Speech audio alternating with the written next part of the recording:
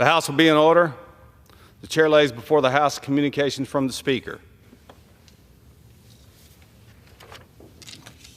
The Speaker's Rooms, Washington, D.C., December 11th, 2024. I hereby appoint the Honorable Barry Moore to act as Speaker Pro Tempore on this day. Signed, Mike Johnson, Speaker of the House of Representatives. Pursuant to the order of the House of January 9, 2024, the Chair will now recognize members from lists submitted by the majority and minority leaders for the morning hour debate.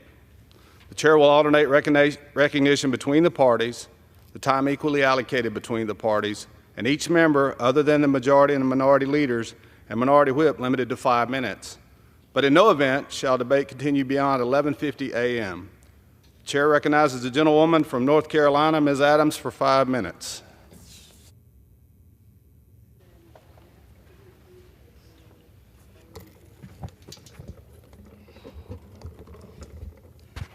Thank you, Mr. Speaker. I rise today to recognize the distinguished service of 3 of my colleagues who will not be returning to this chamber in January. Congresswoman Kathy Manning, representing North Carolina's 6th Congressional District, Congressman Wally Nickel, representing North Carolina's 13th Congressional District, and Congressman Jeff Jackson, representing North Carolina's 14th Congressional District. All 3 of these members have served their respective districts with devotion, with courage, and conviction.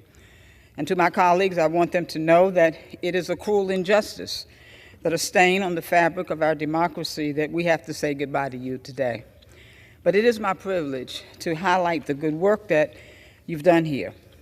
To Representative Kathy Manning, who represents my hometown where I began my public service, I've appreciated our work together in the Greensboro community and over the years.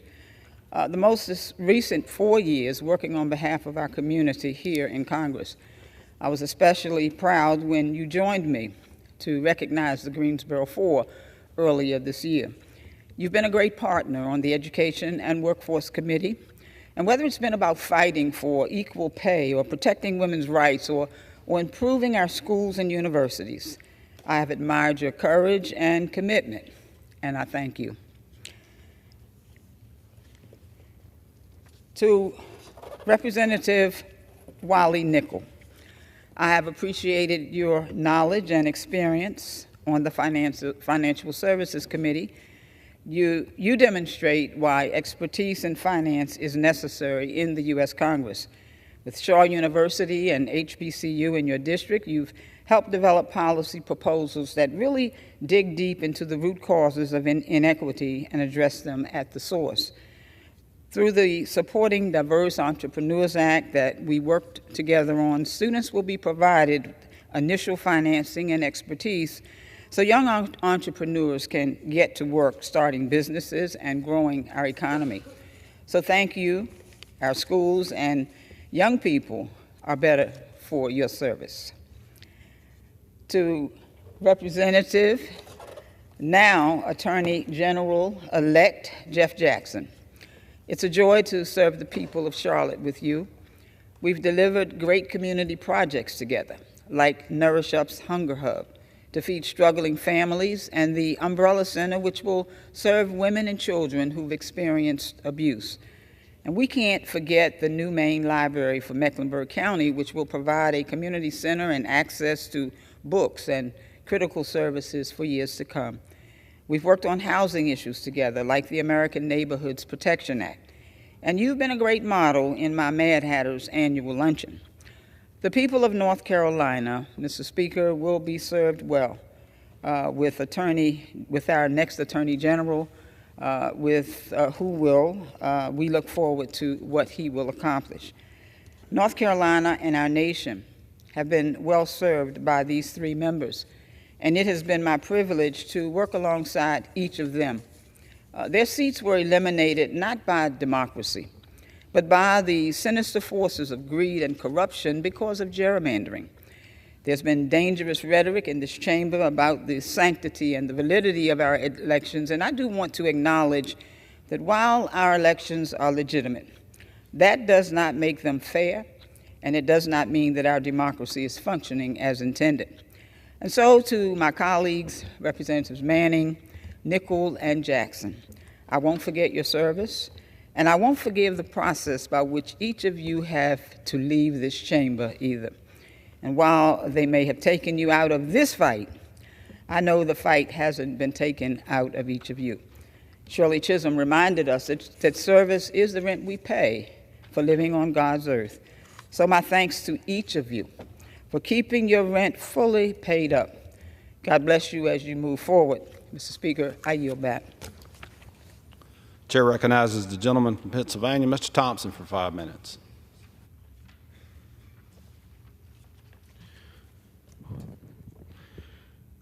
Well, thank you, Mr. Speaker. I rise today to recognize the 30th anniversary of the Pennsylvania State University crew team. This past Saturday, the team celebrated 30 years of commitment to the sport of rowing, Penn State community, and continued excellence in the classroom. Chartered in December 1994 by coaches Colin Upson and Mike Dugan, the Penn State crew teams began with 28 members and a concerning absence of rowing equipment. Due to its lack of equipment and support, the team mainly trained on land, competing dry land practices with the hope of a serious program guiding their efforts and passion. Their program's first full year began in fall of 1995. Consisted of fundraising efforts to purchase equipment, from selling concessions at home football games to cleaning Beaver Stadium. An 8-person used wooden boat was purchased. In April of 1996, the team attended their first competition in Indianapolis, where they joined the remainder of the Big Ten rowing team at their conference championship. Throughout the following seasons, from 1996 to 1998, the team's membership increased to over 100 male and female members. Most of this group consisted of novice rowers with little experience in a boat or on the water. Expanded membership meant increased fundraising demands to keep up with the equipment needs. The large team numbers enabled the program to move into a bigger concession stand at Beaver Stadium, selling more clothing and food at all 7 home games that season. Thanks to the team's tireless fundraising effort, their boat was finally paid off. By 1999, the club's annual budget was nearly $35,000, with $30,000 coming directly from team members' service to the community and fundraising efforts. Over the following years, the program has swept podiums at national competitions and continues to excel both on the water and in the classroom.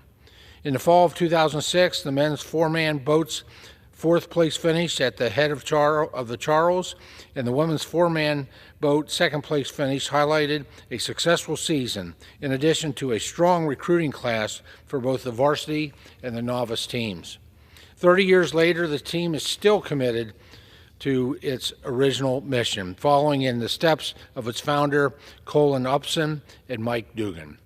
Today, the complete fleet of boats now rests on trailers behind Beaver Stadium near the humble beginnings of service upon which this program was built. On any given day, you can find current team members waking up at 5:15 to compete dryland workouts like their founders did years ago. Thanks to the tireless efforts of its original members, the Pennsylvania State University crew team successfully maintains male and female competitive programs for novices, lightweights, and heavyweights. The team remains committed to creating boats capable of competing at the highest possible levels and strives to actively promote the sport of rowing within Penn State and Pennsylvania communities. Mr. Speaker, I'm proud to recognize such an incredible program filled with so many passionate students and coaches. I want to congratulate them on 30 years and wish them the best of luck in their spring season as they continue representing the Pennsylvania State University, Penn State. With that, Mr. Speaker, I yield back the balance of my time. The chair recognizes the gentlewoman from the Virgin Islands, Ms. Plaskett, for 5 minutes.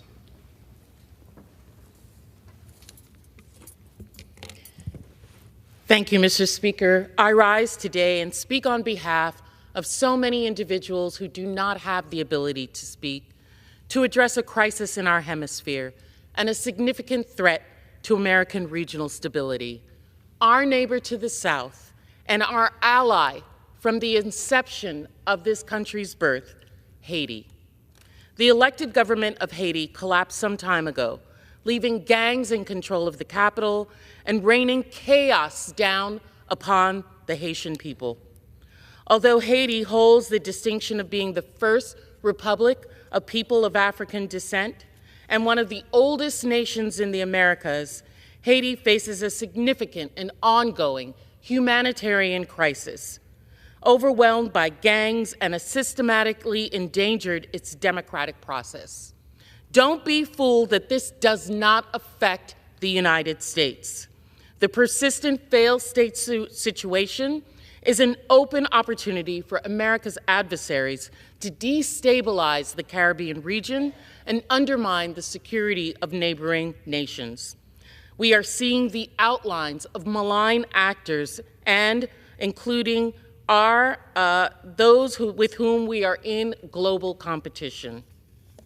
Since President Jovenel Moïse's assassination more than 3 years ago, gangs seized complete control, creating a humanitarian catastrophe that has left more than 12,000 people dead and forced nearly 800,000 from their homes. More than 5,000 people in Haiti have been killed by the gangs alone this year. Just last weekend, more than 180 people were killed in Haiti's capital, Port-au-Prince, as part of a multi-day slaughter that was the result of a gang leader massacring old people and those he believed practiced voodoo as a personal vendetta against his son's grave illness. Without immediate support, the crisis in Haiti will worsen. The criminal network will expand, and Americans will suffer the consequences. Haiti's Caribbean neighbors do not have the infrastructure or the capacity to accommodate this continued influx of refugees, which has seen hundreds of thousands of Haitian migrants at their borders seeking a safer place to live.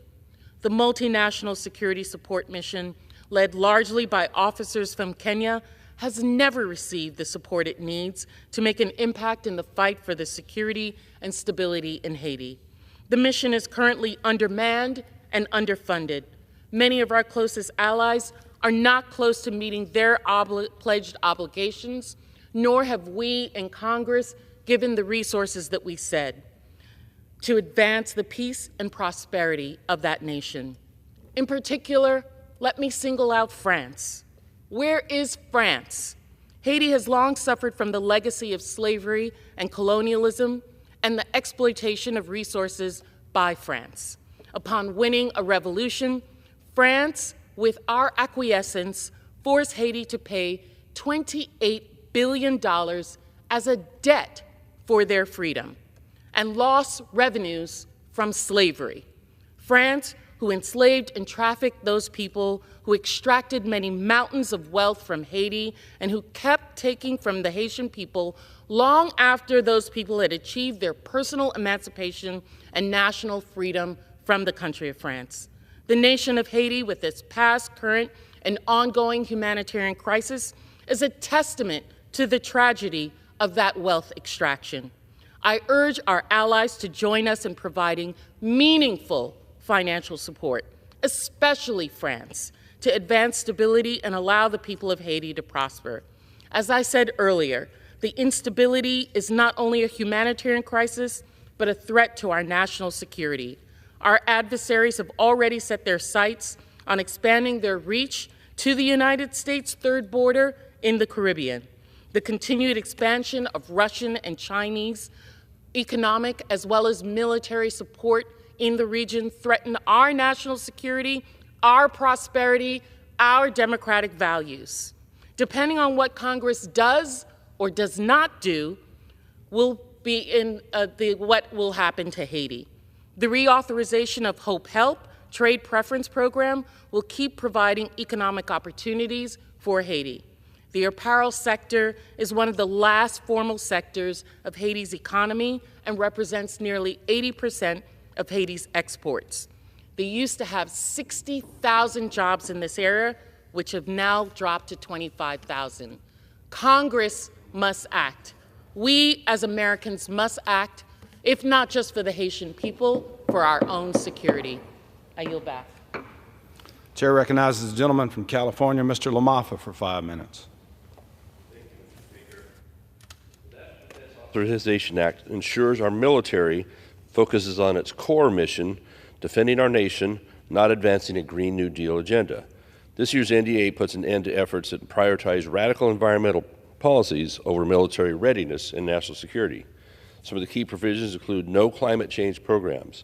The NDA does not authorize new climate change programs within the Department of Defense. Our nation's mission is to deter and defeat threats, not to serve as a testing ground for expensive climate experiments. Zero-emission vehicle mandate prohibition. The NDA prevents the DoD from requiring service members and civilian employees to use zero-emission vehicles for official travel. Although it might be usable in some phases, zero-emission vehicles can be impractical and unreliable, particularly in remote or high-stakes operational environments. The weapon system climate preference prohibition. The bill prevents the DoD from issuing rules that prioritize weapon systems based on their climate impact instead of their effectiveness in combat. Our troops deserve to have the best tools to win wars, not the most environmentally friendly ones. Defense industrial-based greenhouse gas rules. The NDA blocks the DoD from implementing costly new greenhouse gas rules that would impose unnecessary burdens on the defense industrial base. These rules could stifle innovation, slow production, and drive up costs for critical defense equipment. The military's role is clear: protect and defend the American people. Anything that distracts from that mission puts our nation at risk.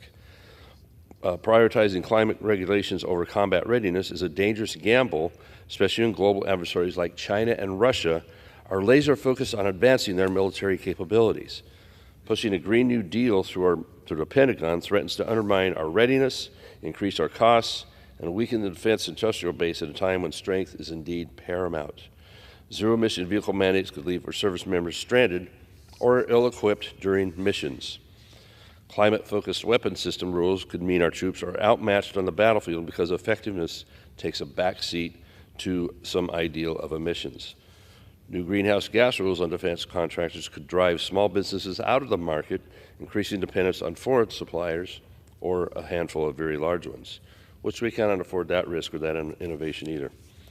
The NDA reaffirms that national security comes first, ensures that DoD uses its resources to strengthen our armed forces, not to chase political agendas. By blocking these unnecessary climate rules, we're maintaining a strong, focused, and effective military, not an idealistic role. The NDA draws a clear line. The Pentagon is not a climate agency. Every dollar and decision at DoD should prioritize mission success and national security. Our allies rely on it. Our people of this country rely on it. With this bill, we're safeguarding our military's readiness and ensuring that America remains the strongest force for peace and security in the world. I yield back. Chair recognizes the gentleman from North Carolina, Mr. Nickel, for 5 minutes. Thank you, Mr. Speaker. I rise today to talk about the impact of President-elect Donald Trump's proposed 20 to 25% tariffs it will have on raising costs for my constituents in North Carolina. I want to be absolutely clear. I find it ridiculous, short-sighted, and irresponsible to impose price hikes on working North Carolinians, and that's exactly what the Trump plan will do. To North Carolinians who are planning to build a home project with lumber and other materials, you can expect to pay a whole lot more. Remember to thank President-elect Donald Trump. To North Carolinians who want to pay to pack healthy school lunches for their kids, you can expect to pay a whole lot more. Remember to thank President-elect Trump. Congress has constitutional authority to raise and lower tariffs, but Trump's plan to circumvent Congress is what he would do, and he wants to do it himself. And why is he doing that? Because he knows that if he asked Congress to pass a law, they'd tell him it was a terrible idea. I'm here to get bipartisan work done, Mr. Speaker, and a 25% hike on tariffs would never get enough Republicans or Democrats on board to pass this chamber. So Trump will abuse his power to get what he wants. But that's why I've co-sponsored the Prevent Tariff Abuse Act. I'm pushing for this legislation to prevent the president-elect from abusing emergency powers to impose reckless tariffs. 20 to 25% tariffs are little more than a national sales tax on working families across the country. North Carolina's working families can't afford that, and our country can't afford Trump's abuse of power. Mr. Speaker, this week I'm proud to have introduced the Civil Nuclear Export Act along with my colleague, Congressman Jim Clyburn of South Carolina. Our bill will boost U.S. competitiveness in the global civil nuclear exports market and bolster U.S. national security. As Russia and China aim to corner the market and exert their influence around the world by financing nuclear projects, this legislation could not be more timely. That situation is intensifying rapidly, and it's time for the U.S. to step up. The Civil Nuclear Export Act would reduce other countries' dependence on Russia and China for technology and financing. This would be a win for our national security, a win for economic growth and more jobs, and a vital step towards a more sustainable energy future. Mr. Speaker, I rise today because North Carolina working families deserve action from their elected leaders. They deserve action on needed relief for Hurricane Helene victims. They deserve action on lowered grocery costs, child care costs, and health care costs. They deserve to have faith and trust in our government systems and to know that their leaders are acting in their best interest. Unfortunately, North Carolina Republicans in the General Assembly are not acting in the best interest of North Carolina's working families. They're acting to consolidate their own power for personal gain. Under the guise of providing relief for Hurricane Helene victims, Republican leaders in the North Carolina General Assembly are using disaster aid as a smokescreen to push a brazen power grab. I'm talking about North Carolina Senate Bill 382, a bill which weakens our democratic institutions and punishes voters for electing Democrats up and down the ballot in North Carolina. Despite needing $3.9 billion from the state of North Carolina for recovery funds outlined by Governor Cooper earlier this year, Republicans are sending just a fraction, 6%, of what's needed for Western North Carolina. What's worse, buried in this 131-page bill are provisions designed to strip Governor-elect Josh Stein's control over our elections, to restrict Attorney General-elect Jeff Jackson's ability to fight to protect consumers, and to create judicial positions to be handpicked by the legislature instead of elected by the people. They're rushing through this bill because North Carolinians just elected Democrats to those state offices. They're changing the rules to suit themselves, not the people of our state. My constituents in North Carolina sent me to Congress because they believe in bipartisan work. They want legislators who work across the aisle to get things done. Until my term ends, I'm doing everything I can to restore their trust in our systems, to stand up for them against rogue politicians, and to fight back against bills like Senate Bill 382. My constituents deserve better. The American people deserve better. Thank you, Mr. Speaker, and I yield back. Members are reminded to refrain from engaging in personalities towards the President-elect. The chair now recognizes the gentlewoman from Texas, Ms. Dela Cruz, for 5 minutes. Mr. Speaker, I ask unanimous consent to address the House for 5 minutes. Recognized. I rise today to honor a truly remarkable woman from Alamo, Texas, Clemencia Esteves, who recently celebrated her 100th birthday on November 22nd. From her early days working in the fields to her dedicated service to the Diocese of Brownsville, Clemencia has lived a life filled with resilience, hard work, and unwavering devotion to her family and to others. She treasures, and her family treasures, the warmth that she brings to every Christmas gathering, where her tamale making traditions have created many memories for generations. She has extended her nurturing spirit beyond her immediate family, raising her niece's child as her own. Congratulations, Clemencia, on this incredible milestone. Happy birthday. Mr. Speaker, I rise today to sound the alarm for our farmers in South Texas and American food security. South Texas farmers are facing a crisis due to the Mexican government's failure to honor its water obligation under the 1944 Water Treaty. This neglect has left over 960,000 acre-feet of water undelivered, devastating our agriculture sector. The Rio Grande Valley sugar growers, after 50 years, has shut down, taking 500 American jobs with it.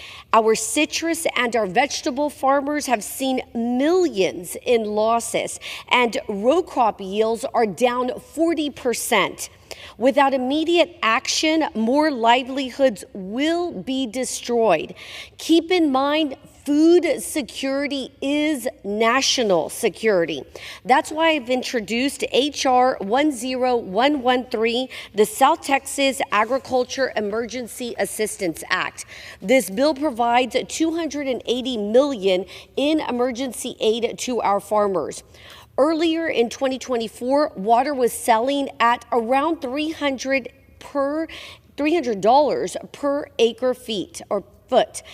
At that amount, the value of the water deficient is about $280 million, the amount we are requesting in emergency aid. This does not come close to equaling the losses to producers, but it is a starting point for funds needed to aid the region.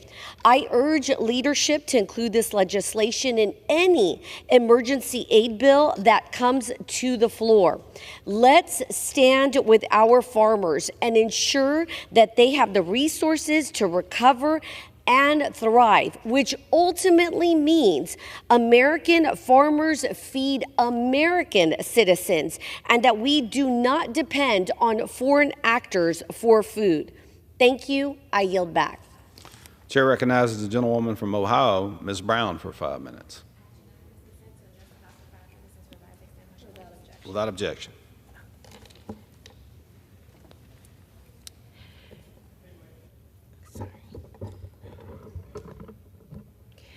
Mr. Speaker, today I rise to honor an individual whose service, character, and dedication have left an indelible mark on this institution and the people it serves. I first met Velita M.B. Mazik in 2017 when I was selected to participate in the CBC Institute Boot Camp. I could have not known then that 4 years later, Velita would become not only my chief of staff, but also a trusted advisor, confidant, and unwavering partner in serving the people of Ohio's 11th Congressional District. A steady hand who had served my predecessor for more than a decade, Velita has been vital to the success of my office ever since. As she prepares to retire, I rise to recognize a career defined by integrity, selflessness, and an unwavering commitment to public service. Too often, the contributions of congressional staff remain behind the scenes, unnoticed by the public, but essential to our democracy. Far from the cameras, the House chamber, or the committee dais, staff work long hours. They are driven by a deep abiding sense of duty. Velita Mazik personifies this culturally, spiritually, and professionally. She is known for being both wise and witty, spontaneous and strategic, careful and kind, thoughtful and thorough, but most importantly, a loving, loyal, steady, and steadfast steward of our nation, a calm, commanding force behind every success. Madam Speaker, Mr. Speaker, I rise to etch the name of Velita Mazik in the congressional record, ensuring her legacy endures for years to come. An unsung hero of this institution, Velita committed herself to honing the skills and talents the Lord had blessed her with, to bending the moral arc of the universe a little bit closer to justice, and to ensuring our government serves its people with respect, dignity, and compassion. After a celebrated career as a general counsel to large metropolitan school districts, Velita agreed to serve as Congresswoman Fudge's chief of staff for 1 year or maybe 2. And yet, a decade later, Velita was still here, a cornerstone of the office, the Congress, and dare I say, the country and the Constitution. Through her efforts, legislation legislative priorities were championed with purpose and passion. Crises were managed with character and charisma, and partnerships were forged both publicly and privately, all with the goal of creating a better future for the people of Ohio's 11th Congressional District. Following my predecessor's appointment to President Joe Biden's cabinet, Velita skillfully managed the office during the transition, ensuring constituents continued to receive the support they needed. Upon my swearing in, her wealth of experience and knowledge allowed me to confidently step into my role. Ever since, Velita's deep understanding of this institution has been invaluable. In moments of uncertainty, Velita was the steady hand navigating challenges with poise and resolve. In moments of triumph, she celebrated not personal accolades, but the victories achieved for the people of Northeast Ohio. And in every moment in between, she exemplified the highest standards of professionalism and dedication. What truly sets Velita apart is her ability to bring out the best in those around her. Whether mentoring young staffers or building coalitions with colleagues, she led with patience, humility, and a genuine belief in the power of collaboration. After 13 years, the countless individuals she has impacted, from colleagues to constituents, are a testament to the lasting influence she has had on all who have worked with her. As Velita steps away from Capitol Hill, I know that her contributions will continue to ripple outward. The legacy she leaves is one of progress, integrity, and hope. Velita, throughout your career, you've often spoke about the importance of getting off the dance floor. It was, as you say, your role as a leader to get to the balcony to see the bigger picture. So as you retire, it's time to leave both the balcony and the dance floor behind. Now the stage is yours to set. Whether it's traveling, writing, or pursuing new passions, retirement is your front row seat to a life of your own design. Velita, on behalf of a grateful Congress, a grateful district, and a grateful nation, thank you. Thank you for your vision, virtue, and vigilance. We are better because of your sacrifice and for your unwavering commitment to see a nation not for what it was, but for what it could be. We wish you all the best in your well-earned retirement. With full confidence, you will your impact on this institution and the nation it serves will live on for generations to come. And with that, Mr. Speaker, I yield back. Chair recognizes the gentleman from Indiana, Mr. Pence, for 5 minutes. Thank you, Mr. Speaker. Mr. Speaker, I rise today to recognize and express my gratitude to a longtime trusted advisor for the Pence family.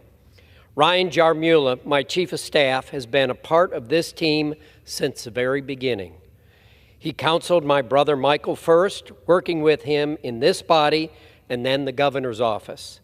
President Trump saw his incredible value, leading to Ryan's service in the Trump-Pence Administrative Office of Speechwriting, of which he helped me in my term here. His future was limitless, but to my good fortune, Ryan agreed to join my team when I was elected to office. For years, he's been my eyes and ears in the district, giving my constituents the support they deserved while I was here in Washington. From scheduling to communications to policy, Ryan can do it all, but despite his expertise, he's a humble man. He would never ask anyone to do something he isn't willing to do himself. A leader can only be respected to the extent he respects others, and Ryan exemplifies this principle. Our staff is successful because they're led by someone who sees their value, someone who supports them and wants the best for their future. I would not have been the legislator I am without his wise counsel, level-headedness, and strong spirit.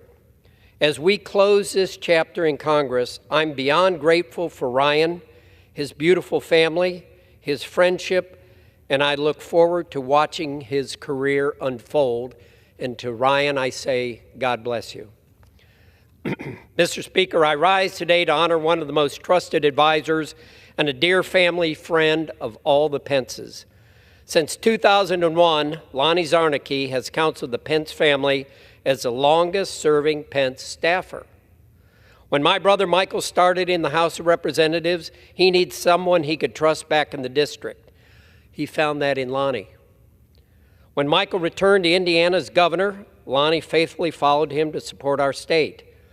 In the White House, Lonnie was one of the first people Michael hired.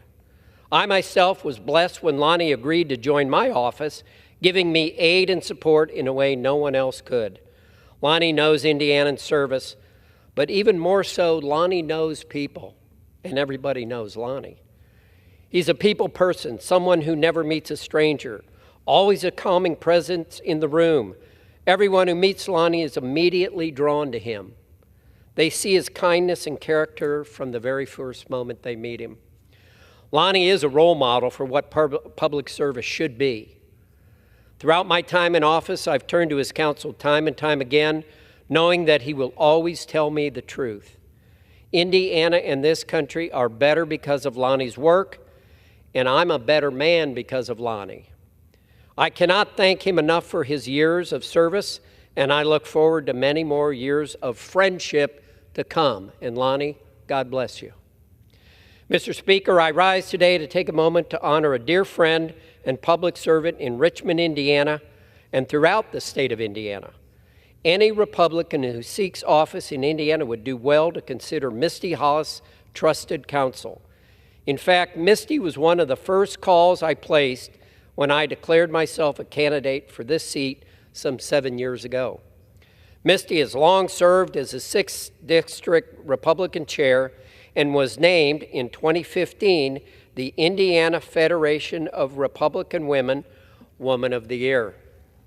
Misty is the executive director and CEO of the Richmond Family YMCA, served 2 terms on the Richmond Common Council, and served in roles for Wayne County and Richmond Community Schools. Misty is a true public servant and role model for so many. She gives so much of her time, talent, and treasure to better her community. Even throughout her recent health struggles, Misty has always put others first. I cannot say enough how much we care for and admire Misty and her beloved husband, Tim. We thank them both for their friendship, and God bless Misty Hollis. With that, Mr. Chair, I yield back.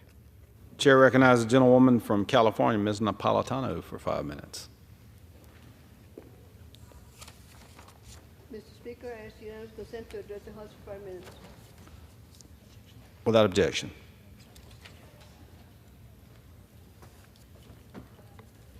Mr. Speaker, I rise to speak in this chamber one last time as the most humble representative of the 1st District of California.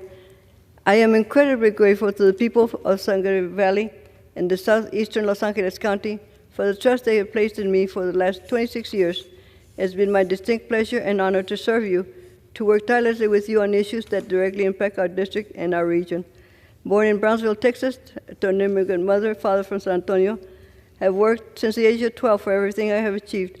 I was not expected to succeed with only a high school diploma. I believed in myself and helped and mentored so many people who believed in me. I have been extremely fortunate to have made so many dear friends in the House, and it has been a great joy to serve alongside you. Past colleagues, current ones from all walks of life, have enriched this whole experience, being friends and family, and have helped me better serve my constituents.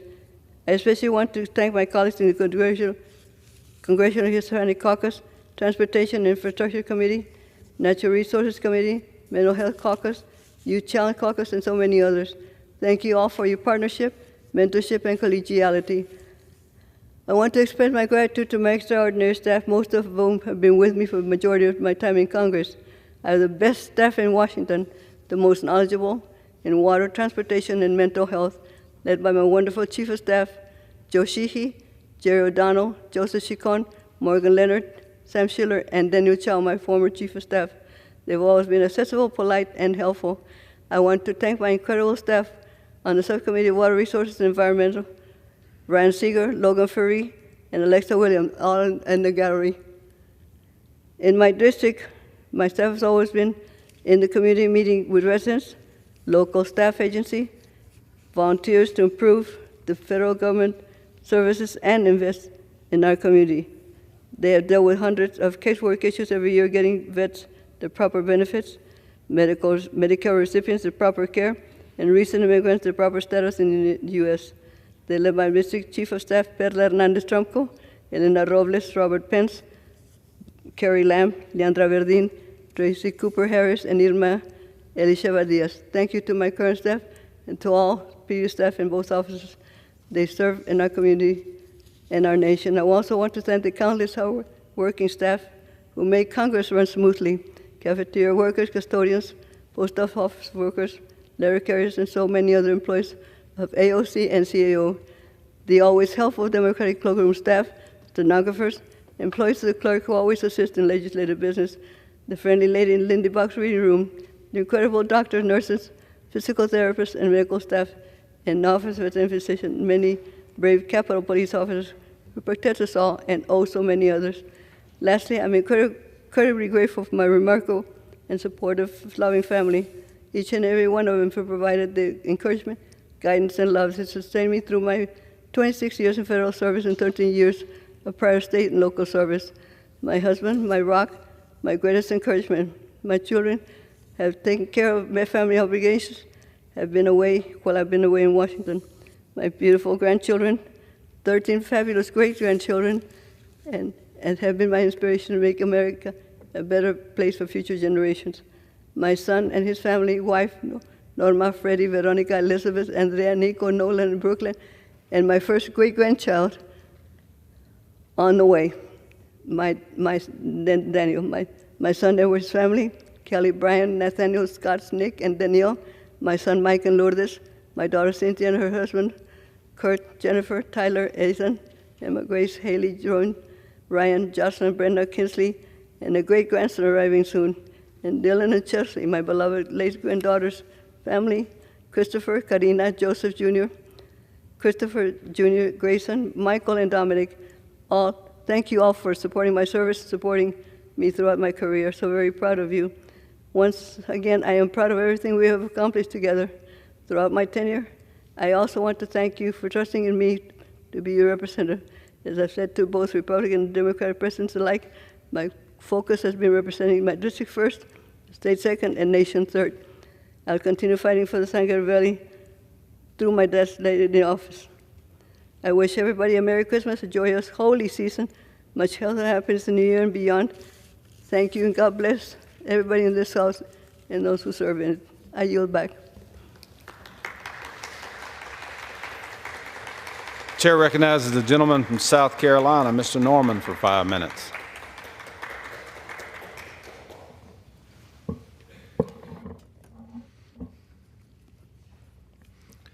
Thank you, Mr. Speaker. I rise today in this hallowed house of our nation's capital to recognize and honor a man who has served this community well for a long period of time, Chief William Bill Mobley, a remarkable individual whose lifetime of service and dedication to his community, to his state, and to his country have earned him the great honor of being inducted into the South Carolina Hall of Fame for law enforcement officers.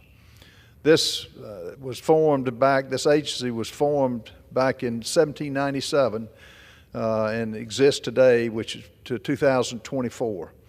227 years, only 400 people have met the standards to be inducted into the Hall of Fame in South Carolina. Chief Mobley's career is a testament to his unwavering commitment to justice and public service. A graduate of the University of South Carolina, Chief Mobley distinguished himself early in his law enforcement career, earning the J.P. Strom Award from the South Carolina Criminal Justice Academy.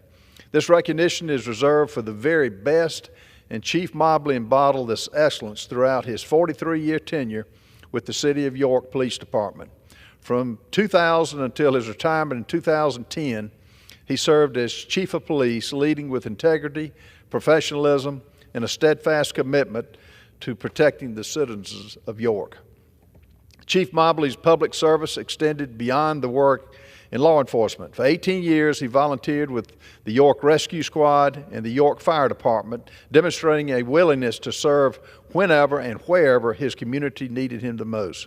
His professional affiliations included the South Carolina Law Enforcement Association, the South Carolina Police Chiefs Association, and the York County Fraternal Order of Police, reflect his long-time dedication to advancing the law enforcement profession and mentoring those who followed in his footsteps. Chief Mobley's sense of duty began long before his career in law enforcement. He proudly served his country in the United States Marine Corps from 1964 to 1970, where he achieved the rank of Lance Corporal. His commitment to the ideals of service, sacrifice, and leadership that defined the Marine Corps carried over into every aspect of his life. Beyond his professional accomplishments, Chief Mobley has been a pillar of his community. He has served as president of the Clover Optimist Club. He has coached the Dixie League youth baseball for over 20 years, and he's contributed to organizations such as the Catawba Bow Hunters Club, the National Rifle Association, and the VWF Post 66. He is a man of deep faith, and he is also a devoted member of the Union Baptist Church. Chief Mobley's life of service is even more extraordinary by the unwavering support of his loving wife, Emily, who has been married. They've been married since 1966. Together they have raised 4 daughters, instilling in their family the same values of faith, service, and community that has defined Chief Mobley's life. Chief Mobley represents the very best of South Carolina. His introduction into the South Carolina Law Enforcement Officers Hall of Fame is a fitting tribute to a life lived in service as others. His legacy of leadership, his compassion, and his commitment to justice has and it will continue to inspire generations to come. On behalf of the people of South Carolina's 5th Congressional District, I extend my heartfelt congratulations to Chief Mobley on this well-deserved honor. May his remarkable achievements remind all of us the difference one dedicated individual can make. I hope that you will join me in saying a big thank you to Chief Mobley. Mr. Speaker, I yield back. Chair recognizes the gentleman from Illinois, Mr. Caston, for 5 minutes.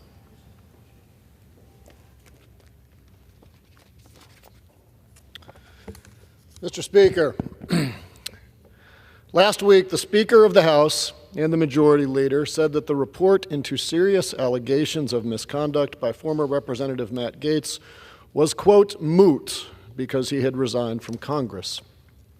I rise today to remind my colleagues of 4 names and 4 years. 1987, Bill Boner. 1990, Don Lukens. 2006, Mark Foley. 2011, Eric Massa. Those are 4 members of Congress spanning each of the last 4 decades. 2 Democrats, 2 Republicans.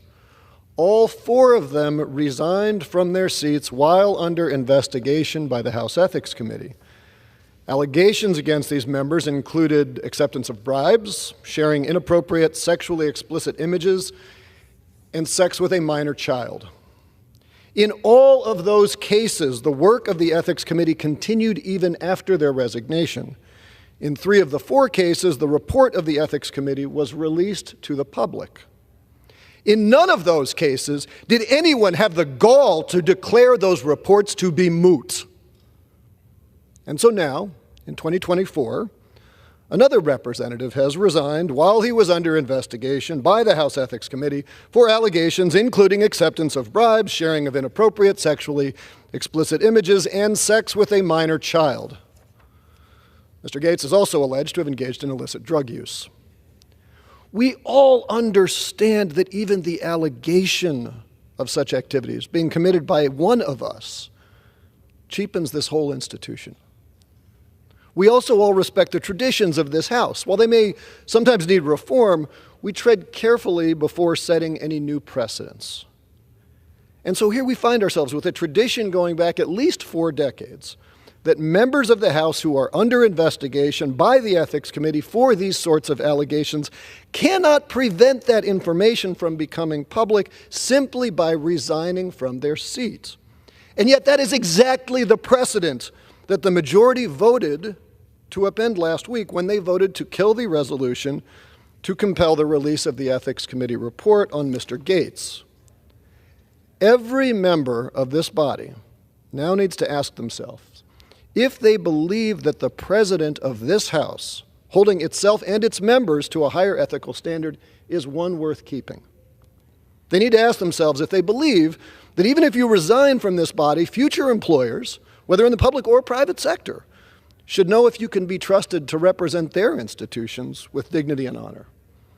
can be trusted with their financial resources, can be trusted around underage children. Because make no mistake, everyone who voted against the release of the report last week was saying that no, the time has come for a new precedent where the rules no longer apply to us, where from this day forth, the Republican majority shall loudly proclaim what happens in D.C. stays in D.C.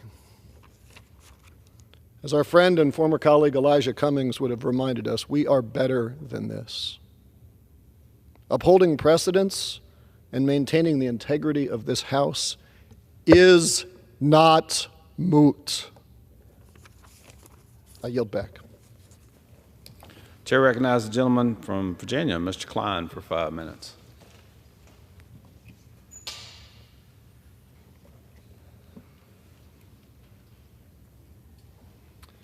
Thank you, Mr. Speaker. I rise today to honor the courageous actions of 16-year-old Carter Nicely from Allegheny County, who heroically saved the lives of his family as their home was engulfed in flames earlier this year. As dawn broke, Carter was awakened by an extraordinary heat. Attempting to turn on his bedside lamp, he quickly realized the electricity was out. Without hesitation, he sprang into action, rushing to warn his parents, Anthony and Kristen Nicely, and his younger brother Brody, of the imminent danger. Thanks to Carter's swift actions, his family was able to evacuate their home safely, though they tragically lost everything in the fire. In recognition of his bravery, the Sharon Fire and Rescue Team awarded Carter a life-saving award, a commendation they have only bestowed once before. Mr. Speaker, I once again want to congratulate Carter Nicely on his quick thinking and decisive action, which undoubtedly saved lives.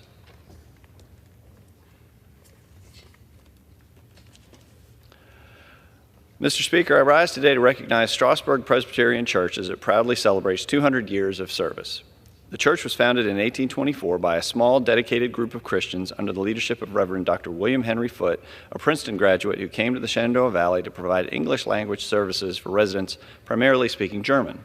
Notably, Strasburg Presbyterian is the only church in town to withstand the Civil War, even serving as a hospital for wounded Confederate and Union soldiers after the pivotal battles of Cedar Creek and Fisher's Hill. Today, under the guidance of Reverend David Howard, the church goes beyond traditional worship and Sunday school. It actively participates in community initiatives such as blood drives, Bible studies, pancake breakfasts, and spaghetti dinners. With 90 active members, many of whom are multi-generational families, Reverend Howard envisions a bright future for the church, embodying the spirit of community service with the belief that, quote, it's about putting your community before yourself, end quote. Mr. Speaker, I want to thank the Strasburg Presbyterian Church for its unwavering commitment to service and hope the church continues to bless our community for another 200 years.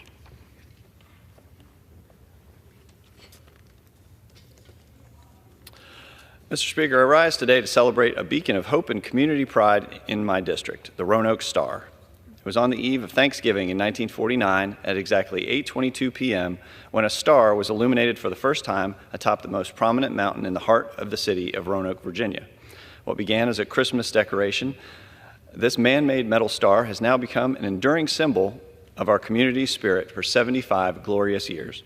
Built by Roy Kinsey of the Kinsey Sign Company for $28,000, this impressive structure towers 88.5 feet tall, proudly visible from as far away as 60 miles, with 2,000 feet of neon tubing ready to shine in red, white, and blue. The Roanoke Star is not just any star, it's the largest freestanding illuminated star in the world. Visitors come from countless places to witness this treasured landmark, take in the breathtaking view of the Roanoke Valley, explore scenic trails, or enjoy the nearby Mill Mountain Zoo. The Roanoke Star is recognized on both the National Register for Historic Places and the Virginia Landmarks Registry, reminding us of our heritage and commitment to preserving our history. As we mark this 75th anniversary, let us celebrate the Roanoke Star's significance in Virginia's 6th District, and may it continue to shine as a welcoming beacon for all who visit it. Mr. Speaker, I yield back. The gentleman yields. The chair now recognizes the gentlewoman from Texas, Ms. Lee Carter, for 5 minutes. Okay. Thank you, Mr. Speaker. Mr. Speaker, as a former first grade teacher in Houston, I rise to honor remarkable educators from school districts in the 18th Congressional District of Texas whose dedication and impact inspires students and strengthen our community. From the Aldine Independent School District, led by Dr. LaTanya M. Goffney, they serve over 67,000 students. Amanda Lee is the Elementary Teacher of the Year from Carmichael Elementary. She fosters hands-on learning in an environment where every child is empowered to succeed. Leticia Vargas is a secondary teacher of the year from Davis High School and engages students with culturally relevant lessons and provides vital mentorship. Rosalind Burns is the principal of the year from Jones Primary and has transformed her school with innovative programs that enhance student engagement and achievement. Next, from the Houston Independent School District, of which I am a proud graduate, and it's our largest district in the 18th, Jasmine Campbell, a leader in digital tools and classroom collaboration. She empowers her students and peers through mentorship and innovation. Alondra Mejia Lackney, a special education teacher, tirelessly supports students with unique differences to help them overcome challenges. Yushiba Moses is the counseling manager, and she has devoted 20 years to guiding students and counselors driving positive change across the district. She reminds me a lot of my favorite guidance counselor, Felicia Doyle, who invested in me when I was in high school. From the Humble Independent School District that serves 48,000 students, we have Cameron Bradford, the secondary teacher of this year at Summer Creek High School, who supports students' well-being with compassionate lessons like, it's okay to not be okay. Jasmine Thomas, the elementary school teacher of the year at Autumn Creek Elementary, creates a kind and inclusive classroom with imaginative storytelling. James Lenz, a special education teacher at Lakeland Elementary, connects lessons to real-world scenarios, empowering his students. From the Cypress Fairbanks Independent School District, which is led by Superintendent Dr. Douglas Killian and serves over 118,000 students, we have London Martin, a fifth grade teacher at Francone Elementary, who achieved 100% participation in a district math program by fostering strong relationships with her students. Jasmine Bookman, a sixth grade math teacher at Campbell Middle School, inspires growth through her dedication to academic and personal development. And William Frank Patterson, a Navy veteran at the Carpenter Center, uplifts students with his unwavering support and generosity, including home-cooked meals. From the Spring Independent School District, led by Dr. Lupita Hinojosa, serves over 33,000 students, and just this past Monday renamed its Family Engagement and Community Center after my mother, the Honorable Sheila Jackson Lee. I salute Rosemary Perez, bilingual teacher at Donna Lewis Elementary, who uses innovative strategies to foster growth in her bilingual students. Dr. Clara Thompson, who is a college counselor at Westfield High School, has guided countless students, including many first generation, to success over her 31-year career. And Scott Sims, a government teacher at Westfield High School, who enriches his students' learning with his background in community service and support for many extracurriculars. These educators remind us that teaching is not just a profession, but a calling to shape future generations. Their unwavering commitment to excellence deserves our gratitude and continued support. I commit my full support to policies that help close the achievement gap, support teachers, principals, and students, and help our public schools address 21st century needs. Let us not go back to suppressing freedom of speech and ideas that help our schools remain true centers of learning. To these educators, thank you for your tireless dedication to our children and communities to truly make America the best place to be. Thank you, Speaker. Mr. Speaker. Back. The chair now recognizes the gentleman from Pennsylvania, Mr. Joyce, for 5 minutes. Mr. Speaker, I ask unanimous consent to address the House and revise and extend my remarks. The gentleman is recognized.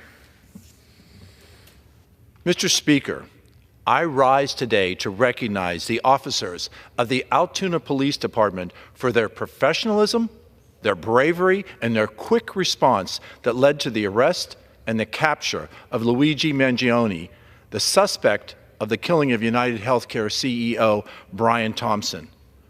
When a call came from the McDonald's restaurant on Plank Road in Altoona, officers Tyler Fry and Joseph Detweiler immediately moved into action, working quickly to apprehend the suspect before he could flee. It was their questioning and their police work that ultimately led to his arrest, putting to rest a national manhunt. With only 6 months on the job, Officer Tyler Fry's career is off to a significant start, and I am grateful to him and for all 66 officers of the Altoona Police Department that is led by Chief of Police Joe Merrill. While high profile, this arrest is just a small part of the incredible work that these officers do each and every day to protect the community. whether it's patrolling the streets, working to stop the flow of fentanyl and other illicit drugs into our communities, or doing outreach at our schools. The officers of the Altoona Police Department are a strong example of what is best about our community. On behalf of everyone in Blair County and throughout Pennsylvania's 13th Congressional District, I want to thank the officers of the Altoona Police Department for their commitment to protect and serve the community. Thank you, Mr. Speaker, and I yield.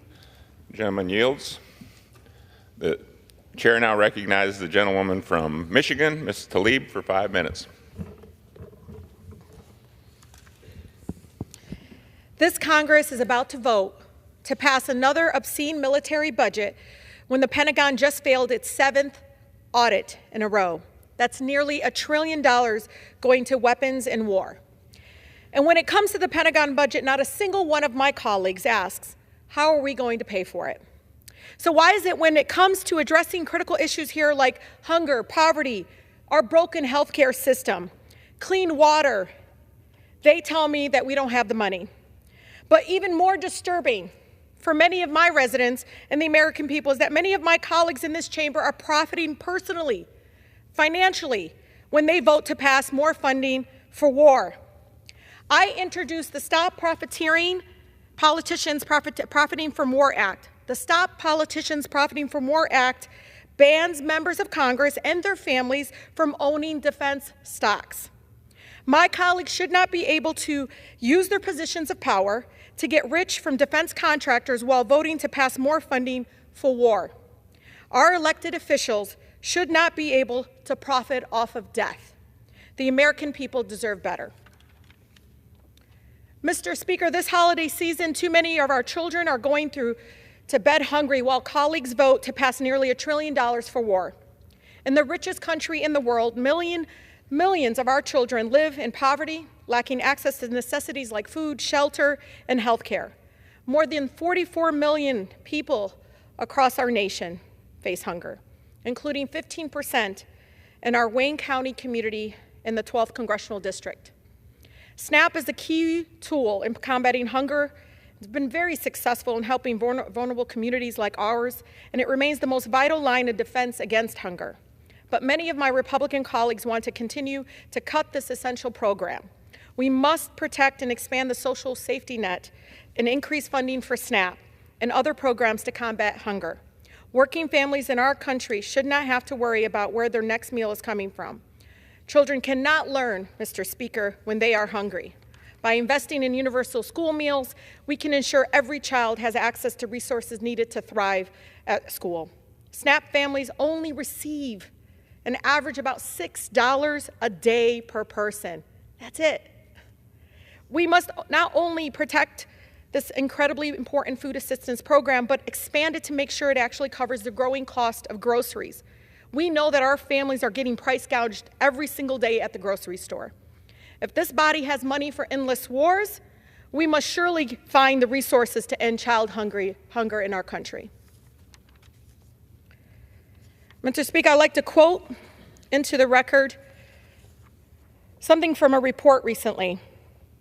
It said, Israel has forcibly displaced 90% of Gaza's 2.2 million inhabitants, many of them multiple times, into ever-shrinking, ever-changing pockets of land that lacked basic infrastructure, forcing people to live in conditions that expose them to slow and calculated death. It has deliberately obstructed or denied the import and delivery of life-saving goods and humanitarian aid. It has restricted power supplies that together with damage and destruction has led to the collapse of the water, sanitation, and healthcare systems. Mr. Speaker, I just quoted from the Amnesty International's 296-page report concluding that Israel's government is committing genocide against Palestinians in Gaza, as defined in international law by the Genocide Convention. So if I may, Mr. Speaker, I'd like to submit for the record, Amnesty International's "You Feel Like You Are Subhuman, Israel's genocide against the Palestinian people in Gaza." This report confirms what we have known for months. My colleagues can no longer deny this is genocide. With that, Mr. Speaker, I yield. Does the gentlelady seek unanimous consent? Yes. Without objection. The gentlelady yields back. The chair recognizes the gentleman from Pennsylvania, Mr. Muser, for 5 minutes. Thank you, Mr. Speaker.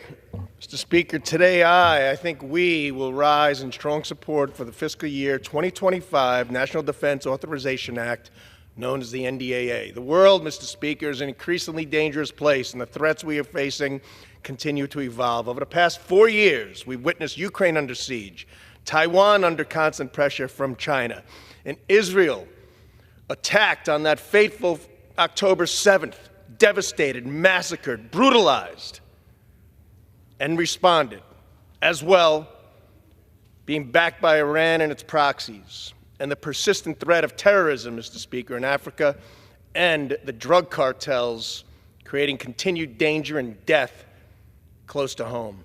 These are just not far-off challenges, Mr. Speaker. They directly impact our national security, economic stability around the world, and the safety of the American people. This bill is about making the necessary investments to ensure that the United States remains the most powerful military in the world. It supports our troops and ensures they have the resources they need to carry out their missions safely and effectively. It provides for weapons upgrades, the development of cutting-edge technologies, and a revitalization of the defense industrial base, ensuring our readiness to face all adversaries. Too often we hear stories of military families struggling to make ends meet, and that is simply unacceptable. This bill takes a stand for them, providing better pay and support so that no service member ever has to rely upon food stamps to feed their family. So let's address those who oppose this bill because it doesn't include more social engineering or ideological experiments. The United States military is not a social engineering experiment. It's a fighting force designed to protect our nation and ensure global stability. The American people as well should be confident that with Pete Hegseth, President Trump's pick for Secretary of Defense, at the helm, we can trust that the Department of Defense will prioritize ending divisive ideologies and enhancing military readiness. As well, there are some who argue we could cut more from the defense spending. This bill represents a modest 1% increase over last year's budget, but it's critical for this investment in our safety and our future. Do we need more efficiency measures? Yes, we do. And next year, with the new administration, we will make our defense spending leaner, sharper, and more effective, and always putting America first. Mr. Speaker, this legislation is about prioritizing what truly matters: military readiness, modernization, security of the American people, rather than a social and ideological agenda. I urge my colleagues to join me in voting for this bill and in supporting our troops.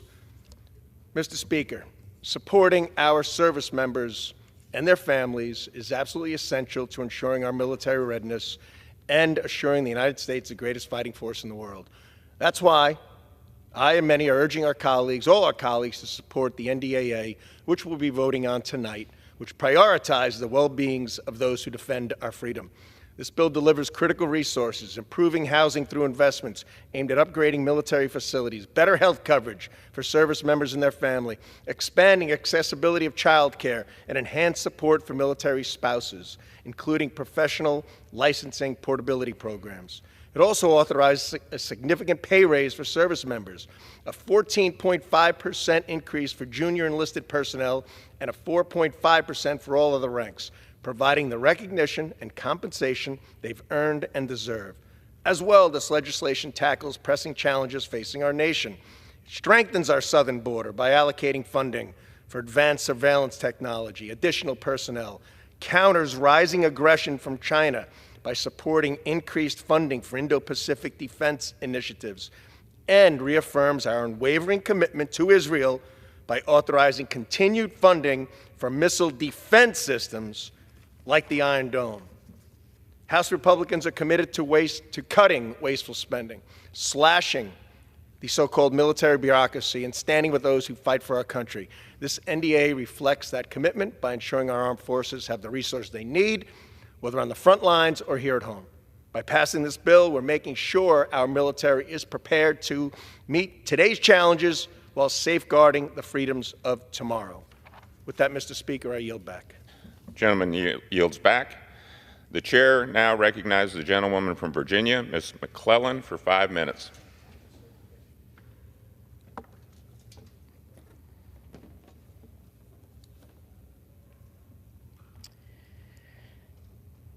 I was born in the Congo. I walked to the Fertile Crescent and built the Sphinx. I designed a pyramid so tough that a star that only glows every 100 years falls into the center, giving divine, perfect light. I am bad. I sat on the throne drinking nectar with Allah. I got hot and sent an ice age to Europe to cool my thirst. My oldest daughter is Nefertiti. The tears from my birth pains created the Nile. I am a beautiful woman. I gazed on the forest and burned out the Sahara Desert with a packet of goat's meat and a change of clothes. I crossed it in 2 hours.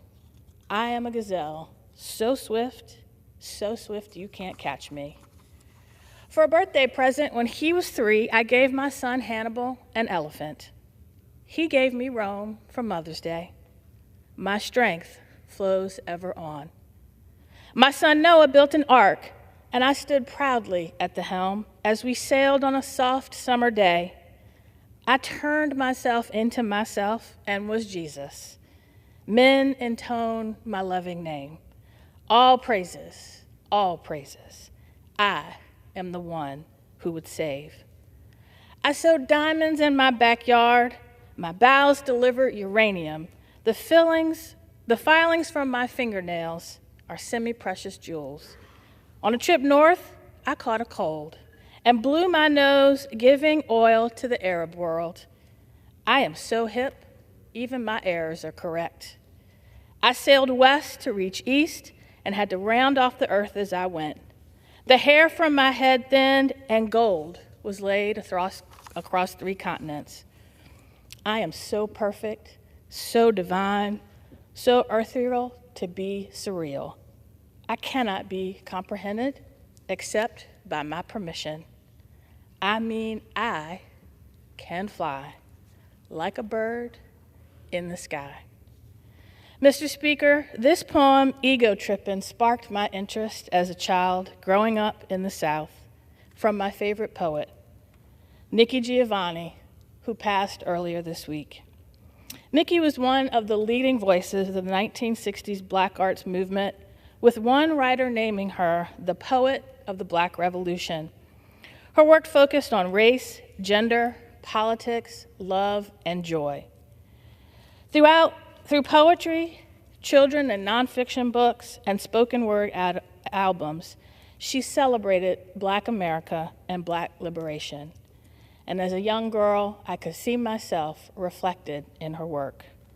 She dedicated herself to uplifting and empowering other Black women writers, publishing an anthology of poetry written by Black women.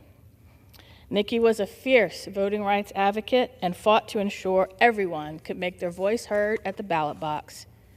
She taught at several universities, culminating for 35 years at Virginia Tech, where she retired in 2022 as a distinguished professor of English. She received countless awards and accolades and was a groundbreaking literary giant. When the Virginia Tech community mourned the lives of 32 people killed by a gunman in 2007, she honored them with a poem entitled, "We Are Virginia Tech," in which she said, "We are sad today, and we will be sad for quite a while. We are not moving on. We are embracing our mourning. We are strong enough to stand tall, tearlessly. We are brave enough to bend, to cry. And we are sad enough to know we must laugh again." Nikki Giovanni has flown away home, and we will be sad for quite a while. But her words leave a lasting legacy that will continue to inspire generations to come. I yield back. And the lady yields back. The chair now recognizes the gentleman from Georgia, Mr. Carter, for 5 minutes.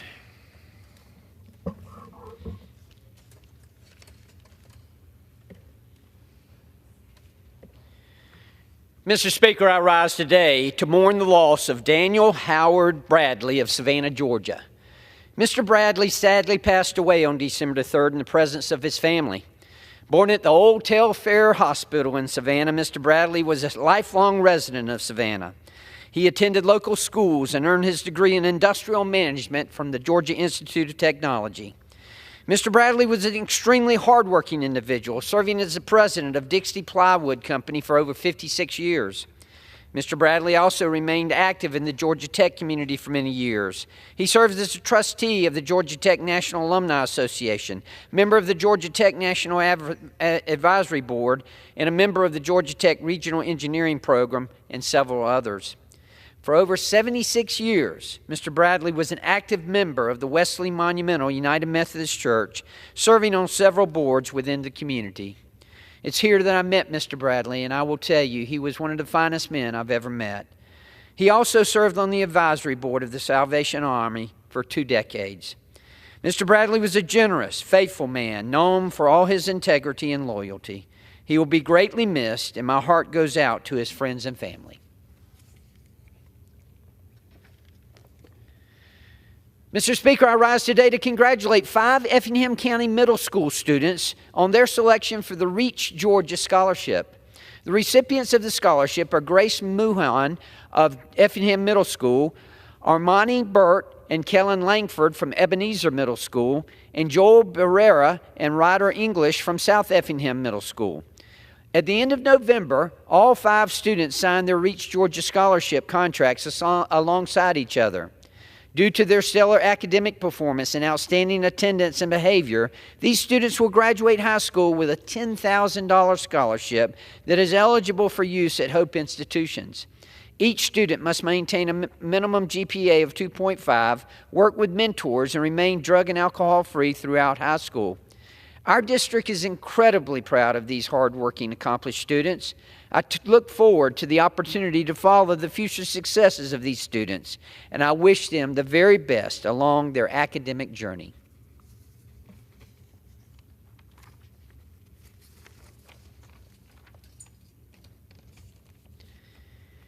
Mr. Speaker, I rise today to mourn the loss of Dan Wright. Mr. Wright, nicknamed Skip, acquired the name from his father, who enlisted in the Army as a captain after his graduation from dental school. Mr. Wright was an excellent athlete throughout his life. He showcased his athletic prowess as an outstanding football player and a black diamond skier. Mr. Wright attended school at the Citadel prior to being drafted into the Vietnam War, where he received a Bronze Star for his service to his beloved country. Upon his return home, he finished school at East Carolina State with a degree in business and finance, which propelled him into his impressive career as a mortgage banker in both Atlanta and St. Simons until his retirement. He was a dedicated member of both Christ Church Frederica and his cherished golf club, Sea Island. Mr. Wright was preceded in death by his 2 sons, Dan and Thomas, and his parents, Dr. and Mrs. Wright. Mr. Wright will be greatly missed by his friends, family, and golf partners. My heart goes out to all of them. Thank you, Mr. Speaker, and I yield back. Gentleman yields back.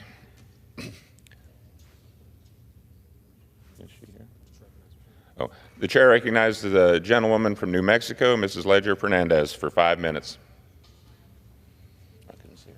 I ask unanimous consent to address the House Department and Advisory Board. Gentlelady recognized. Mr. Speaker, I rise today to honor the life of Fred Harris, a senator, civil rights and tribal advocate, presidential candidate, chairman, professor, and so much more to the people lucky enough to have known him. The title that I love best for my dear friend is Radical Optimist.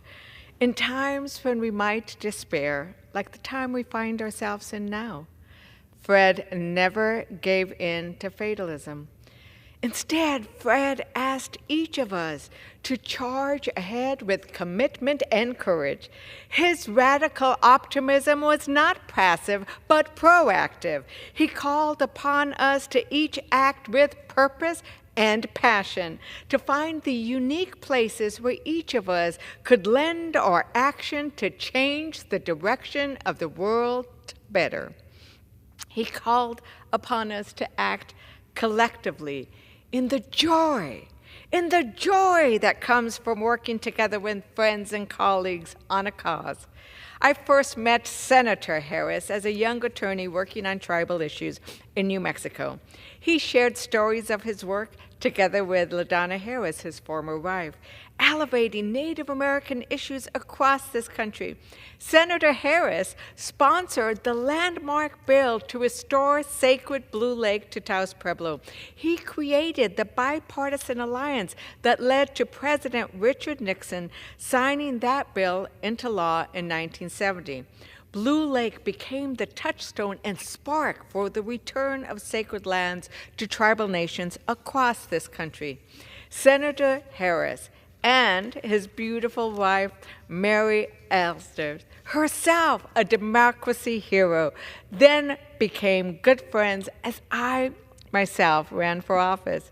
His deep laughter and inexhaustible supply of stories to illustrate a path forward helped me immensely over the last 5 years. Harris's career included serving in Oklahoma and the United States Senate as chairman of the Democratic National Committee. And throughout his career and his many roles, he always led and listened with courage and empathy. He was a strong supporter of and voted for, imagine this, the Voting Rights Act of 1965 during his first year in the United States Senate and continued to advocate it until this year. At the University of New Mexico, he founded the Fred Harris Internship Program. Since 2006, Congress has welcomed smart, dedicated New Mexicans to serve in our delegation offices. I've hosted and then hired Fred Harris interns because they bring with them the same radical optimism as their sponsor.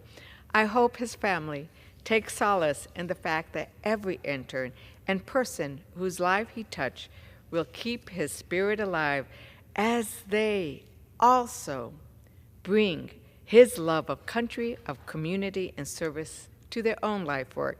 Senator Harris's legacy will ring through history in the laughter and radical optimism he left us. Mr. Speaker,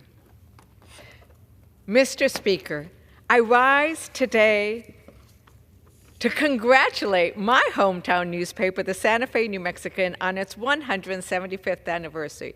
The first issue of the paper was printed in 1849.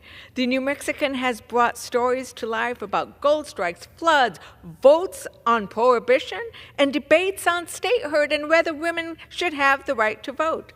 It has shared stories of the struggles and strength of the survivors of wildfires, informed voters about their local candidates, and anointed the best chile in the city.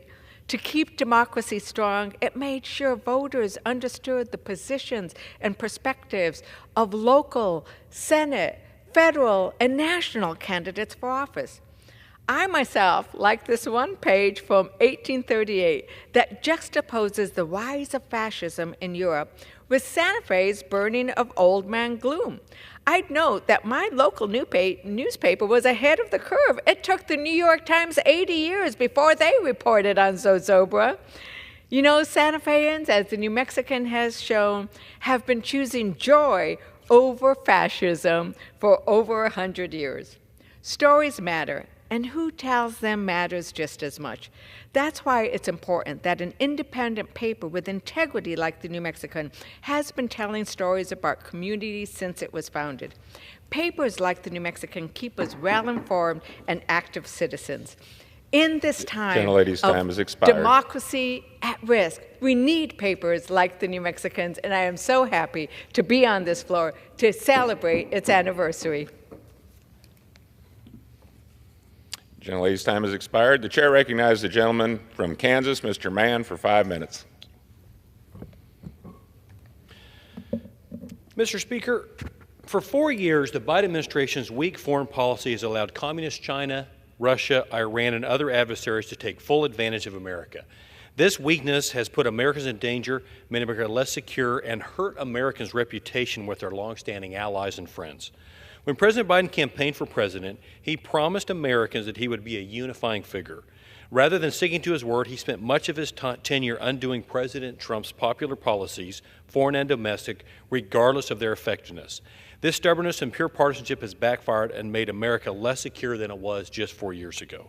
For example, President Biden orchestrated the largest botched withdrawal of American troops of our generation when he abandoned vulnerable Americans in Afghanistan and allowed the Taliban to regain control and diminish the freedoms of our country worked so hard to preserve. When President Biden worked on the Doha Agreement, he required the Taliban to curb terrorist activity in Afghanistan and the region. President Biden, on the other hand, never required the Taliban to agree to those same conditions, withdrew without a long-term strategy, and allowed terrorists to make themselves at home in Afghanistan once again. President Biden's weakness on the world stage continues to be on full display in the Middle East in his appeasement strategy with the Iranian regime. Iran is not America's friend. We all know that.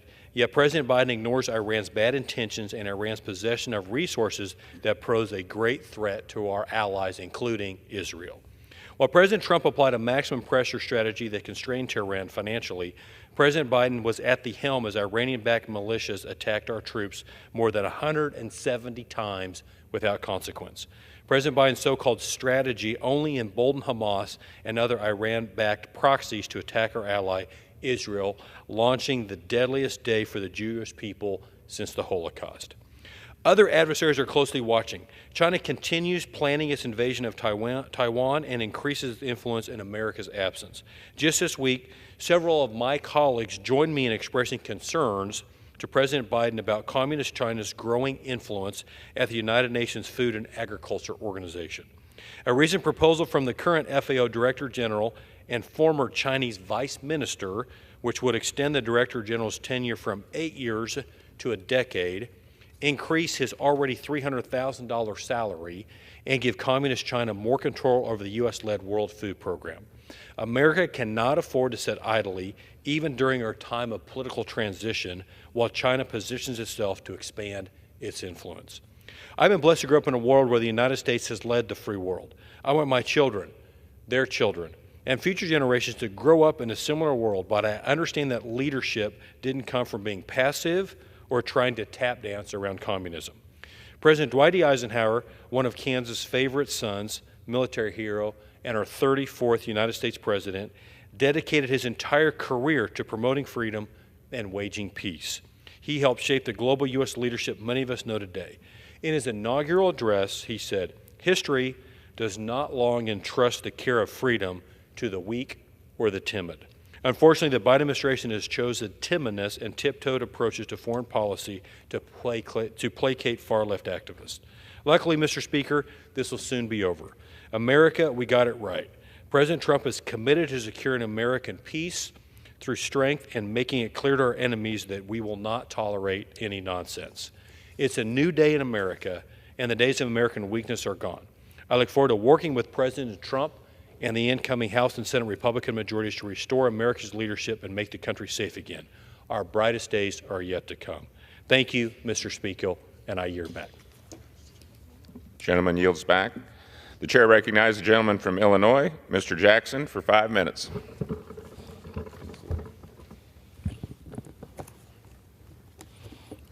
Thank you, Mr. Speaker. Mr. Speaker, I rise because one of my colleagues on the other side of the aisle has introduced legislation to award the Congressional Gold Medal for heroism to Mr. Daniel Penny for choking a man to death on the New York City subway. Just the other day, a New York City jury found Daniel Penny not guilty of the chokehold death of Jordan Neely. And to think that members of this body would consider the circumstances of this case to be anything other than a complete tragedy for everyone is cruel. When a young man is suffering from a mental health breakdown and loses his life at the hands of a 24-year-old veteran who is probably also suffering from a particular set of challenges, there is absolutely nothing to celebrate here. And to say this, Mr. Speaker, because even the prosecutor said that Mr. Penny went too far. Mr. Neely was not just a Michael Jackson impersonator who was crying out, both hungry and thirsty. Mr. Neely was also a distressed person on a train, or some kind of public nuisance as what was described. He was someone's son, he was somebody's friend, and no less a part of the fabric of this American mosaic as any one of us who rightfully stand here today. And yes, no one could deny that Jordan Neely had challenges. But who among us do not have people in our districts who are suffering from all kinds of struggles and setbacks? Each and every one of us represent people who are wrestling with the vicissitudes of life each and every day. And yes, like millions of Americans, Jordan Neely was homeless. He struggled from mental illness after his mother was murdered in 2007. But in spite of all of his challenges, Mr. Neely was a human being. He was as much a person worthy of respect as anybody, and no less deserving of compassion and de-escalation as any of us in this chamber. And when he got on the train that day, he had no weapon, he had not touched anyone, and more importantly, he was asking for help. But instead of encountering kindness, he was choked to death because rather than being seen as a brother and a sister, we have become so heartless that we see each other as combatants in a war that none of us can win as long as we are committed to fighting each other. And I wonder today, have we become so desensitized to cruelty that we would dare to celebrate savagery in this chamber without any regard for the tragic loss of life? And when a jury cannot determine that a man should not be executed for having a mental outburst, one wonders, is this the future of justice in America for people who are not well, for people who are not rich, for people not living in a home with locked doors and carpeted hallways? There are over 110 billionaires who live in New York City, but Jordan was not one of those persons. The greatest amalgamation of wealth in the history of the world congregates in the city of New York, but Jordan Neely was not a part of it. And yet, he was as American as any of the captains of industry who work on Wall Street, who fly off to the Hamptons in order to enjoy their weekend pursuits. And all over the city of Chicago, people are wondering, if the racial roles were reversed, would Mr. Penny have been allowed to walk away without any accountability? I find the jury decision to be appalling on many levels, and not the least of which because all life is sacred. And as long as one of us are disposable, then all of us are in the candidacy to fall victim to the reaffirming silence that allows evil to flourish. The denunciation of cruelty should not be a partisan issue. We should not be so eager to run to our partisan corners when it comes to mental illness and the tragic loss of life. I say to my colleagues and to the American people, there should be no medals for this act. There should be no knee-jerk partisan celebration that degrades the life of a man suffering from mental illness by making a mockery of his death. I hope in the days to come, all of us will do whatever we can to inspire our constituents to find a more excellent way. I pray that in the weeks to come, we will resist the temptation to give in to the darker impulses that live in the shadows of our great democratic experiment. And we will, in the best of our ability, work to ensure life, liberty, and the pursuit of happiness for all who make this country their home. I yield back. The gentleman yields back. Pursuant to Clause 12A of Rule 1, the chair declares the House in recess until noon today.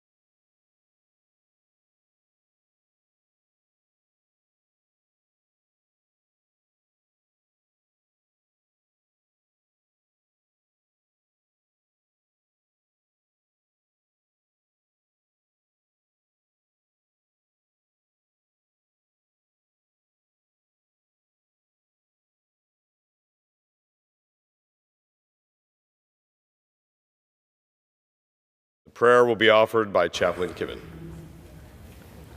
Would you pray with me? Sovereign God, you and you alone know the plans you have for each one of us, for this body, and for this nation.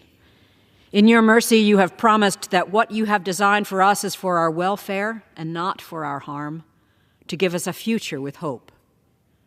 We call upon you then and pray to you, trusting in your divine provision, claiming what you have promised, even when your will is not always clear to us, even when the problems of the present prevent us from imagining the favorable future you have foretold. In the concerns and confusions that clutter our lives, we search for you. We seek you with our whole hearts. Lord, let us find you and restore to us the fortune of faith, the assuredness, the confidence, and the conviction that is ours when we acknowledge your divine hand in our lives and your favor upon us. It is in your merciful name we dare to pray. Amen. Amen. God bless and thank you, Admiral. The chair has examined the journal of the last day's proceedings and announces to the House the approval thereof. Pursuant to Clause 1 of Rule 1, the journal stands approved. The Pledge of Allegiance will be led by the gentlewoman from Texas, Ms. Garcia. You join me in the Pledge of Allegiance. I pledge allegiance to the flag of the United States of America and to the republic for which it stands, one nation, under God, indivisible, with liberty and justice for all. The chair will entertain up to 15 requests for 1-minute speeches on each side of the aisle. For what purpose does the gentleman from Pennsylvania seek recognition? Mr. Speaker, request unanimous consent to address the House for 1 minute and to revise and extend my remarks. Without objection, the gentleman is recognized for 1 minute. Thank you, Mr. Speaker. I rise to recognize Bellefonte Area High School's concert choir milestone event, performing ahead of the Rockettes at Radio City Music Hall. On Monday, December 16, 32 students from Bellefonte Area High School will take the stage as the opening act for the Rockettes Radio City Christmas Spectacular in New York City. The Bellefonte Area High School Concert Choir was selected to participate in Radio City's Sounds of Christmas Experience, a program that allows groups to apply to perform on openers for the Christmas Spectacular. For their 5-minute holiday-themed a cappella performance, BAHS will perform 2 pieces, Noël Nouveau, a setting of a French carol, and a vocal jazz setting of its most wonderful time of the year. Mr. Speaker, the Rockettes Radio City Christmas Spectacular is a cherished tradition that brings the spirit of Christmas to life for audiences from around the world. Congratulations to the Bellefonte Area High School Concert Choir for their dedication, hard work, and their contributions to the iconic Christmas Spectacular. Thank you, Mr. Speaker, and I yield back the balance of my time. For what purpose does the gentlewoman from Texas seek recognition? Mr. Speaker, I ask for unanimous consent to address the House for 1 minute and revise and extend my remarks. Without objection, the gentlewoman is recognized for 1 minute.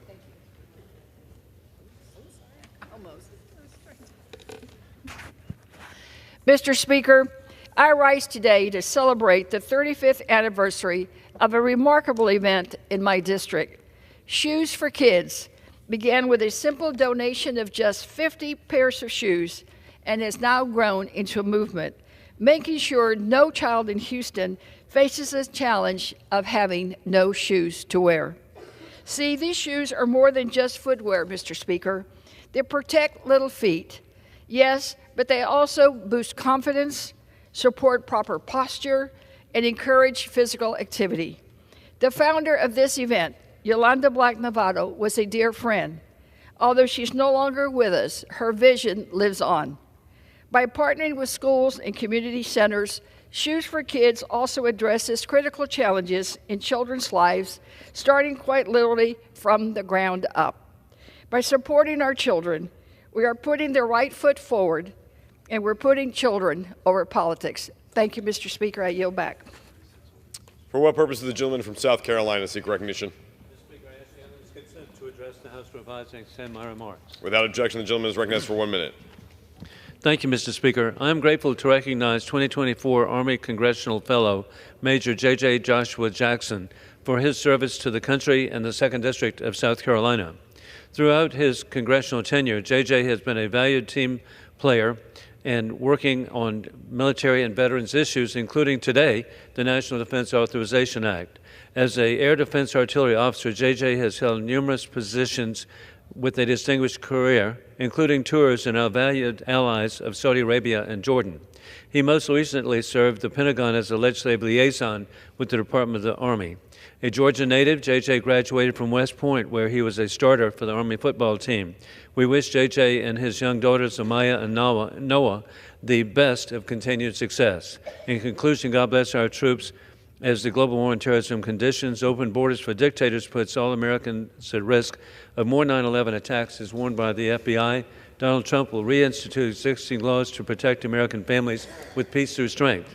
America celebrates its first ally, France, with yesterday the historic 200th anniversary of the address to Congress by the Marquis de Lafayette, with his portrait here in the chamber, along with the portrait of George Washington, the only two portraits here in the chamber. I yield back.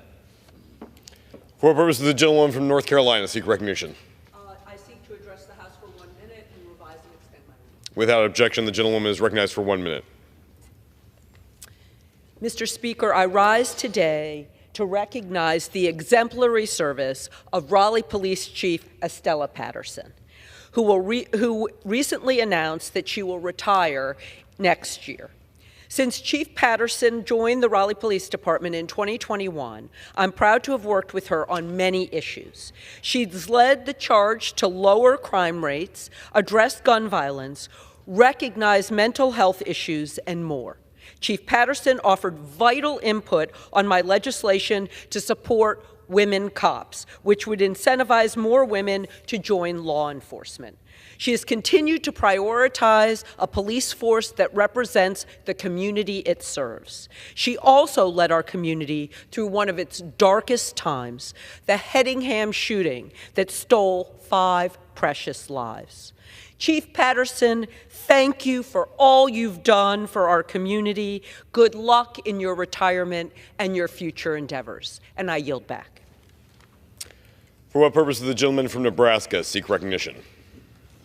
Mr. Speaker, I ask unanimous consent to address the House for 1 minute to revise and extend my remarks. Without objection, the gentleman from the great state of Nebraska is recognized for 1 minute. Mr. Speaker, I rise today to celebrate the incredible life and legacy of Nebraska's own Howard Hawks. Howard was a generational leader who lived the American dream, co-founding an energy company called Tenaska. Since founding the company in 1987, he helped grow it to one of the largest privately held companies in America. If anyone knows Howard Hawks, you know that if he got involved in a project, people in a 5-state area knew exactly what was going on, and it would get done. One of his greatest investments was at the University of Nebraska, where he gave both his time and his treasure. He served almost 2 decades as a regent and helped strengthen our Husker athletic program as a booster. And in recent years, he's provided the lead gift that helped build the University of Nebraska Lincoln's Business School. Just another example of his philanthropic projects that he took on throughout the years. Howard will be missed. Our hearts and prayers go out to Rhonda and the entire Hawks family as we mourn his loss. Thank you, Mr. Speaker, and I yield back. For what purpose does the gentleman from California seek recognition? Without objection, the gentleman is recognized for 1 minute. Thank you, Mr. Chairman. Mr. Speaker, I rise today to recognize Chanel Scales Preston for her decades of service to the House of Representatives. Chanel has lived and served in Contra Costa County in Northern California her whole life. Since 2001, she has worked diligently on behalf of district residents. First, for my predecessor, Congressman George Miller, who served in this House for 40 years, and now for my office. As our district director, she has helped to lead our efforts in the district to provide outstanding service to constituents. Chanel has shown unwavering devotion to her hometown of Pittsburgh, California, where she resides with her husband, Damon, and her sons, Jaden and Ashton. She has served on the Pittsburgh City Council, serving as mayor and council member since 2018. working tirelessly to foster a strong and diverse community throughout Pittsburgh, California. Chanel was chosen by the voters to serve as the next Contra Costa County Supervisor for District 5, and while I am very sad to see her go from our team, I'm confident that in this role she will continue to be an effective and wonderful leader for our community, for our county, and for our country. It has been a joy to work with Chanel throughout the years, and I'm incredibly grateful and proud for her service. Thank you, Mr. Speaker, and I yield back. For what purpose does the gentleman from Ohio seek recognition? Mr. Speaker, I ask unanimous consent to address the House for 1 minute and to revise and extend my remarks. Without objection, the gentleman is recognized for 1 minute. Thank you, Mr. Speaker. I rise today to recognize the Cleveland Museum of Natural History ahead of their grand reopening. The Cleveland Museum of Natural History has been teaching people from all over America about the natural world for more than a century and has been a global leader in scientific research, science education, and conservation. The museum serves over 300,000 people each year, including 30,000 students. The museum's collection encompasses approximately 5 million specimens, and its Natural Areas program protects more than 12,000 acres of natural habitats in Northeast Ohio. This week, the opening of the new 50,000 square foot expansion of the Cleveland Museum of Natural History will launch a new era for the museum, which will share science and the wonders of discovery with generations to come. Congratulations on this momentous occasion, and I look forward to the next century of success for the museum. Thank you, Mr. Speaker, and I yield back. For what purpose does the gentleman from Michigan seek recognition?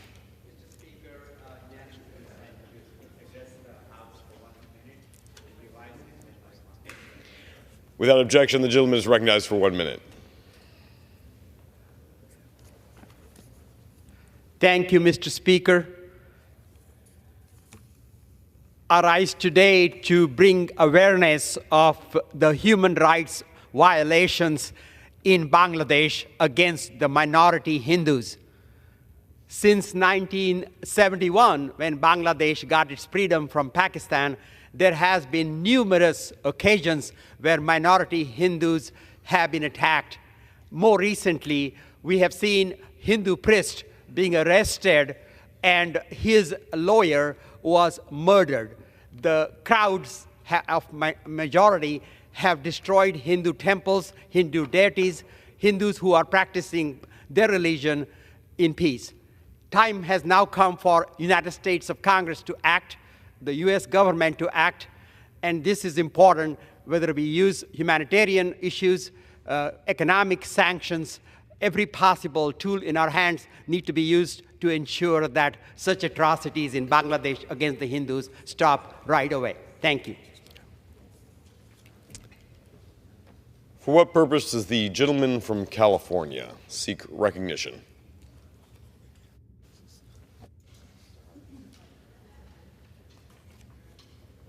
I apologize. I asked the Speaker for 1 minute to address the House with unanimous consent. Absolutely. Without objection, the gentleman is recognized for 1 minute. Thank you. I rise today to celebrate the passage of the Bipartisan Disaster Management Cost Modernization Act. This bill is one pillar of my landmark comprehensive legislation to address the worsening wildfire crisis. It transforms our fight against wildfires, moving us from our current reactive approach to a proactive plan to prevent megafires. For too long, we've been playing catch-up with wildfires instead of preventing them. This bill flips the script, cutting red tape so communities like mine could tap into existing disaster funds before those flames threaten our homes. This means communities can rebuild faster, strengthen their defenses, and avoid devastating losses down the road. We know wildfire prevention will cost $6 billion each year, and this proactive approach is more cost-effective, and it is the best way to protect our neighbors, keep our firefighters safe, and speed up help when families need it. The passage of this bill is a major step forward, and I look forward to the full passage of my full wildfire modernization package as soon as possible, now and for the future. Thank you, and I yield back.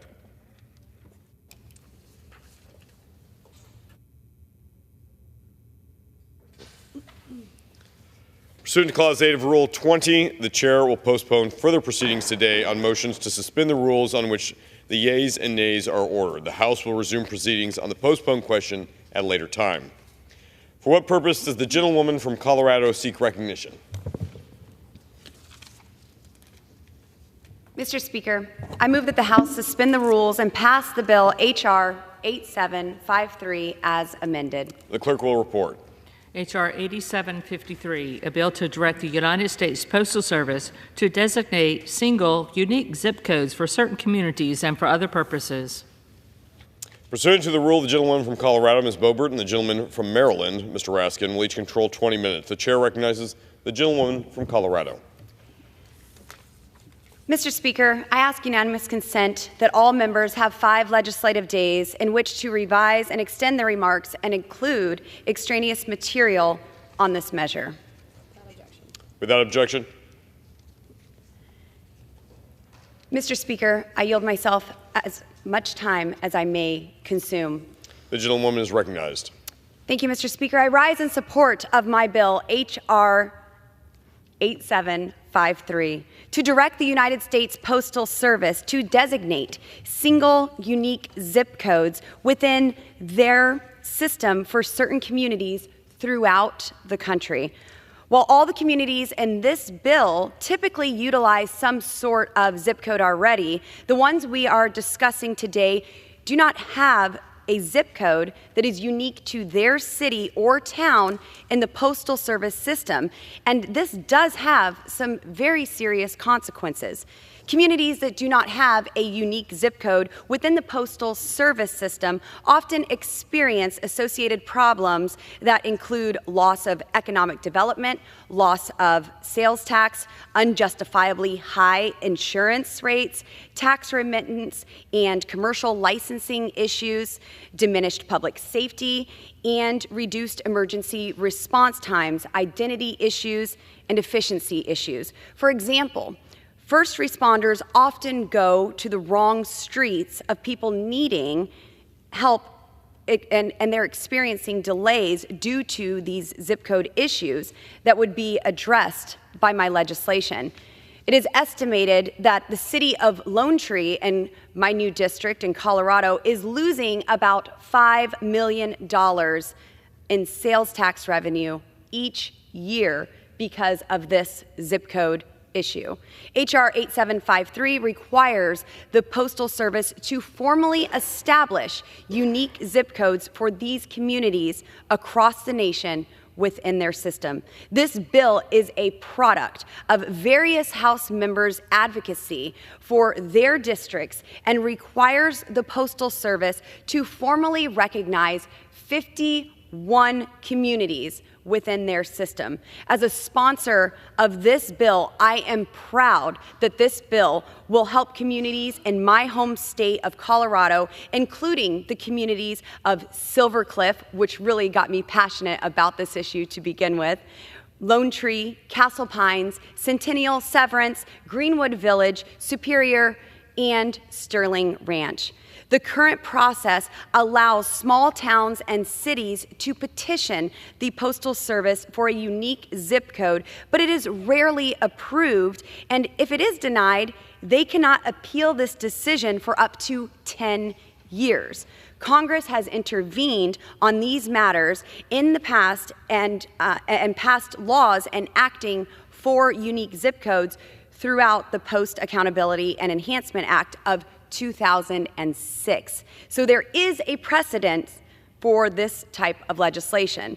My bipartisan bill has support of communities and members throughout our great country. And while this may seem like a niche issue to some, it is very and extremely important to these cities and towns who asked to put forward this bill on their behalf.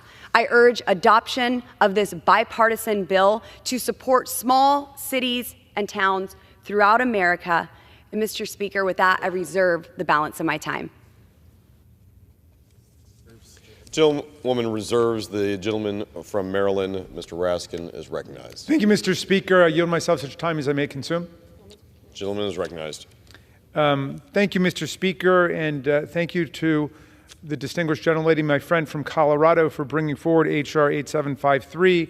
This would require the U.S. Postal Service to designate unique zip codes for more than 50 different communities across America. The legislation actually combines multiple bills that have been introduced in this Congress by both Republicans and Democrats that aim to address specific community concerns expressed over a long period of time about disrupted mail delivery, undeliverable and lost mail, and geographic confusion. I commend Representative Boebert for her very creative and undaunted work on this issue, which has been a chronic headache for residents of dozens of small communities across the land. For example, Scotland, Connecticut is a municipality with only 600 addresses, and it's broken up into 6 different zip codes. The town has reported multiple instances of disruptions in mail delivery, including absentee ballots in recent elections. The town has already sought the assistance of the Postal Service, which operates a zip code boundary review process, and even sent an appeal after their initial petition was denied. The process has been protracted and Kafkaesque for them, as well as for other communities covered by Ms. Boebert's legislation. The distinguished gentlelady's bill operates as a last resort for towns to get the resources and the attention that they deserve. So I'm delighted to support this legislation. Congress has designated new zip codes via legislation in the past. I found the Postal Accountability and Enhancement Act, enacted in 2006, which required the designation of unique zip codes for 4 different towns. This one is far more comprehensive. So we are delighted to endorse the legislation, and I reserve the balance of my time. The gentleman reserves. The gentlewoman from Colorado is recognized. Mr. Speaker, I yield 45 seconds to the gentlewoman from California, Ms. Kim. The gentleman from California is recognized. Thank you, Ms. Boebert, for yielding. I rise in strong support of H.R. 8753, which directs the U.S. Postal Service to designate unique zip codes for certain communities, including North Tustin and my district. North Tustin is a longtime community and census-designated place, but its status as an unincorporated area has caused confusion. So simply put, a unique zip code is common sense, and it will help residents for postal delivery and taxation issues. So I urge my colleagues to support this bill, and I yield back. The gentleman from Colorado is recognized. Mr. Speaker, I reserve. The gentlewoman reserves. The gentleman from Maryland is recognized. We will reserve. The gentleman reserves. The gentleman from Colorado is recognized. Mr. Speaker, I yield 45 seconds to the gentleman and my good friend from Virginia, Mr. Griffin. The gentleman from Virginia is recognized for 45 seconds. Thank you very much. I rise to support this bill. It's an important bill. I represent the community of Fair Lawn, Virginia. Fair Lawn is in Pulaski County, but it has a Radford City zip code. Now, you may say, well, that's not such a big deal, because in most of the 50 states, the cities are within a county. But in Virginia, the cities are completely independent. So all of the tax money at the numerous businesses in Fair Lawn often gets sent mistakenly to the city of Radford, which is completely independent of the county of Pulaski, thus denying Pulaski County or making it a hassle for them to track down the accurate amounts of money that they are supposed to receive on the local part of the Virginia sales tax. Further, this confusion can create other problems. Recently, our area was hit with Hurricane Helene. Pulaski County got its designation early. The gentleman's time's expired. The gentleman from Colorado. I yield the gentleman 15 additional seconds. The gentleman is recognized for 15 seconds. Hurricane Helene hits. The county of Pulaski is designated a couple of days before the city of Radford for FEMA assistance, and the people of Fair Lawn are told, well, you're not in Pulaski, you're in Radford, you can't get assistance. This is why we need the bill. Yield back. The gentlewoman from Colorado is recognized. Thank you, Mr. Speaker. I yield 1 minute to the gentleman from Colorado's 4th Congressional District, Mr. Greg Lopez. The gentleman from Colorado is recognized for 1 minute. Thank you, Mr. Speaker. I rise today in support of Congresswoman Boebert's bill. She'll be taking over from my district come the 119th Congress, so it's an honor to be here to support this. You know, for too long, this issue has been plaguing small communities. As a former mayor in Parker, Colorado, I know firsthand the challenges that residents have when they're not able to receive the mail on time, when they're not able to actually get emergency services. I believe that this is a common sense legislation. I'm glad to see that our colleagues are supportive of it. I champion this, and I urge all my colleagues to vote unanimously behind this bill. And with that, I yield back my time. Does the gentleman from Maryland wish to continue to reserve? But unless the gentleman from Virginia needed a little more time, he was telling an interesting story. I don't know if he's still here, Mr. Griffith. No, okay, I'll reserve him. Thanks. The gentleman reserves. The gentleman from Colorado is recognized. Mr. Speaker, I yield 45 seconds to my colleague, the gentleman from New York, Mr. Langworthy. The gentleman from New York is recognized for 1 minute. Thank you, Mr. Speaker. I rise today in support of my amendment to H.R. 8753 to Ms. Boebert's bill. Very grateful for you bringing this forward. That would designate a new zip code for Pendleton, New York. Pendleton is a growing community that has long been overlooked in our postal infrastructure. Mail delays can cause serious consequences, especially for our seniors relying on timely medication or for local businesses depending on consistent shipping to serve their customers. This simple change would provide and improve the quality of life for Pendleton residents by ensuring reliable access to essential goods and services by mail and providing a distinct geographic identity for our community. I urge my colleagues to support this amendment, and I yield back. The gentleman from Maryland is recognized. Does he wish to continue to reserve? Will reserve. The gentlewoman from Colorado. Thank you, Mr. Speaker. We have many colleagues who are excited about this bill, and I would like to yield 45 seconds to the gentleman from Texas, Mr. Nels. Thank you, The gentleman Mr. from Speaker. Texas is recognized for 1 minute. Yeah. Today I rise in strong support of H.R. 8753, which directs the United States Postal Service to designate single, unique zip codes for communities across the country that currently do not have one. These communities, including Sargent, Texas, in my district, and others like Summers, Wisconsin, do not have their own unique zip codes and can experience a wide variety of associated problems, including inconsistent postal deliveries, longer emergency response times, loss of economic development, loss of sales tax, just to name a few. This legislation is a simple, essential, and common sense solution to help our cities and towns across the country that currently do not have unique zip codes. I urge my colleagues to support this legislation. I yield back. The gentleman from Maryland reserves. The gentleman from Colorado is recognized. Thank you, Mr. Speaker. I yield a minute and a half to the gentleman from Louisiana, Mr. Graves. The gentleman from Louisiana is recognized for 1 minute and a half. Thank you, Mr. Speaker. Mr. Speaker, before I start on the content of this legislation, I do want to thank the gentlelady from Colorado, the sponsor of this legislation. I want to thank Mr. Chairman Comer, the chair, and I want to thank Mr. Raskin. Thank you all for working together. Now, look, that's about the only nice thing I'm going to say, because I'm frustrated that we're here. Here we have the greatest country in the world, and we can't even figure out how to do zip codes. This is something the post office should just do on their own. The fact that we've got to do legislation to fix this is frustrating. But I do want to thank my friends, because my friends have refused to let the bureaucracy sit here and stew, leave these ridiculous conditions in place, and they've come in and they've proposed a solution on a bipartisan basis, particularly in my in district in South Louisiana. The community of Munson in St. Charles Parish, they've got a mess of a zip code, and so this actually ensures that they're going to have their own zip code. And then, of course, the greatest university in the nation, I'll let it come to mind. That's right, LSU. All of you got it right. Louisiana State University. It's got this broken up, bifurcated zip code system. This bill fixes that as well. So let me say it again. I want to thank my friend from Colorado, Ms. Boebert. I want to thank Mr. Raskin and Chairman Comer. Thank you all for working together. Thank you for fixing these issues. But I'll say it again. Post office should be able to do this on their own. I hate that we have to spend time in Congress doing this whenever this is just red tape that should be able to be fixed on its own. But thank you for not putting up with it. I appreciate y'all's leadership and working together. I urge adoption and yield back. The gentleman from Maryland is recognized. Thank you, Mr. Speaker. I thank the gentleman from Louisiana for his very thoughtful, insightful remarks on this. We had the Postmaster General with us yesterday in the Oversight Committee, and we're facing a crisis in lots of parts of the country in terms of undelivered mail, late mail, inefficient delivery taking place. In the meantime, the costs are going up and up. And so there's a lot of work that needs to be done in the post office. The post office is really the only federal department that is defined by the Constitution itself.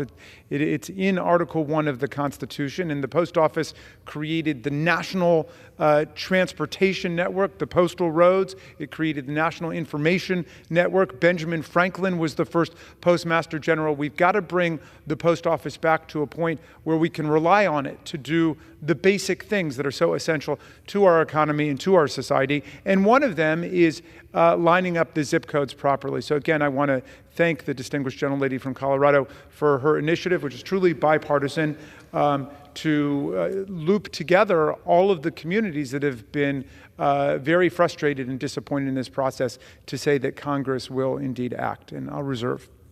The gentleman reserves. The gentlewoman from Colorado is recognized. Thank you, Mr. Speaker. I yield my time, myself, as much time as I may consume. The gentlewoman is recognized. I do associate with my remarks with the gentleman from Louisiana, Mr. Graves. This is a very frustrating thing that we have to be in Congress debating and issuing legislation on. I'm so proud to be here and have a part in that. But this is something that should have been done. Many of these cities, many of these communities have requested the United States Postal Service to give them a unique zip code, and they have been denied. This started for me with the town of Silver Cliff in Colorado. It is one of the most beautiful towns right next to Westcliff, Colorado, in Custer County. And in my first term, I represented Custer County before redistricting, and they were taken away from me. But this was one of the very first issues that I learned of as their representative. And it was not the first time this issue was brought to a member of Congress. 2 members of Congress prior to me had heard about this issue, had legislation on this issue, and the legislation did not go forward. In the Oversight Committee, we do have jurisdiction over the United States Postal Service, and I am so grateful for Chairman Comer and Ranking Member Jamie Raskin, who have worked so diligently alongside of me to get this legislation through committee with complete and full support of every member on this legislation. And now I'm looking forward to this bipartisan legislation passing the House, going to the Senate, and hopefully being signed into law. I want to thank Senator Bennett for also being passionate about the cities who need unique zip codes in Colorado. But hopefully we don't need legislation in the future to designate these zip codes to get the people what they deserve. And hopefully this sets a precedence for the United States Postal Service to approve these communities' requests, and it won't take an act of Congress to do the right thing. Madam Speaker, I yield. Does the gentlewoman yield or reserve? Does the gentlewoman reserve? I'm sorry.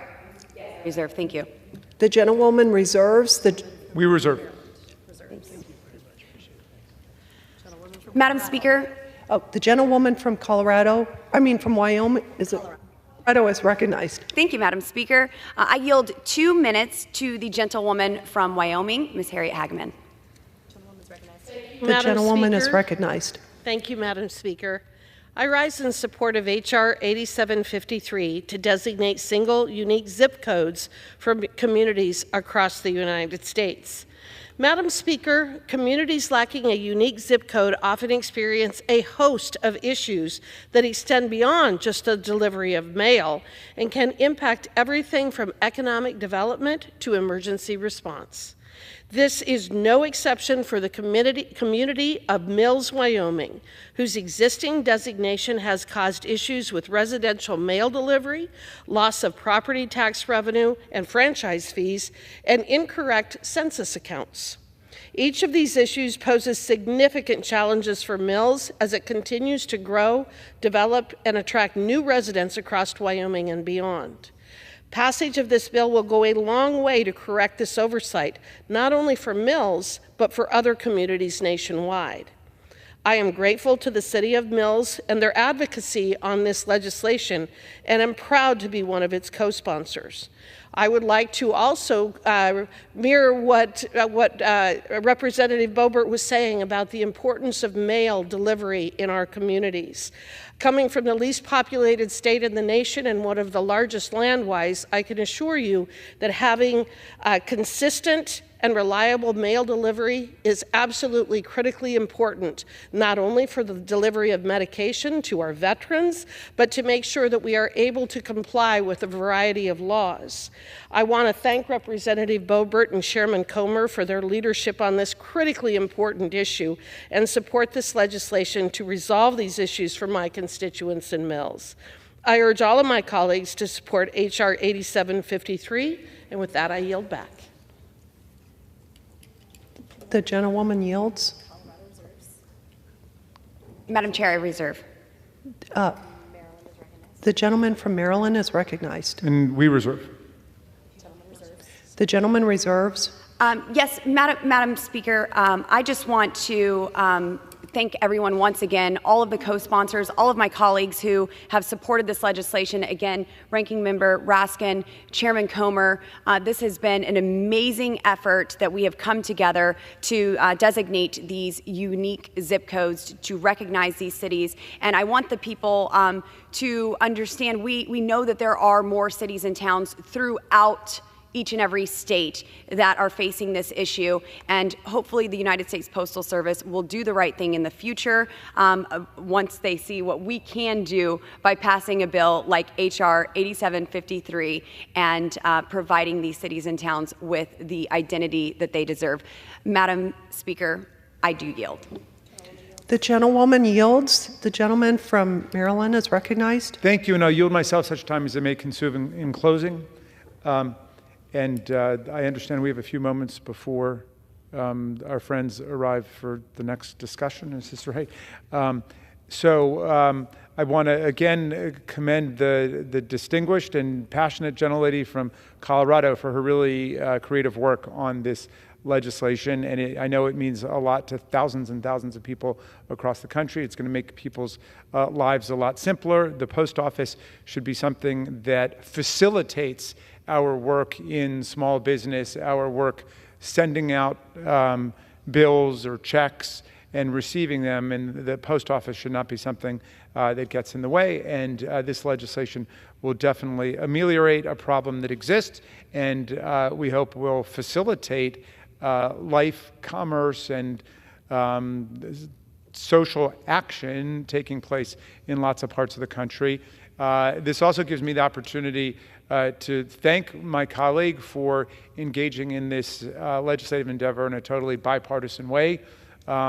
We live in a time where partisan feelings are intense and ferocious, and of course, that's not historically novel. There have been partisan tempers flaring basically since the Federalists and the Democratic Republicans went at it back in the election of 1800. I suppose George Washington was the last president who actually won a unanimous verdict in the Electoral College. He got all the Electoral College votes. Everybody loved Washington. And after that, we formed political parties. And there's nothing evil about political parties.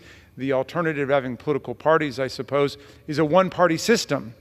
Something like is developed in China with the Communist Party there, or in Russia under Vladimir Putin, or what Orban is working on with illiberal democracy in Hungary. There's an easy way to get rid of partisanship if partisanship is the problem, and that's you get rid of political parties. But we can't do that because political parties are a sign of health in a society, because people have different views about things, and political parties are a great way to articulate different agendas and programs, bring them to the electorate, bring them to the voters, and to express conflict in a civil and nonviolent way. The problem, of course, is when we elevate our devotion to party above our devotion to the Constitution and the Bill of Rights and the country as a whole. All of us who aspire and attain to public office are nothing but the servants of the people, all the people. We might get elected with a little R next to our name, or a little D next to our name, or an I next to our name, but once we swear our oath of office, we are there to uphold the Constitution for everyone, and we're there to serve all of the people. That's our job. And you say, well, that sounds romantic, that sounds idealistic. Actually, that's how we conduct most of our lives as politicians. If you come to my district office out in beautiful Rockville, Maryland, in the beautiful 8th Congressional District, you have a problem, let's say, with Social Security or Medicare or Medicaid or the post office or PPP loans, whatever it is, and we will go to bat for you. We will go to work for you to help you navigate the twists and turns of the public system and federal bureaucracy. We never ask, are you a Democrat? Are you a Republican? Are you an independent? If you're my constituent, we will go to bat for you. And I know that's true of my friend from Colorado, too. She's there to serve everybody.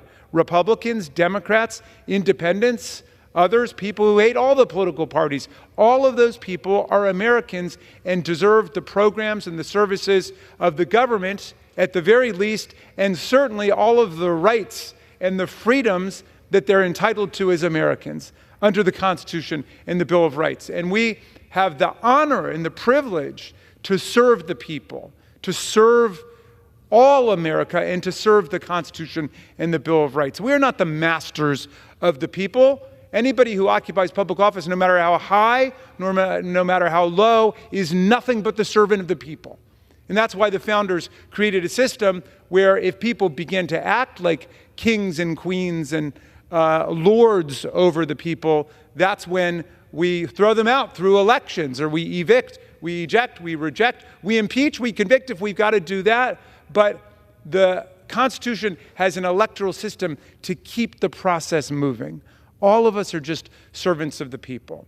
And just like we're there to serve the people, the federal departments we set up, like the post office, which I think still, even with all the problems, is our most popular federal function, with hundreds of thousands of hardworking, devoted people working in the post office. All of them work for the government, work for the Congress, which works for the people. The three most important words in our Constitution are the three most important words in our country. We the people. We the people. And we reject every form of despotism and dictatorship, anybody who would try to overthrow rule by the people. So, in this bill, which may be deceptively simple and may apply only to tens of thousands or hundreds of thousands of people in the country, what we see is democratic representative government in action. And when we're trying to live up to our oaths, we can act in a bipartisan way. We can remember where the word party comes from. It comes from the French word parti, which means a part. Each of our parties is nothing but a part of the whole. And when we're doing our jobs right, as Ms. Boebert is today, then we are acting in the interests of the whole without regard to political party or sect. So I'm proud to be part of this legislation. I'm proud to support it. And I'm very hopeful that our friends in the Senate will pick it up quickly and we can move it through this Congress. And with that, I'm happy to yield back, Madam Speaker. The gentleman yields. The question is, will the House suspend the rules and pass the bill H.R. 8753 as amended? Those in favor say aye. Aye. Those opposed, no. In the opinion of the chair, 2/3 being in the affirmative, the rules are suspended, the bill is passed, and without objection, the motion to reconsider is laid on the table.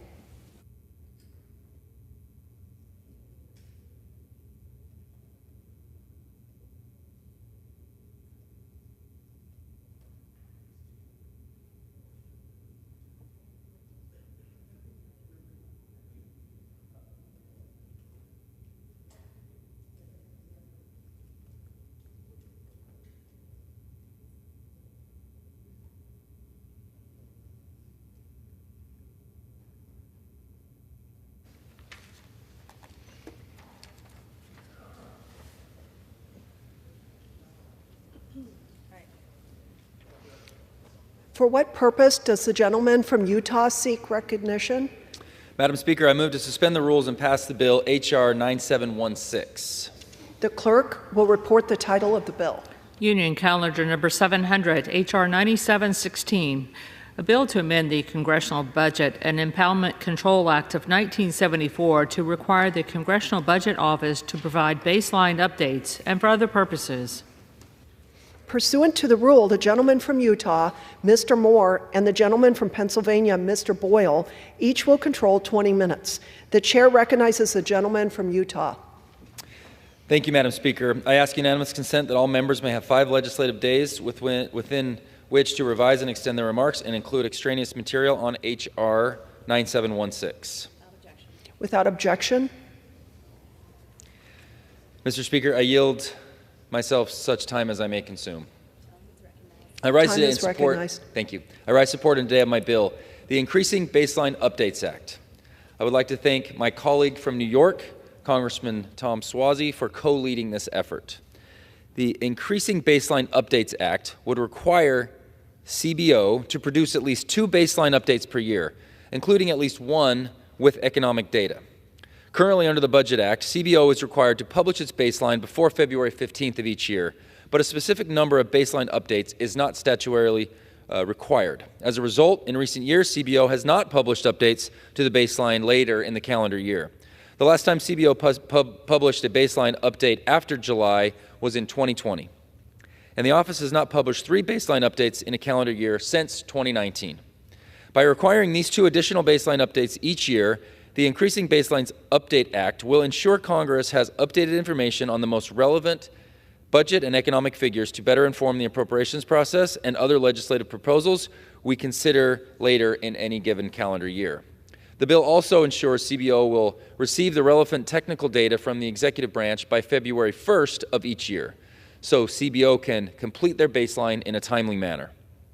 I was proud that this bill unanimously passed the Budget Committee this past September with help of ranking member from Pennsylvania. During the 118th Congress, the Budget Committee has been laser focused on sounding the alarm about the threat posed to our nation by the debt and deficit crisis in which we find ourselves. This has included bipartisan efforts with our Democratic colleagues on reforms to bolster improper payment accountability, improve the budget process, and shore up our long-term fiscal solvency. Critical to our efforts to rein in the federal debt and deficit is providing oversight of CBO to ensure this office is providing Congress the most accurate and timely information possible to inform legislative efforts. There is a sincere desire in a bipartisan way to get after the fiscal state of this nation, and we've seen several proposals emerge, not all of them having passed, but a lot that's been worked on together with my Democratic colleagues on the Budget Committee to accomplish things to improve this process. And that's what the Increasing Baseline Updates Act aims to accomplish. We know we have a lot more work to do. We're $36 trillion in debt and a staggering $1.8 trillion deficit last fiscal year. We're paying more just to service the debt than on our national defense for the first time. It's unacceptable, and we must reverse our debt culture. I look forward to working with my colleagues in the new Congress on efforts to grow the economy, cut spending, and eliminate waste, fraud, and abuse in the federal government. The Increasing Baseline Updates Act is a common-sense reform solidifying a total of 3 baseline updates per year to provide Congress with better and more up-to-date sense of fiscal and economic developments, while paving the way for a return to regular order. I urge my colleagues on both sides of the aisle to support this legislation, and I reserve the balance of my time. The gentleman reserves. The gentleman from Pennsylvania is recognized.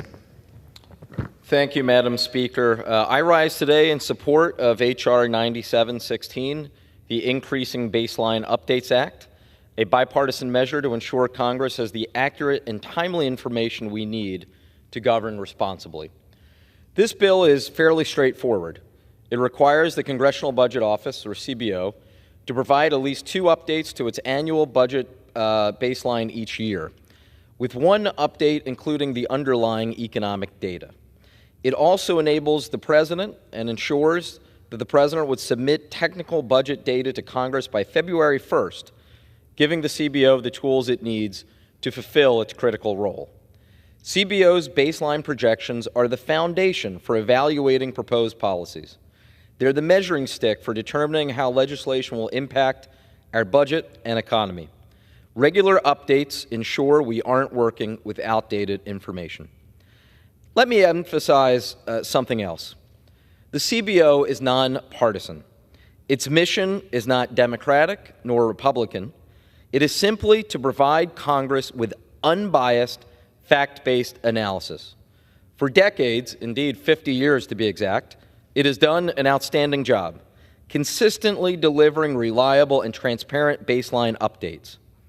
But we cannot ignore the fact that some on the other side of the aisle are working to undermine this institution. Madam Speaker, the numbers don't lie. We may not like CBO reports from time to time, but the numbers are the numbers. Instead of facing these facts, some instead would rather attack the messenger. That's wrong, and we can't let that happen. CBO's credibility and independence are essential. It must be able to continue to operate free from political interference. Now, this bill highlights what we can achieve when we work together. And on the Budget Committee this year, working alongside with my friend Chairman Arrington, we have had unprecedented support from the minority party to make sure we could achieve bipartisan reforms. This bill is further evidence of that. Through real bipartisan collaboration, we found a solution. That's why every single member of the Budget Committee, all 32 of us, voted to advance the gentleman from Utah's bill. I want to thank my colleague, Mr. Moore, for introducing this bill. I again want to thank my Republican colleagues, especially Mr. Arrington, Estes, and Norman, for working with us. And I would also like to thank my Democratic colleague, Congressman Tom Suozzi, for his contributions to this effort. I urge all of my colleagues to support H.R. 9716, and I reserve the balance of my time. The gentleman reserves. The gentleman from Utah is recognized. Madam Speaker, I include in the record letters and statements of support from various organizations and individuals as part of H.R. 9716, and these include the Economic Policy Innovation Center and National Taxpayer Union Foundation. Without objection. Thank you. And I have no more speakers at this time, and I'm prepared to close. The gentleman reserves. Madam Speaker, I also reserve. I do believe, though, that we were waiting for one other speaker, but seeing that he's not here, we would be prepared to close as well. The gentleman is recognized to close. Thank you. Madam Speaker, as we conclude this brief discussion, I want to take a moment to thank again everyone who worked tirelessly to make this bill a reality. Once again, extend my gratitude to my colleague, Mr. Moore, from Utah. And I urge all of my colleagues to support this important legislation. And again, let this be a lesson to all of us that through bipartisan work, we can achieve meaningful reforms. And I hope that in the new year, we'll continue to build upon the bills that we passed through this committee and through this House on a bipartisan basis. And with that, I yield back. The gentleman yields. The gentleman from Utah is recognized. Madam Speaker, thank you, and I yield myself as much time as I may consume as we close this debate, even if it might have been a little more abrupt than assuming. It doesn't take away from the impact of something like this. And that's what happens in this place, is when we can strike a balance and find an opportunity to both recognize both the ranking member and the chairman on the Budget Committee. That's where a lot of this work on budget reform has been done. And it has taken countless discussions and getting to the right spot. And that's the product that we have here today. Sensible, reasonable reforms that are needed. And we're going to get an opportunity to hear from CBO more frequently as we try to continue to navigate this incredibly difficult fiscal situation that we're in. We're in a tough spot. The Budget Committee held another hearing just this morning on this very subject. We have a responsibility to our constituents and our kids' generation to get our finances in check. And this bill will help Congress get back to regular order and ensure we have updated information and the most relevant budget data and economic figures as we continue to craft policy. I once again thank the committee for its unanimous support on this bill. Again, in order to get to that unanimous support, Ranking Member Boyle is a significant leader in doing that, and I thank him and Mr. Suozzi for the efforts on this bill, and I urge my colleagues to support its passage, and I yield back the balance of my time. The question is, will the House suspend the rules and pass the bill, H.R. 9716? Those in favor say aye. Aye. Those opposed, no. In the opinion of the chair, 2/3 being in the affirmative, the rules are suspended, the bill is passed, and without objection, the motion to reconsider is laid on the table. For what purpose does the gentleman from Utah seek recognition? Madam Speaker, I request the yeas and nays. The yeas and nays are requested. All those in favor of taking this vote by the yeas and nays will rise and remain standing until counted.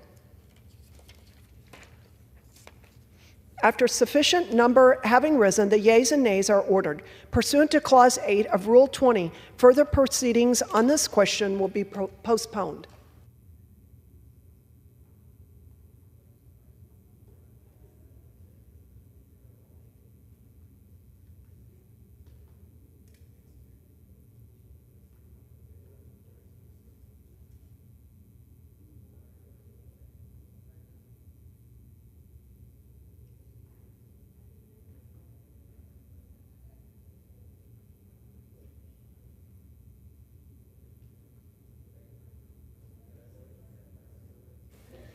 Pursuant to Clause 12A of Rule 1, the Chair declares the House in recess, subject to the call of the Chair.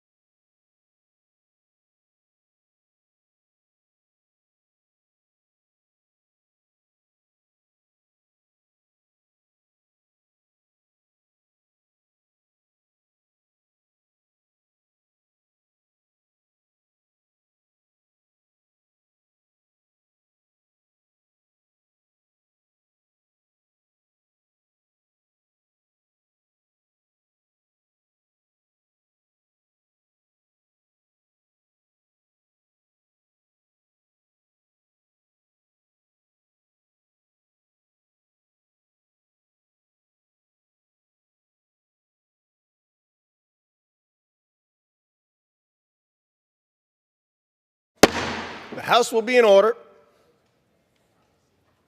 For what purpose does the gentleman from Alabama seek recognition?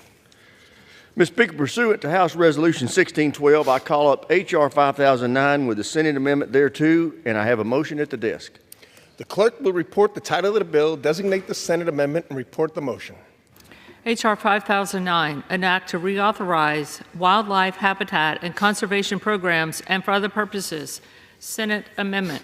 Mr. Rogers of Alabama moves that the House concur in the Senate amendment to the bill H.R. 5009 with an amendment consisting of the text of Rules Committee Print 118-52. Pursuant to House Resolution 1612, the motion shall be debatable for 1 hour, equally divided and controlled by the chair and ranking minority member of the Committee on Armed Services or their respective designees. The gentleman from Alabama, Mr. Rogers, and the gentleman from Washington, Mr. Smith, each will control 30 minutes. The chair recognizes the gentleman from Alabama.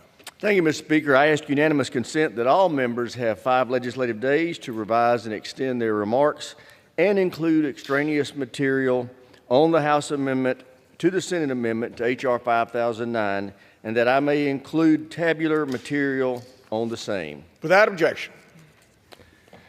The gentleman is recognized. Thank you, Mr. Speaker. I yield myself such time as I may consume. Gentleman is recognized. Thank you, Mr. Speaker. I rise in strong support of H.R. 5009. For the first time in decades, this year's defense bill carries a different name. It's the Service Member Quality of Life Improvement and National Defense Authorization Act. We did that to underscore the tremendous gains this bill makes toward improving the quality of life of our service members and their families. No service member should have to live in squalid conditions. No military family should have to rely on food stamps to feed their children. And no one serving in the military should have to wait to see a doctor. But that's exactly what many of our service members are experiencing, especially junior enlisted personnel. This bill goes a long way to fixing that. It includes a 15% pay raise for the junior enlisted. It expands allowances for housing and food. The bill significantly increases funding to improve existing barracks and build new ones. It encourages the services to pursue public-private partnerships to provide better unaccompanied housing. The bill reduces dangerous health care wait times by waiving referral requirements for specialty care and expanding the number of DoD doctors and nurses with new special recruitment and pay incentives. The bill improves access to child care for military families by increasing investment in DoD child care centers and fully funding child care fee assistance programs. The bill helps military spouses gain and retain employment by making it easier for them to transfer professional licenses between states. We are making these historic improvements in the quality of life of our service members because now, more than ever, we need to recruit and retain the best and the brightest. That's because the threats our nation faces, especially those from China, are more complex now than they have been in over 40 years. To deter these threats, the FY25 NDAA reforms acquisition authorities and fosters private sector innovation to speed the fielding of game-changing new technologies that will give us the advantage in a conflict with China. It strengthens our security partnerships with Taiwan and our Pacific allies, fully funds the modernization of our nuclear deterrent, protects U.S. military bases and defense supply chain, and the academic research from Chinese espionage. Builds the logistics networks in the Pacific the military needs to carry out our operations against China. And it includes new investments to retool and revitalize the industrial base to ensure it can deliver the systems we need to prevail in any conflict. In the face of growing threats from China, it is also critical we restore the military's focus on lethality. The FY25 NDAA does so by ending divisive policies that have hurt recruiting, unit cohesion, and military readiness. We all know that deterring these threats will be an expensive endeavor.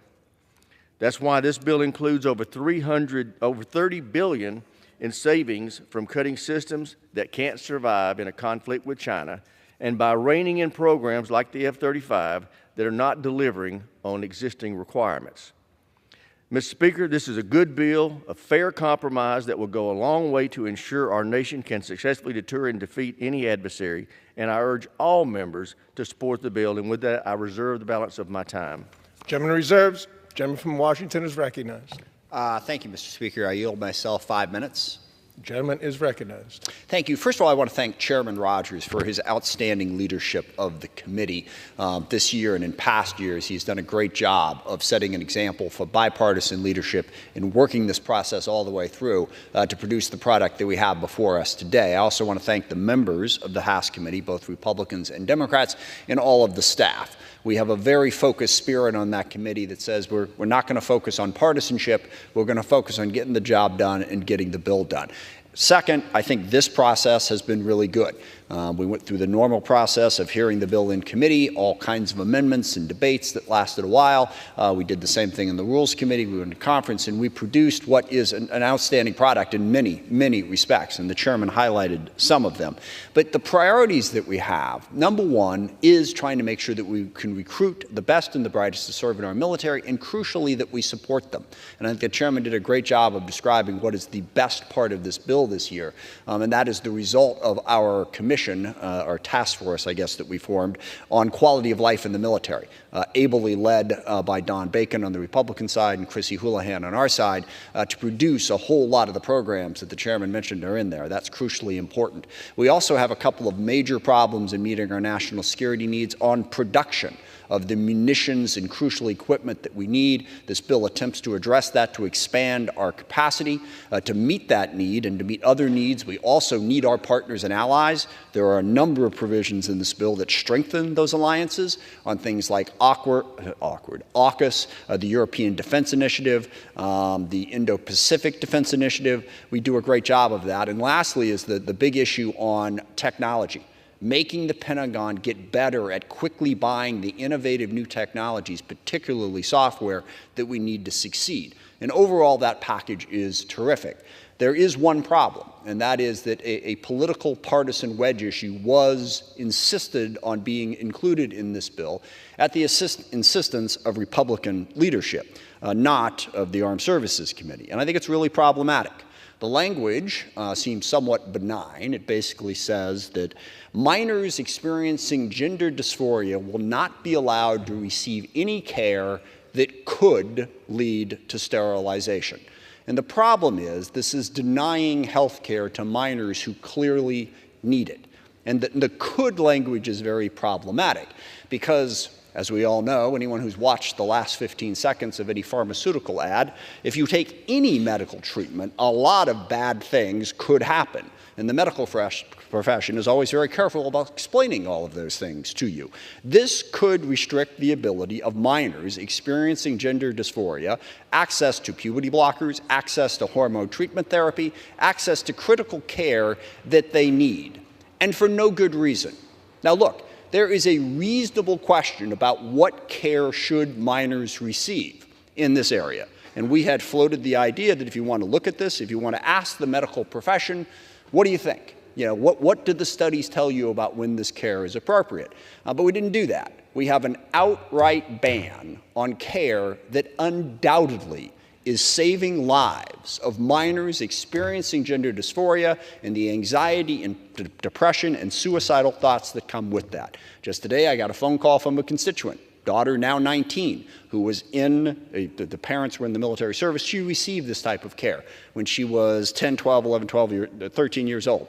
She believes that it saved her life. We're now going to deny that care.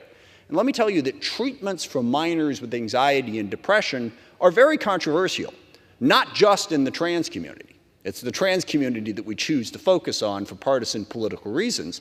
I have concerns, having gone through an anxiety problem myself, with the number of antidepressants and anti-anxiety medication that are prescribed to minors. I think in some instances it is overprescribed and too quickly. But the other thing I know is that there are some minors who benefit enormously from that treatment. And I would never in a million years present a piece of legislation outright banning that treatment from any minor. And yet that's what we do here. We are doing it because of ignorant, bigoted reasons against the trans community. The medical profession has no dispute that in some instances, this treatment is crucial to the health and well-being of our children, and we are now denying that to the children of service members. I think that is problematic, and I hope we will rethink it and remove that from this bill because it taints an otherwise excellent piece of legislation. And with that, I reserve the balance of my time. Gentleman reserves. The chair will receive a message. Mr. Speaker, messages from the President of the United States. Mr. Speaker, Madam Secretary. I am directed by the President of the United States to deliver to the House of Representatives messages in writing. Thank you. The gentleman from Alabama is recognized. Thank you, Mr. Speaker. This time I'd like to yield 2 minutes to my friend and colleague from Nebraska, Mr. Bacon, who chaired the task force and worked hand in hand with Representative Houlihan from Pennsylvania in fashioning the 32 recommendations for the quality of life improvements that are embedded in this bill. Mr. Bacon of Nebraska. Gentleman from Nebraska is recognized. Thank you, Mr. Speaker. I rise today in strong support of the Service Member Quality of Life and National Defense Authorization Act. The 2025 NDAA prioritizes the service members and military families who protect and defend the United States by making their quality of life the cornerstone of this legislation. I had the honor of serving as the chairman of the committee's bipartisan military quality of life panel side by side with my friend, Ranking Member Houlihan, and other distinguished members of this committee. I want to thank Chairman Rogers and Ranking Member Smith for their support of our efforts and for their deep commitment to improving the quality of life for the men, women, and families who serve. As a result of these tireless efforts of our members, the professional staff, and our personal staff, the legislation before us delivers the most comprehensive military quality of life reforms in the history of this country. It includes a 14.5% pay raise for our junior enlisted members, a 4.5% pay raise for the rest of the force, improvements to the basic needs allowance and cost of living allowances, the improvements to unaccompanied military family housing, and far-reaching reforms to expand access to medical care, child care, and improve support to military spouses. In addition, this year I was able to serve as the chairman of the Cyber and Innovation Subcommittee. The 2025 NDAA advances the DoD's offensive and defensive posture in cyberspace, ensures our warfighters are equipped with the most modern and lethal technologies in the world. I'm grateful that several of my provisions were included in the final legislation, including the elevation of the Joint Force Headquarters Department of Defense Information Networks to a sub-unified command within the U.S. Cyber Command, and the establishment of the Department of Defense Hackathon Program. In addition, this bill includes needed hiring authorities for DoD's innovation enterprise to include DARPA, DIU, SEO, SDA, which will ensure that the Department of Defense has access to the best and brightest technical talent. The 2025 NDA is a strong defense bill that prioritizes our national security and all of those men and women who serve and their families. I encourage my colleagues to support this bill, and I yield the balance of my time. Gentleman reserves. Gentleman from Alabama is recognized. Gentleman from Washington is recognized. Thank you, Mr. Speaker. I'm now pleased to yield 2 minutes to the ranking member of the HASC panel on quality of life, Ms. Houlihan of Pennsylvania. Thank you. Thank you, Mr. Ranking Member, and to Chairman Rogers and to Ranking Member Smith. Thank you both for your leadership and clear vision for our committee, which has guided our national security and collective defense. This Congress, I had the privilege of serving as the ranking member of our Military Quality of Life panel alongside my dear friend and Republican colleague, Rep. Don Bacon of Nebraska. The bill before us today, including more than 20 provisions from that Quality of Life panel, is truly a testament to what this body can accomplish when we come together and when we do hard work together.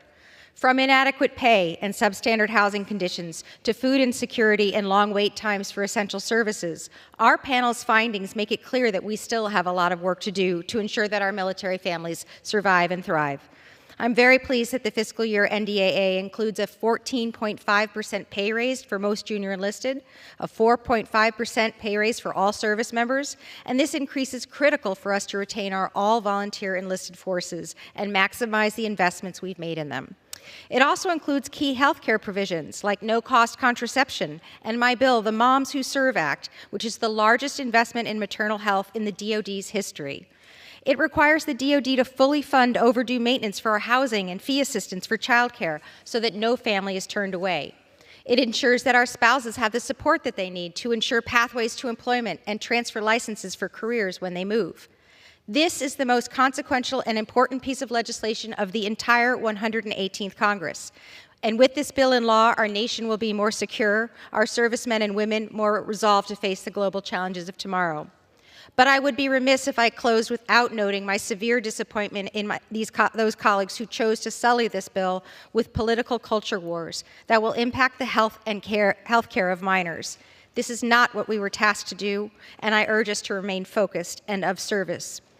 Young America, the next generation of our all-volunteer force, and their families are watching, and our national security depends on it. Thank you, and I yield back. Yields. Gentleman from Washington reserves. Gentleman from Alabama is recognized. Thank you, Mr. Speaker. This time I'd like to yield 2 minutes to the chairman of the Intelligence and Special Operations Subcommittee, Mr. Bergman of Michigan. Gentleman is recognized. Thank you, Mr. Speaker. I rise in support of the National Defense Authorization Act for fiscal year 2025. I would like to thank Chairman Rogers and Ranking Member Smith for their leadership in bringing this critical piece of bipartisan legislation for the national security of our nation to the floor for the 64th consecutive year. This bill continues to provide resources and capabilities to counter our nation's #1 threat, China. The bill accomplishes this by ensuring the Defense Intelligence Enterprise, the Defense Security Cooperation Agency, and our Special Operations Forces have the tools required to execute the Department's efforts in strategic competition and in countering malign Chinese actions. This NDA requires the Secretary of Defense to develop a methodology to ensure strategic competition, that it is part of force sizing analysis, enhances intelligence and counterintelligence capabilities, requires more frequent biodefense posture reviews to ensure that we can defeat and prevent biothreats, and authorizes the Taiwan Security Cooperation Initiative to enable Taiwan to maintain self-defense capabilities. This is a critically important bill, and I urge all my colleagues to support it. With that, I yield back. Chairman yields. Reserve. Gentleman from Alabama reserves. Gentleman from Washington is recognized. Thank you, Mr. Speaker. I'm now pleased to yield 2 minutes to the gentleman from Connecticut, Mr. Courtney, the ranking member on the Sea Power Subcommittee. The gentleman is recognized. Thank you, Mr. Speaker. Mr. Speaker, as ranking member of Sea Power, I want to thank its members, all of its members, for their input crafting this year's National Defense Authorization Act. I also want to salute my friend and outstanding chairman of the subcommittee, Trent Kelly, for his work crafting our bipartisan mark. I have a larger written statement which details our work, which I will submit for the record, and use my time today on the issue which consumed the bulk of our time, namely the Virginia-class attack submarine program. Mr. Speaker, the U.S. attack submarine fleet stands as our unmatched strategic advantage against any adversary across the globe. There is overwhelming consensus in Congress, Navy, and industry that we need to expand output for our own fleet and to satisfy our nation's commitments to the AUKUS security agreement. Despite the slowdown caused by COVID, there are promising signs of industry's recovery. In 2024, the Navy commissioned USS New Jersey, the 23rd Virginia sub, and will receive delivery of USS Iowa next week. Next year, the Navy will take delivery of USS Massachusetts and Idaho, the 25th and 26th boats in the class. This bill recognizes this progress and rejects the Navy's woefully inadequate budget requests, which would undermine procurement stability that is essential to growing the program's supply chain. Simply put, to meet our strategic goals, we have no other choice than to move forward with a strong demand signal.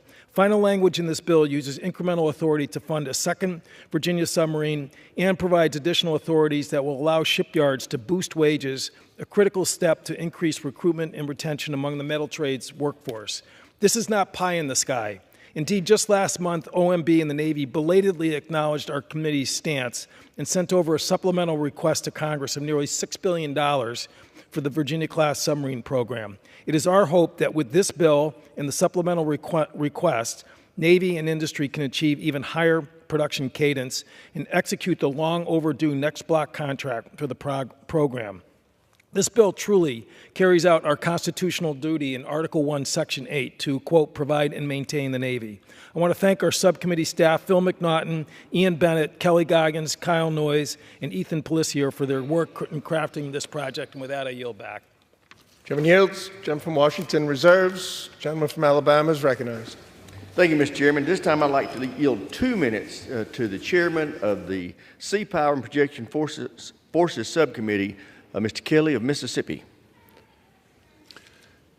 Thank you, Mr. Chairman. Mr. Speaker, I rise today in strong support of H.R. 5009, the Service Member Quality of Life Improvement and National Defense Authorization Act of 25. This legislation is crucial for enhancing our national security, improving the quality of life of our service members, and ensuring the readiness of our armed forces. I want to thank Chairman Rogers, Ranking Member Smith, and my good friend, Ranking Member Joe Courtney, and the members of the Sea Power and Projection Forces Subcommittee for their dedication. Your commitment is crucial to the maintaining the strength and maritime superiority of America's Navy. Today, we face significant threats from adversaries that seek to disrupt global peace, including China's military expansion and coercive tactics that pose a direct threat to the stability and security in the Indo-Pacific region. To counter this threat, we need to maintain the strongest and the most formidable naval and projection forces on the planet. This legislation addresses these concerns directly and provides authority to incrementally fund construction of a second Virginia-class submarine in FY25, reinforcing the undersea dominance and providing critical strategic deterrence. Additionally, it supports 6 battle force ships, invests in the shipyard industrial base, and demands consistency in the Navy's 30-year shipbuilding plan, allowing industry to invest with confidence. Importantly, this bill meets a congressionally mandated floor of 31 amphibious ships and authorizes funding for domestic new build sea lift program. I'm proud to say it recognizes the critical role of National Guard and reserves. It strengthens their readiness through expanded training opportunities and equipment modernization, ensuring they remain capable and responsible both at home and abroad. I'm really proud that it gives a 14.5% pay raise to our junior enlisted who are in dire need of this, and 4.5% for all others. It also authorizes substantial funding to tackle housing maintenance, construct new housing units, and to renovate barracks. I urge my colleagues to vote yes, and I yield back the balance of my time. Gentleman yields. Gentleman is recognized. Gentleman reserves. Gentleman from Washington is recognized. Thank you, Mr. Speaker. I am now pleased to yield 2 minutes to the ranking member of the HASC Subcommittee on Tactical Air and Land Forces, Mr. Norcross of New Jersey. Thank you for yielding. And to Chairman Rogers and Ranking Member Smith, thank you for your continued leadership in bringing this bill to the floor, and certainly to the members of the subcommittee. Mr. Speaker, this bill contains the long, proud tradition of bipartisan work by the subcommittee on tactical air and land, and is the result of a commitment to work together to find the best solution to manage the nation's military. I especially want to thank Chairman Mr. Rob Whitman and his staff for their support in building this strong bipartisan bill. Mr. Speaker, this bill carefully addresses affordability, achievability, and the current and future modernization requirements. At the same time, it continues the oversight necessary to ensure responsible execution of these programs, including the tactical aircraft programs, the ISR, which is the intelligence, surveillance, and reconnaissance aircraft, and the oversight of the services of force design, strategies, and modernization priorities. This bill also includes subcommittee multi-year effort to manage the largest acquisition program in the history of the department, the F-35 Joint Strike Fighter. In this bill, it provides strong legislative mandates to ensure the department and its industrial partners deliver an aircraft the services are paying for, the TR-3 Block 4 version of the F-35. Critically important is that we started 5 years ago to buy down and modernize the safety and the risk in our munitions industrial base. In addition, it provides that much needed support to our war fighters, 14.5% pay raise. And I certainly want to take a moment to thank our service members who've been instrumental in bringing this to the floor. Jay Valerio, Dave Silacki, Heath Pope, and Michael Kirkland. I also like to thank my staff, Sam DeVito and Robin Dickey. But unfortunately, despite all the bipartisan achievements, after 64 years, we're deciding to jam into it a partisan wedge. Sad to see these political games, and with that, I yield back. Gentleman yields. Gentleman from Washington reserves. Gentleman from Alabama is recognized. Thank you, Mr. Chairman. At this time, I'd like to yield 2 minutes to the chairman of the Strategic Forces Subcommittee, Mr. Lamburn of Colorado. Gentleman is recognized. Thank you, Chairman Rogers. Mr. Speaker, I rise today in strong favor of the fiscal year 2025 National Defense Authorization Act. This bill makes long overdue improvements for the well-being of our service members, as well as underwriting our national defense at a time when we face a tumultuous global security environment. It has been my honor to serve as chairman of the Strategic Forces Subcommittee, which oversees our nation's nuclear enterprise, missile defense forces, and national defense space capabilities. I am pleased that my subcommittee continued the tradition of bipartisan work, and I would like to thank Ranking Member Seth Moulton for his partnership. Mr. Speaker, our nuclear deterrent is the foundation of our national security. This bill fully funds the modernization of our nuclear triad, including key investments in submarine construction, developing the nuclear sea-launched cruise missile, and maintaining adequate numbers of intercontinental ballistic missiles, all to keep pace with growing Chinese and Russian nuclear threats. This bill also authorizes important resources to restore nuclear production infrastructure maintained by the National Nuclear Security Administration. This year, the actions of our enemies revealed the importance of having strong integrated missile defense capabilities. To that end, this bill reverses the damaging Biden administration's decision to cease production of the Standard Missile-3 Block 1B. This very missile saved countless lives when Iran twice attacked Israel with massive ballistic missile salvos. Mr. Speaker, this marks the last time I will have the opportunity to speak in favor of this critical legislation. It has been my honor to represent Colorado's 5th District throughout my 9 terms in Congress. I want to thank Chairman Rogers and Ranking Member Smith for their leadership, and I urge my colleagues to vote yes on this important legislation. I yield back the balance of my time. Reserve. Gentleman reserves. Gentleman from Washington is recognized. Thank you, Mr. Speaker. I'm pleased to yield 1 minute to the chairman of the House Equality Caucus, Mr. Pocan of Wisconsin. Gentleman's recognized. Thank you, and thank you for yielding. There are plenty of reasons to support pay increases for military personnel, but oppose the bloated $895 billion defense budget. My hope is that the DOGE Commission will seriously scrutinize the Pentagon budget, which has failed 7 audits in a row, if it is to be taken seriously. But today I speak out to oppose the NDAA due to the GOP leadership's insistence on inserting right-wing extremist dogma over national defense. Taking away health care for trans kids and not expanding access to fertility treatments like IVF for wanting families are 2 examples. Big brother, big government attacks like those just don't belong in this bill. If we ignore extremism now, the next time there'll be another group attacked, and then another, and another, until eventually no one will be left to defend you when you need it. Bullies and extremists rarely stop unless stood up to. Stand up for military families' abilities to make their own health care decisions, not what extremist MAGA big government wants. The fight of some today could be your fight tomorrow. Vote no on extremism, and I yield back. Gentleman yields. Gentleman reserves. Gentleman from Alabama is recognized. Thank you, Mr. Speaker. This time I'd like to yield 2 minutes to the gentleman from Virginia, the chairman of the Tactical Air Land Subcommittee, Mr. Whitman. Gentleman is recognized. Thank you, Mr. Speaker. I'd like to thank the chairman for his leadership, thank him for yielding, thank the ranking member, too, for the incredible work that they've done in a bipartisan way.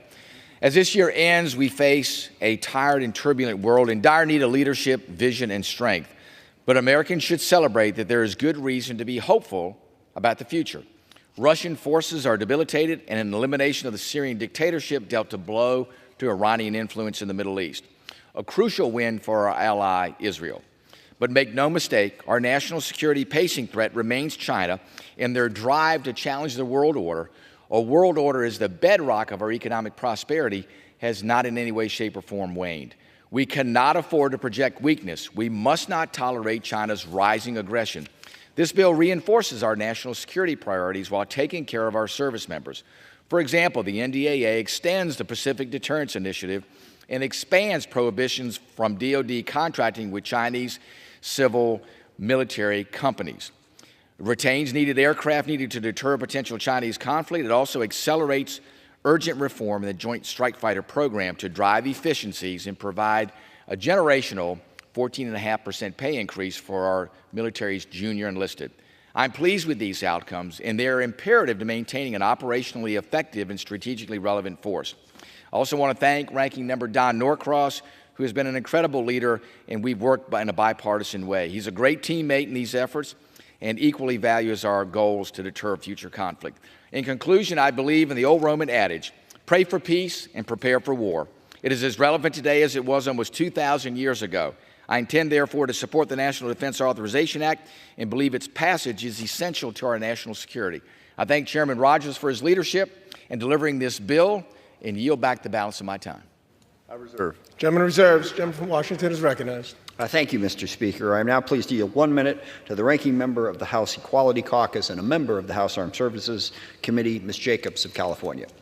Gentlelady is recognized. Thank you, Ranking Member Smith. I am so proud to represent San Diego, the largest military community in the country that's home to over 118,000 service members and their families.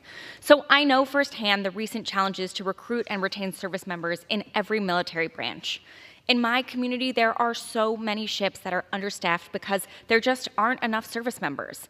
And too many people aren't joining or aren't staying in the military or even recommending it as a career path to their relatives because they can't afford childcare, safe housing, or to put food on the table. I am so proud of everything we were able to get into this bill to address these challenges, but we shouldn't do anything that undermines our military recruitment, retention, and readiness. Restricting healthcare access, whether it's removing my bipartisan and bicameral provision for IVF coverage or gender-affirming care ban for dependents, does exactly that. Our priority should be supporting our service members and military families who sacrifice so much for us, not making their lives any harder. And that's why, sadly, I will have to vote against this year's NDAA, and I urge my colleagues to do the same. I yield back. Gentleman reserves. Gentleman from Alabama is recognized. Thank you, Mr. Speaker. This time I'd like to yield 1 minute to my friend and colleague from Florida, Mr. Jimenez. Gentleman from Florida is recognized. Thank you. Thank you, Mr. Speaker. I rise in support of H.R. 5009. This NDAA ensures that the United States military remains the strongest in the world. Weak policies from this administration have invited America's enemies to our doorstep. Communist China, Russia, North Korea, and Iran are actively undermining our nation around the world and are working with the regimes in Cuba, Venezuela, and Nicaragua to gain a foothold in our hemisphere. This package allows us to meet the challenges ahead. I am pleased that the NDAA includes funding for new innovative technologies to better deter Putin and the CCP. We will strengthen our efforts domestically to protect our borders by building a new state-of-the-art joint agency task force south in Key West, which happens to be in my district. I strongly urge all of my colleagues to vote in favor of this NDAA so that we can continue to deter our enemies, safeguard our nation, and provide for our servicemen and women. Thank you, and I yield back. I reserve. Gentleman reserves. Gentleman from Washington is recognized. Thank you, Mr. Speaker. I reserve at this time. Gentleman reserves. Gentleman from Alabama. Thank you, Mr. Speaker. At this time, I'd like to yield 1 minute to my friend and colleague from the Alabama delegation and also a great member of the Armed Services Committee, Mr. Strong. Thank you, Chairman Rogers. I rise today in support of the National Defense Authorization Act and to thank Chairman Mike Rogers for his leadership. The district I represent is home to Rocket City, USA, Redstone Arsenal, hundreds of service members, thousands of civilians, contractors, military retirees, and their families. This year's NDAA supports the warfighter, counters aggression imposed by the CCP, Russia, Iran, and authorizes a much-needed pay raise for our men and women in uniform with a special focus on our junior enlisted service members. In the face of global instability and unprecedented threats, this year's NDAA furthers military readiness and increases lethality. The U.S. has got to get our clip full for everything from small arms to long-range missiles. And to do this, we must provide stability and predictability to our organic and defense industrial base. America is ready to roll. I urge my colleagues on both sides of the aisle to support this bill. I reserve. Gentleman reserves. Gentleman I continue to reserve. Gentleman reserves. Gentleman's recognized. Thank you, Mr. Speaker. At this time, I'd like to yield to another of our outstanding Armed Services Committee member, the gentleman from Texas, Mr. Jackson. Thank you, Mr. Chairman. Mr. Speaker, the NDAA is one of the most important will suspend. pieces. How much time does each side have, please? 1 minute. Gentleman is recognized. The NDAA is one of the most important pieces of legislation we consider each year. I am proud to support it this year. First, thank you to Chairman Rogers for his outstanding leadership in crafting such a strong defense bill. The NDAA will modernize our military, improve the lives of service members, and address the threats faced by our nation. This legislation will authorize major construction projects at the Pantex plant, provide for a pathway for Shepherd Air Force Base to be designated as a technical training center of excellence, and ensure key programs like the Future Long-Range Assault Aircraft remain on track. The NDAA also reestablishes the medical officer of the Marine Corps and ensures proper medical care is provided to our United States Marines. Finally, the bill halts the dangerous proposed cuts to the Special Operations Forces of our country. Thank you again, Mr. Chairman. Thank you, Chairman Rogers and Ranking Member Smith, for the leadership in putting together such an impactful bill. I urge my colleagues on both sides of the aisle to vote yes on the NDAA. And with that, I yield back. I continue to reserve. Gentleman reserves. Gentleman is recognized. Thank you, Mr. Speaker. I'm now pleased to yield 2 minutes to the ranking member of the House Subcommittee on Cyber, Information Technologies, and Innovation, Mr. Khanna of California. Gentleman is recognized. Thank you, Ranking Member Smith, and for your leadership. I also want to thank Chair Rogers, who has conducted the committee with bipartisanship. I got to travel with him. He's fun to travel with. And my opposition here is not with disrespect to either the chairman or the ranking member. As people know, I have been concerned about the Pentagon budget getting almost to $1 trillion. And I'm concerned about the 5 primes and the amount of cost overruns they've had. When you look at the F-35s and Lockheed, a contract that has been delayed, that has almost $200 billion in cost overruns. When you look at the IG report about Boeing getting $150,000 for soap dispensers. When you look at the reports about electric breast pumps being charged to our military for $1,400 when other places you can get it for $200. There is a lot of waste in this budget. And my hope is actually with the committee that we will engage with Elon Musk, engage with Doge on this issue to have a Pentagon budget that is going to be more modernized, where the American people will get their value of their tax dollars, where we can have more competition for the 5 primes and have a strong national security with a lower budget. I hope we can do that in a bipartisan way. My hope is that Musk, what he did with SpaceX in disrupting Lockheed and Boeing with the ULA, maybe finds areas that we can disrupt other 5 primes. So I will oppose and vote no on this budget with the hope that next year we can find cost savings. I yield back. Gentleman from Washington reserves. Gentleman from Alabama is recognized. Thank you, Mr. Speaker. At this time, I'd like to yield 1.5 minutes to one of the senior members of the Armed Services Committee, my friend, Mr. Wilson of South Carolina. Gentleman's recognized. Thank you, Mr. Speaker, and I'm very grateful to support the National Defense Authorization Act. I appreciate so much the leadership of Chairman Mike Rogers and Ranking Member Adam Smith for their diligent work for providing this crucial National Defense Authorization Act for peace through strength. This is a bipartisan legislation including critical provisions for the Palmetto State, including its military bases and critical missions at the Savannah River site. As a 31-year veteran of the Army National Guard, myself, along with 3 sons who have served in Iraq, Egypt, and Afghanistan, I especially appreciate this legislation which supports the deployment of the National Guard to the southern border, cuts inefficient programs and bureaucracy, and guts woke programs at the Department of Defense. It reaffirms congressional support for our allies and partners in the Indo-Pacific by countering Chinese Communist Party influence, by fully funding military information operations assistance to the region. It also ensures Israel has adequate stocks of air defense interceptors to defend itself against the regime in Tehran.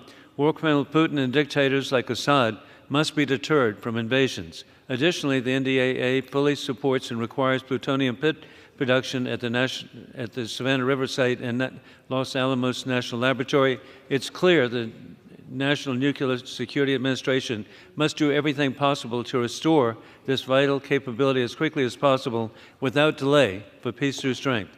I urge my colleagues to support the NDAA. I yield back. Chairman. And I continue to reserve. Gentleman reserves. Gentleman from Washington is recognized. Thank you, Mr. Speaker. I yield myself 2 minutes.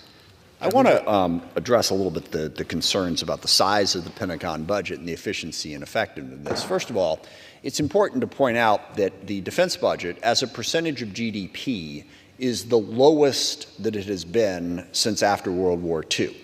As our budget has grown and ballooned collectively, that has primarily been because of Social Security, Medicare, Medicaid, a variety of different other programs, all of which I enthusiastically support.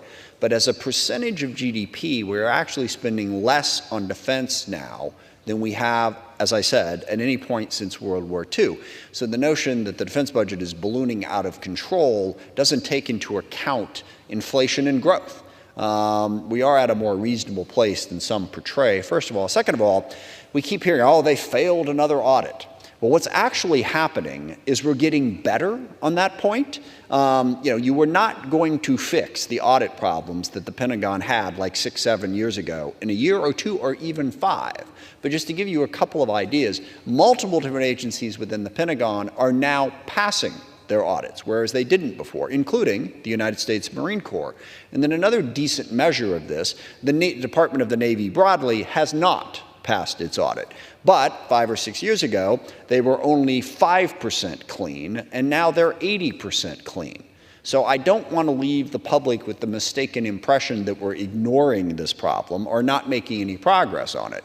We are, and a big part of the reason we're making progress on it is because of the leadership of the House Armed Services Committee. Under Mr. Rogers, previously under me, before that under Mac Thornberry. This has been a priority for us in the House and the Senate for some time. We're making progress. We are not ignoring the problem, and it's not a pass-fail. It's a matter of improvement. We are optimistic in another 2 or 3 years we'll get to that happy day when the entire Pentagon budget can pass that audit. But we had a big hole to dig out of, and we're making progress on digging out of said hole, and I want to make sure people are aware of that. And with that, I reserve the balance of my time. Gentleman reserves. Gentleman from Alabama is recognized. Thank you, Mr. Speaker. At this time, I'd like to yield 1.5 minutes to Ms. McLean of Michigan. Thank you, Mr. Speaker, and thank you, Chairman Rogers. The world is on fire, and now more than ever, we must ensure we have the premier fighting force in the world. With our enemies encroaching, we cannot afford unnecessary diversions. This bill builds on House Republicans' progress to return our military to lethal fighting force and away from woke ideologies that seek to divide and distract. To confront the 21st century battlefield, we must invest in operations and technologies that deter our enemies and support our regional allies.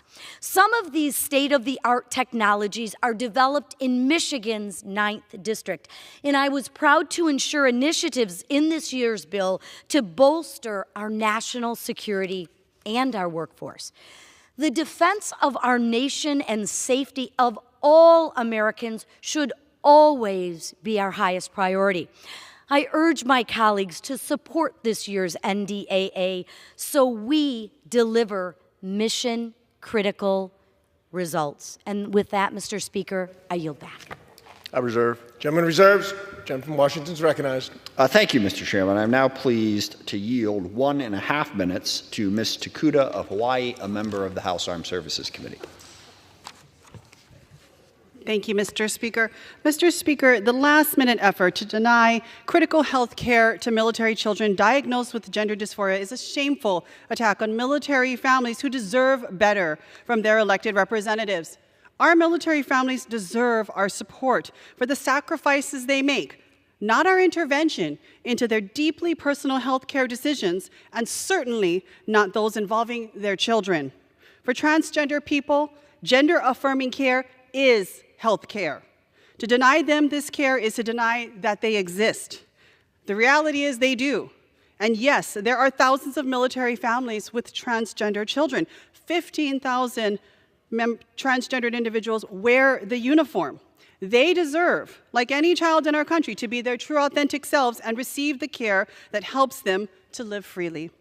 As a mother, I cannot idly stand by and vote to deny health care to children who need it. Nor can I stand by while my colleagues use transgender people to score cheap political points. To pass a bill dedicated to the quality of life of military families while stripping away health care from their children, it's not just ironic. It's twisted, it's cruel, and it's plain wrong. I urge my colleagues to join me in voting against the NDAA so we can remove this discriminatory provision and truly, truly stand with our military families. Thank you, Mr. Speaker, and I yield back. Gentlelady yields. Gentleman reserves. Gentleman from Alabama is recognized. Thank you, Mr. Speaker. May I inquire as to how much time I have remaining? Gentleman from Alabama has 11 minutes remaining.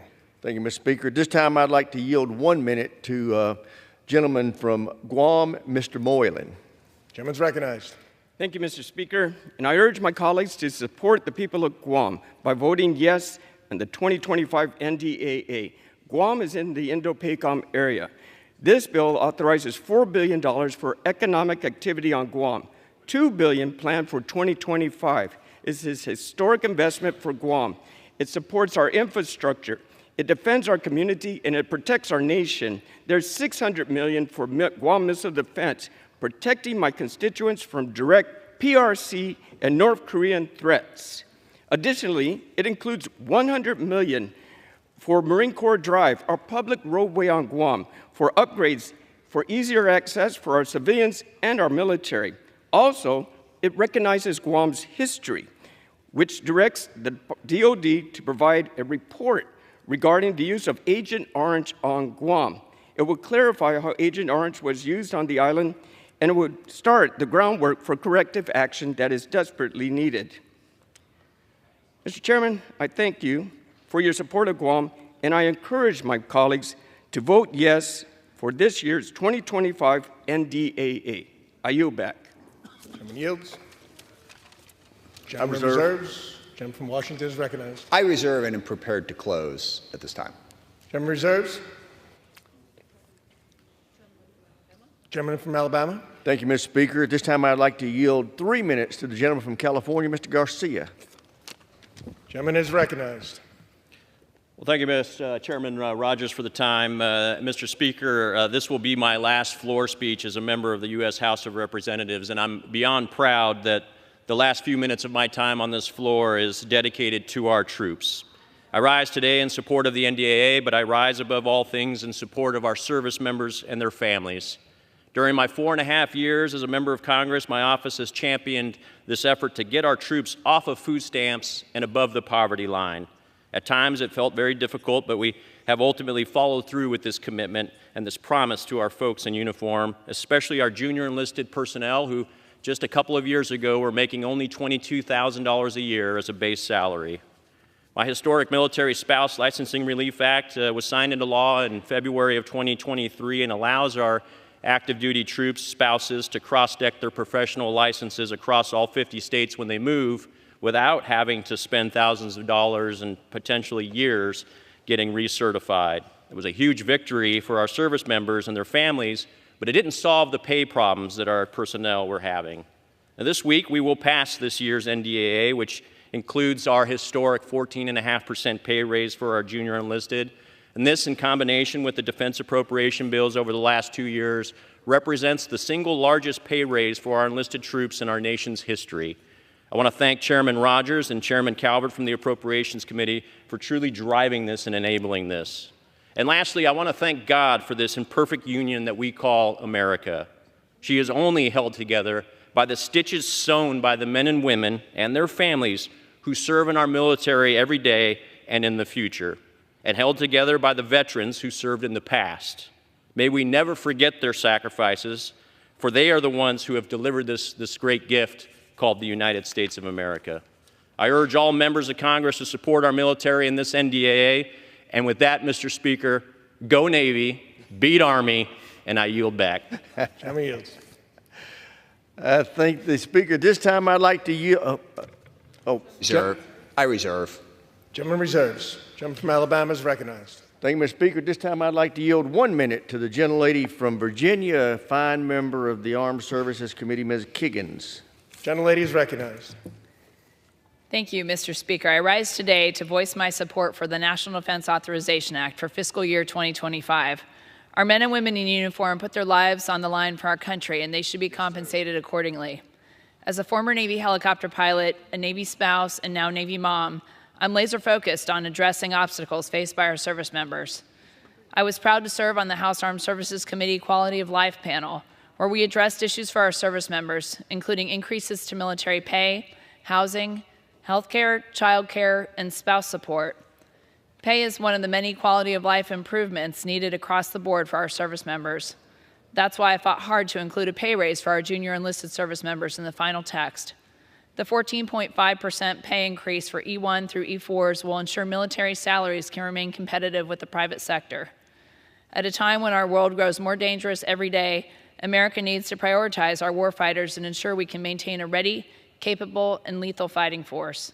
It is imperative our military men and women earn a salary befitting of the service they provide to our country.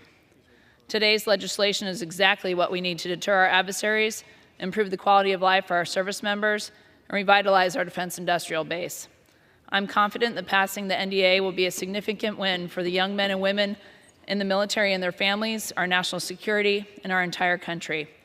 I'm always proud to advocate for our service members and their quality of life in Congress. Gentleman's time has expired. And I will just close by saying, as my colleague did, go Navy and beat Army. Thank you, and I yield back. Gentlelady yields. Reserve. Gentleman reserves. Gentleman from Washington is recognized. I continue to reserve. Thank you. Gentleman reserves. Thank you, Mr. Speaker. This time I'd like to yield 1 minute to Mr. Nunn. I'd like to thank the chairman for his hard work on this year's National Defense Authorization Act. To my Navy allies who have just spoken prior, I'm glad to have a little air support in the room here as a combat veteran with the U.S. Air Force. I want to thank all of our men and women currently serving in uniform. Your hard work is not only the reason that we do this, but it is the best defense we have for our nation. I'm grateful this bill contains our effort to lead with real technology advancements in our National Defense Authorization Act, including our greatest ally, Israel, which is why I'm proud that our portion of the NDA was included. This effort will break through traditional procurement barriers to allow partnership that will focus on both efficiency in weaponry, technology, and innovation, as well as lethality to be able to defend our country, both on the field as well as modernizing the future of warfare and national defense. But I am most emphatic that the leadership of this bill truly recognizes our junior enlisted force, one of the most professional in the world. As a commander, it is a privilege to be able to sign on to the largest pay increase for our junior troops ever at nearly 15%. With that, Mr. Speaker, I urge passage of this bill and thank the chairman for his leadership. I thank the gentleman. I reserve. Gentleman reserves. I am prepared. I continue to reserve. Okay. Mr. Speaker, this time I'd like to yield 1 minute to Dr. Murphy of North Carolina. Thank you, Representative Rogers. Mr. Speaker, I rise today in support of the National Defense Authorization Act for FY 2025 to fund our military and take care of our troops. It's my honor to represent our nation's greatest warfighters at Camp Lejeune and Marine Corps Air Stations Cherry Point and New River. This legislation robustly funds and modernizes our armed forces to prepare us for threats abroad, improves the quality of life for our service members and their families, and refocuses the Pentagon's mission on national security and away from political distractions. The package will strengthen our military and its lethality, deliver pay raises for our troops, reduce health care wait times, improve access to child care, and support employment for military spouses. Further, it will eliminate woke programs, gut political bureaucracy, and support the deployment of National Guard troops to assist our Border Patrol. North Carolina's 3rd District will greatly benefit from the $208 million in funding secured for military construction projects on our bases and $50 million in impact aid that will help our military community. I support this year's National Defense Authorization Act and urge my colleagues to do the same. Mr. Speaker, I yield back. Chairman yields. And I reserve. And I believe the gentleman's prepared to close at this point. I am. Thank you very much. I will yield myself the balance of my time. Chairman is recognized. Thank you. And I don't really have anything more to add than what I said in the opening statement, so I won't belabor the point. It is in so many ways a very good bill that was worked through the process. I regret that we have injected, again, that partisan wedge issue into it. It is a controversial topic, trying to figure out what medical treatment transgender youth or youth experiencing gender dysphoria should get.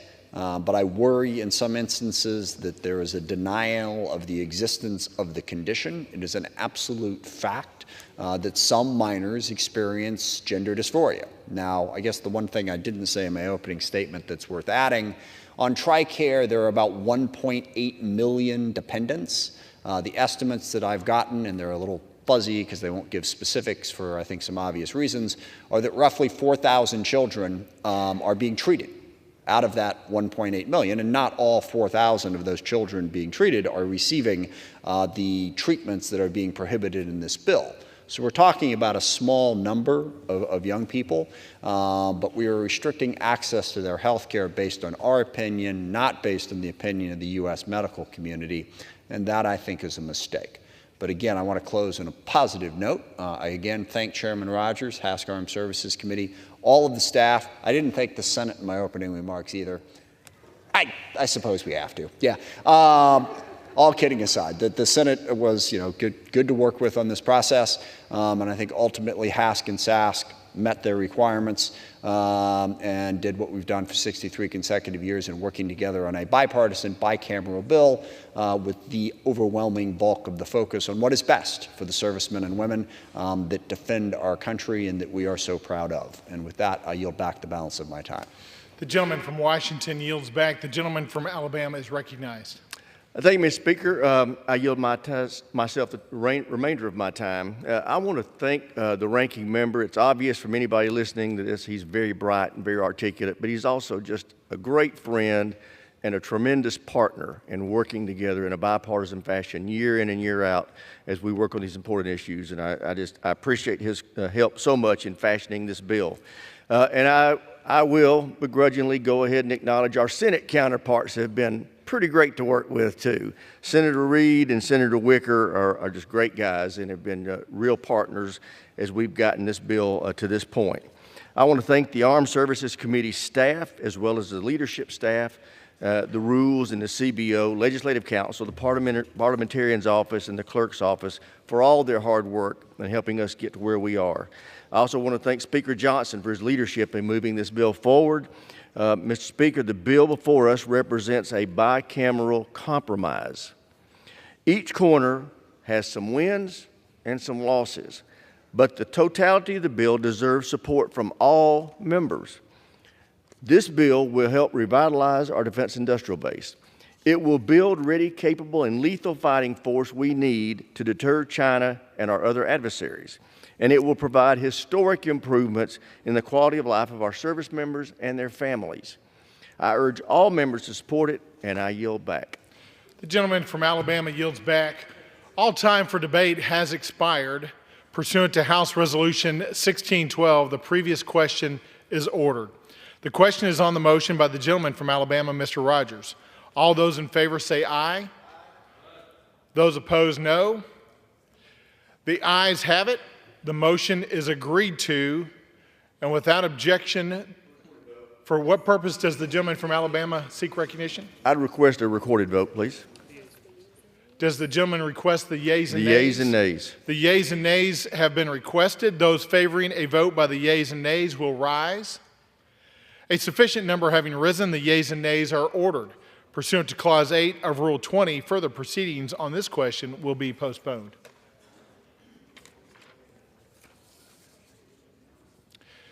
Proceedings will resume on questions previously postponed.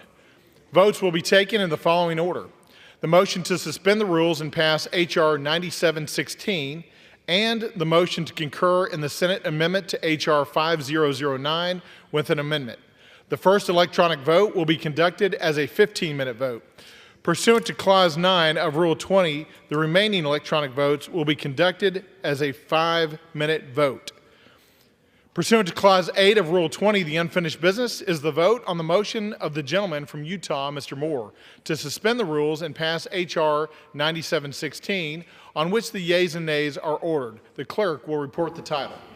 Union Calendar Number 700, H.R. 9716, a bill to amend the Congressional Budget and Impoundment Control Act of 1974 to require the Congressional Budget Office to provide baseline updates and for other purposes.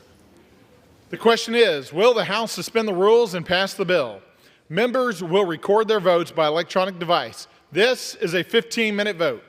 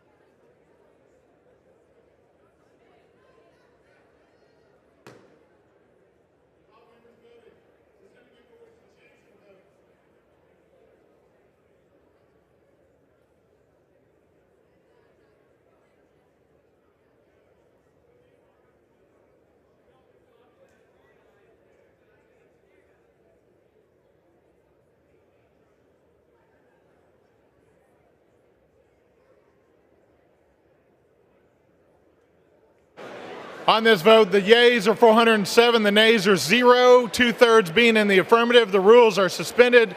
The bill is passed, and without objection, the motion to reconsider is laid on the table. Pursuant to Clause 8 of Rule 20, the unfinished business is the question on agreeing to the motion to concur in the Senate amendment on H.R. 5009 with an amendment offered by the gentleman from Alabama, Mr. Rogers, on which the yeas and nays were ordered. The clerk will redesignate the motion.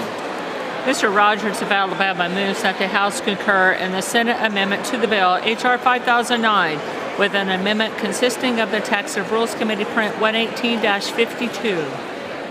The question is on agreeing to the motion to concur. Members will record their votes by electronic device. This is a 5-minute vote.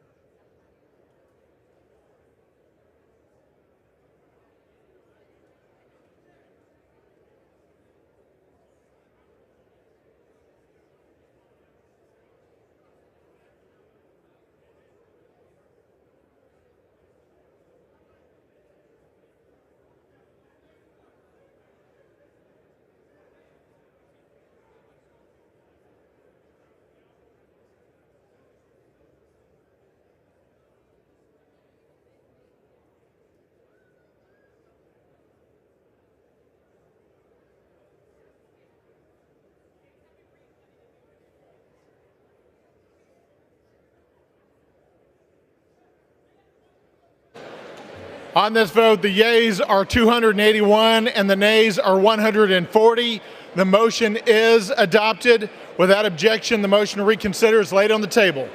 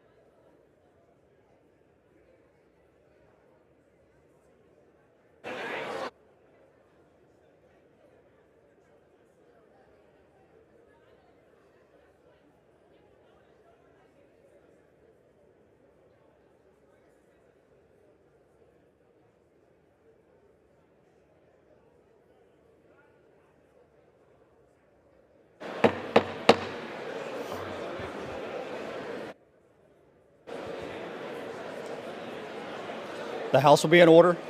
Am I on? The House will be in order.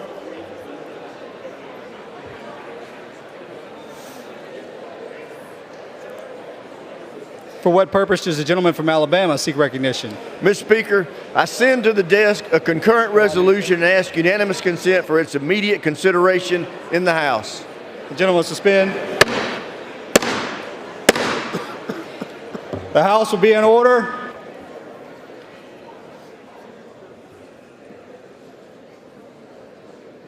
The clerk will report the title of the concurrent resolution. House Concurrent Resolution 134, concurrent resolution directing the Clerk of the House of Representatives to make a correction in the enrollment of the bill H.R. 5009.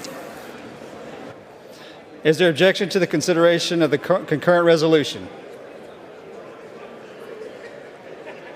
Without objection, the concurrent resolution is agreed to, and the motion to reconsider is laid upon the table. For what purpose does the gentleman from Alabama seek recognition? Mr. Speaker, I ask unanimous consent that the proceedings during the former member program be printed in the congressional record and that all members and former members who spoke during the proceedings have the privilege of revising and extending their remarks. Without objection. The House will be in order. Purpose does the gentleman from Alabama seek recognition? Mr. Speaker, I ask unanimous consent that when the House adjourns today, it adjourn to meet at 9 a.m. tomorrow. Without objection. The chair lays before the House a message. To the Congress of the United States, Section 202D of the National Emergency Act, 50 U.S.C. 1622D, provides for the automatic termination of a national emergency unless within 90 days prior to the anniversary date of its declaration, the President publishes in the Federal Register and transmits to the Congress a notice stating that the emergency is to continue in effect beyond the anniversary date. In accordance with this provision, I have sent to the Federal Register for publication the enclosed notice stating that the national emergency declared in Executive Order 13818 of December 20th, 2017 is to continue in effect beyond December 20th, 2024.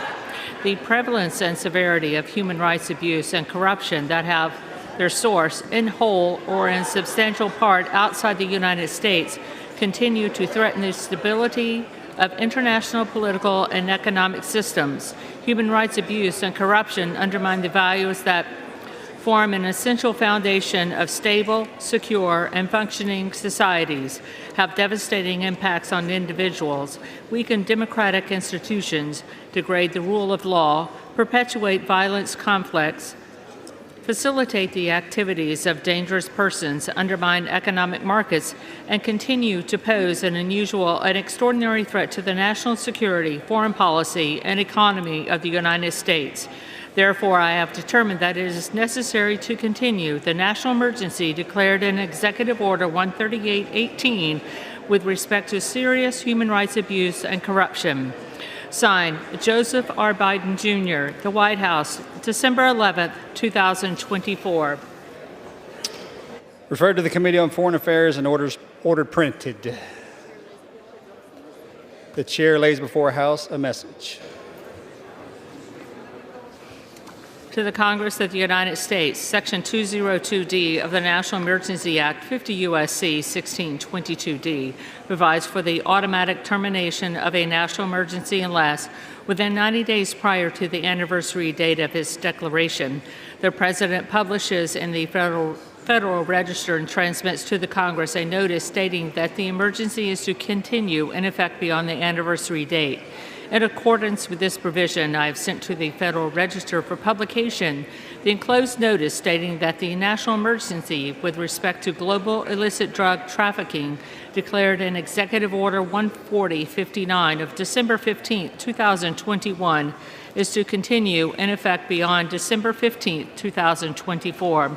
The trafficking into the United States of illicit drugs, including fentanyl and other synthetic opioids, is causing the deaths of tens of thousands of Americans annually, as well as countless more non-fatal overdoses with their own tragic human toll. Drug cartels, transnational criminal organizations, and their facilitators are the primary sources of illicit drugs and precursor chemicals that fuel the current opioid epidemic, as well as drug-related violence that harms our communities.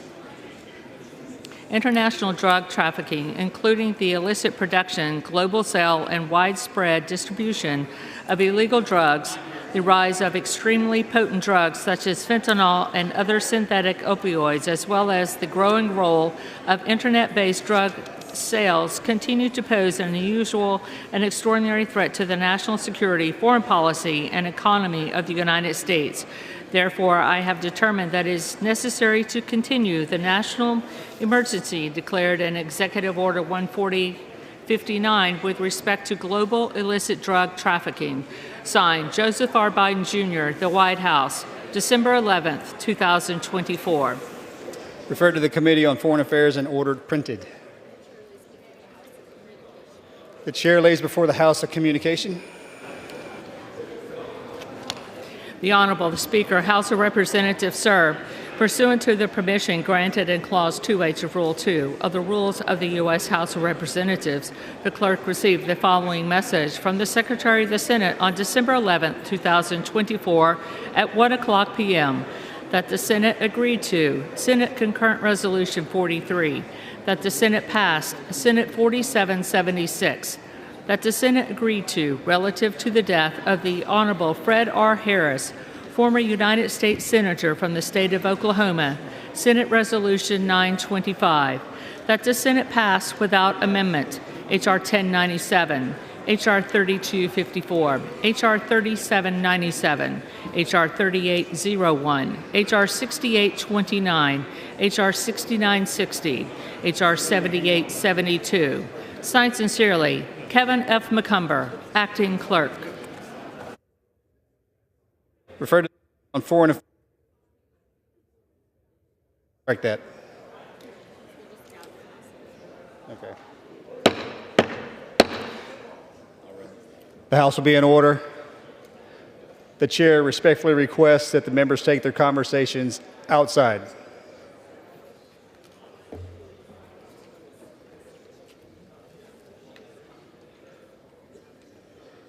The chair will now entertain requests for 1-minute speeches. For what purpose does the gentleman from Arkansas seek recognition? Mr. Speaker, I ask unanimous consent to address the House for 1 minute to revise and extend my remarks. Without objection, the gentleman from Arkansas is recognized for 1 minute. Mr. Speaker, the House is not in order. The gentleman is correct. The House will be in order. Mr. Speaker, I rise to honor the life of renowned Arkansas Democrat-Gazette sports reporter Bob Holt, who passed away Wednesday, December 4th, after collapsing following the Arkansas football game against the Missouri Tigers, his alma mater. Since 1981, Bob covered the Razorbacks and sports across Arkansas, bringing every game to life in the unique way that only Bob Holt could. He was a titan of the media industry, revered for his ability to get an answer to any question, all while maintaining the utmost respect from coaches, players, and his fellow reporters. Bob leaves a resounding legacy in his wake, and his mark in the Arkansas sports community will go down in history. Not only was Bob an unparalleled reporter, he was a faithful and loyal friend. Matt Jones, a friend and colleague of Bob's for many years, said, "If the world was full of Bob Holts, it would be a lot better world, a lot kinder world, a lot more peaceful world. It would be a world that laughs a lot more, and it would be a much, much better place." My prayers go out to his family, friends, and all Arkansans mourning our loss. I yield back. For what purpose does the gentlewoman from Hawaii seek recognition? Without objection, the gentlewoman is recognized for 1 minute. Mr. Speaker, for millions of our fellow Americans, Thanksgiving is about returning home, a time to gather with loved ones in a place both familiar and safe. On my way back to Hawaii for the Thanksgiving recess, with long delays and packed airports and planes, it hit me. For too many of our Maui ohana, this is but a sliver of what they have been trying to do for the past 16 months. They're just trying to go home. A week before Thanksgiving, I joined the Folau Mo'aloa Ohana as they became the first family to move into the new Kilohana temporary group housing site in Lahaina. By this spring, 167 modular units will house survivors and their families. While these housing units can never replace what was lost, we hope they will soon be made homes by the people, the love, the hopes and dreams that will fill the space between these walls. A big mahalo to FEMA, the Army Corps of Engineers, the State of Hawaii, Maui County, and all our contractors and community partners for their hard work and dedication. Thanks to them, families like the Folau Moeloas are moving in months ahead of schedule to a place where they can look ahead to the future and to what this community will one day be. Thank you, Mr. Speaker, and I yield back.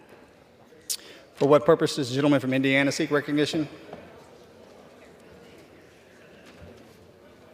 Mr. Speaker, I ask to address the House for 1 minute. Without objection, the gentleman is recognized for 1 minute.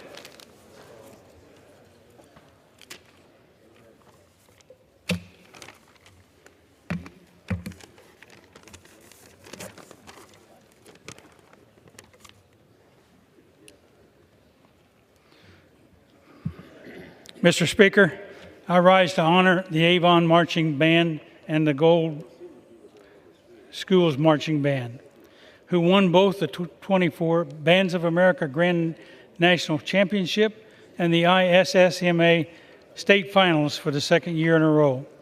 Avon High School's Marching Band also won all 3 special award categories at the 2024 Bands of America Championship, taking home the awards for Outstanding Music Performance, Outstanding Visual Performance, and Outstanding General Effect Performance. I want to congratulate the students on the 2 big wins this year, and I'm proud of their outstanding talent, perseverance that has led to their continued successes and national dominance. I also want to thank the parents, teachers, directors, and volunteers for their hard work and dedication to this program. They couldn't have done it without you. Congratulations again to the Avon Marching Black and Gold, and I yield back. For what purpose does the gentlewoman from Ohio seek recognition? Without objection, the gentlewoman is recognized for 1 minute.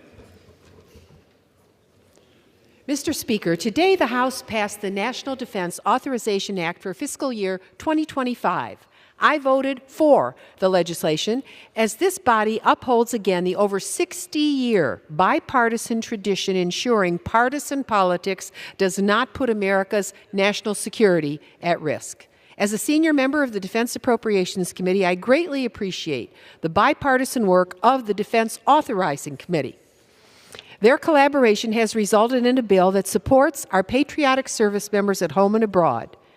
And the legislation meets that call through its 14.5% pay raise for junior enlisted service members and a 4.5% increase for all other members of our military. Our state of Ohio is home to over 31,000 service members, including those on active duty, reserve, and National Guard duty. They have earned this much-needed increase in pay at a time when too many of our citizens are struggling to afford basic needs. This legislation also authorizes $121 million for defense-related upgrades in Ohio to further strengthen avenues of collaboration between the Department of Defense and Ohio's installations. Merry Christmas, Happy Holidays, and Kwanzaa to our dear service members who are serving liberty at home and abroad. Thank you, Mr. Speaker, and I yield back.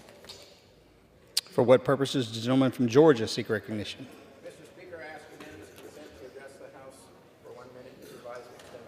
Without objection, the gentleman is recognized for 1 minute. Thank you.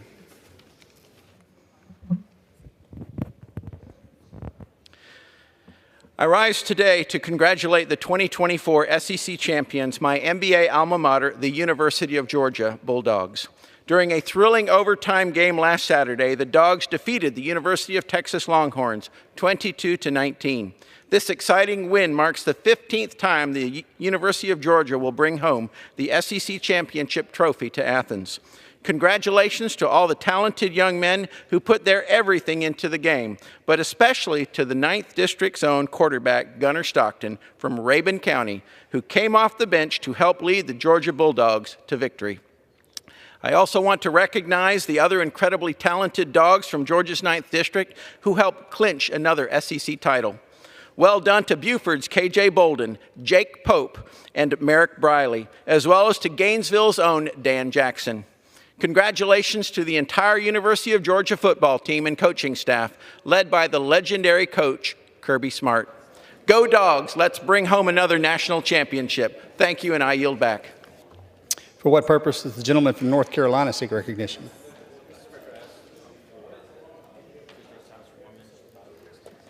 Without objection, the gentleman is recognized for 1 minute.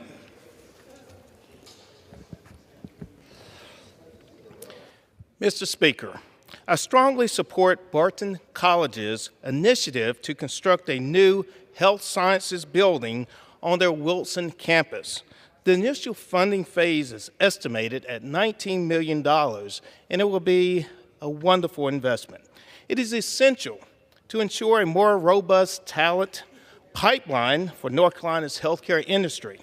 Given the health disparities across eastern North Carolina, Barton College aims to ensure a brighter future for our state's healthcare system and the residents who rely on it daily for their mental and physical well-being. A new health sciences building will provide additional labs, research space, and improved technology for students, which will yield huge dividends for Wilson County and eastern North Carolina. Thank you, Mr. Speaker. I yield back. For what purpose does the gentleman from West Virginia seek recognition? Ask unanimous consent to address the House for 1 minute, revise and extend my remarks. Without objection, the gentleman is recognized for 1 minute. Mr. Speaker, I rise today to honor my good friend, Delegate Eric Householder, as he retires from the West Virginia House of Delegates after 14 years of service. For the last 2 years, he has served as the House Majority Leader and previously chaired the House Finance Committee. As a small business owner, Eric ran for elected office to fight back against the job-crushing regulations coming out of Charleston and reform our tax code. With the help of Eric's leadership, West Virginians have less regulation, lower taxes, and educational freedom. I'm proud to bestow upon Delegate Householder my Congressional Patriot Award for excellence, leadership, volunteerism, and selflessness, virtues without which our republic cannot thrive. While his time in the House of Delegates has come to an end, I know that Delegate Householder is not done serving our state. I thank Delegate Householder for his years of service and his tireless efforts to improve the lives of West Virginians. I wish him all the best in his future endeavors, and I yield back the balance of my time. For what purpose does the gentlewoman from Texas seek recognition? Mr. Speaker, I ask unanimous consent to address the House for 1 minute and revise and extend my remarks. Without objection, the gentleman is recognized for 1 minute.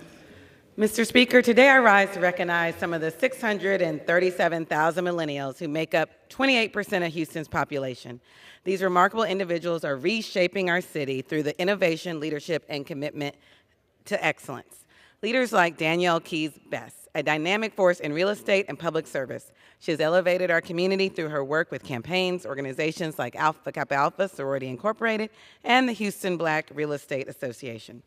In construction, Julian Paul Johnson Jr., Vice President at Skilled Construction, exemplifies progress with his dedication to process improvement and his recognition as a 2019 Urban Land Institute Young Leader. We also have individuals like Jose Torre, a construction entrepreneur, and Emily Anasi, an immigrant excelling at logistics. They remind us of the diverse talents driving our city and our nation forward. I like to celebrate legal powerhouse Bianca Calderon de la Chica, whose advocacy dominates Houston's highways, and Alva Catan, an entrepreneur redefining success. Finally, I recognize Uzar Hassan, owner of Millennial Magazine, who highlights Houston's creativity and our future. Together, these individuals demonstrate that America's largest generation is ready to take up the mantle. As an ex-centennial, I recognize their achievement and encourage their future to make our community a better place to live, work, and play. I yield back. For what purpose does the gentleman from California seek recognition? Seek unanimous consent to address the House 1 minute. Without objection, the gentleman is recognized for 1 minute. Thank you, Mr. Speaker. The National Defense Authorization Act takes an important step to protect children from harmful and irreversible medical procedures. It includes a provision to permanently ban the Department of Defense from providing minors with medical treatments for gender dysphoria, such as hormone therapies and puberty blockers that can result in sterilization. Children should have the chance to grow up without being subjected to experimental procedures that can cause permanent damage to their bodies and futures. These are minors we're talking about here. And what business is it of the Department of Defense to be engaging in this? These treatments are life-altering and their long-term effects are still unknown. The federal government has no business funding or endorsing such practices, particularly when they involve children. This provision ensures taxpayer dollars aren't used to promote controversial and harmful treatments for minors. Including this ban in the NDA reflects a commitment to common sense and the protection of our nation's youth and focuses the defense on defending the homeland. It's a step in the right direction for safeguarding the futures for these children. I yield back. For what purpose does the gentleman from Texas seek recognition? Without objection, the gentleman is recognized for 1 minute. Thank you, Mr. Speaker. I rise today to celebrate yet another bipartisan win for the city of Houston this week. Within the award of bill the House passed yesterday, there were several important priorities that Congresswoman Fletcher and I spearheaded to ensure not another catastrophic flooding event like Hurricane Harvey ever happens again. Specifically, the Army Corps of Engineers is now statutorily required to finish one of the most important studies facing Texas, the Buffalo Bayou Tributaries Resiliency Study. Without the completion of this study, construction of a tunnel underneath our city will never be built to route floodwater away from my friends and neighbors in TX38 and TX7 and back into the Gulf of Mexico. I'd like to personally thank Congresswoman Fletcher and the brilliant staff in the Water Resources and Environmental Subcommittee for all their hard work to ensure Houstonians can remain resilient in the face of another disaster. I yield back my time. For what purpose does the gentleman from Georgia seek recognition? Ask unanimous consent to address the House for 1 minute to revise and extend my remarks. Without objection, the gentleman is recognized for 1 minute. Mr. Speaker, I rise today to recognize the first ever Energy and Commerce Committee Chairwoman and my friend, Kathy McMorris Rogers, for her excellent work in leading the most bipartisan committee in Congress. Under her leadership, the committee has worked effectively, efficiently, and in a bipartisan manner to advance legislation that will improve the life of all Americans. Chair Rogers introduced bipartisan legislation that would provide necessary resources for Down syndrome research. She has also led us in combating the Biden administration's damaging overregulation and war on American energy. I was proud to work with her on the ADVANCE Act to enhance our civil nuclear leadership, which is now law. She also held insightful hearings on TikTok and the threat that it poses to our youth and our national security. Her time as the chair will enhance the United States and its citizens, and we will surely miss her. We surely wish her well in her retirement. Thank you, Kathy, for all your work. Thank you, Mr. Speaker, and I yield back. For what purpose does the gentleman from Alabama seek recognition? Mr. Speaker, I request permission to address the House for 1 minute to revise and extend my remarks. Without objection, the gentleman is recognized for 1 minute. Thank you, Mr. Speaker. I rise today to celebrate the leadership of my dear friend, Congresswoman Kathy McMorris Rogers. Serving alongside Kathy has been an honor. She is not only a fierce advocate for her constituents, but a principled leader with a servant heart. As the first chairwoman of the Energy and Commerce Committee, Kathy has shown what it means to always put the needs of the American people first. But beyond her professional accomplishments, Kathy's faith is what I admire most. Whether it is by sharing an encouraging comment or during prayer walks around the Capitol, Kathy has strived to honor the Lord every day. After I was elected to Congress, I had the opportunity to meet with Kathy, who at the time was chairwoman of the Republican Conference Committee. It was during that meeting that Kathy made me feel like I belonged here. Kathy McMorris Rogers is special. During my time serving in Congress, Kathy has become a great friend and a great example of what it means to lead with grace and faith. Even though we will miss her here, I'm excited for what the Lord has in store for her. May God bless her and may He continue to guide her steps in this next season of life. I yield back. For what purpose does the gentlewoman from North Carolina seek recognition? Ask unanimous consent to address the House for 1 minute, Mr. Speaker. Without objection, the gentlewoman is recognized for 1 minute. Thank you, Mr. Speaker. I also rise to recognize Congresswoman Kathy McMorris Rogers, who is retiring at the end of the 118th Congress. In 2004, the two of us came to the House in the same class, and we've been friends throughout our time here. Kathy has the distinction of being the first woman to give birth 3 times while in the House. She's a visible and vocal leader within the disabilities community, and her advocacy is inspired by her son, Cole, who was born with Down syndrome. I thank the gentlewoman for her years of service to this great institution, to her constituents in Washington's 5th Congressional District, and to the American people. May God continue to bless her, her husband, Brian, and Cole, Grace, and Bryn, their 3 children, as she enters a well-deserved retirement. I yield back. For what purpose does the gentleman from Arizona seek recognition? Speaker, I ask unanimous consent to address the House for 60 seconds and revise. Without objection, the gentleman is recognized for 1 minute. Mr. Speaker, for those of us from the Valley of the Sun, the Phoenix, Arizona area, there's an excitement around us. Our college team, Arizona State University, that was predicted to be last in its first year in the Big 12, has made the college playoffs. Matter of fact, they won the Big 12, and guess what? They get a bye in their first playoff game. but the community, the excitement, the joy, having one of the youngest coaches in America. I can only be thankful to the team.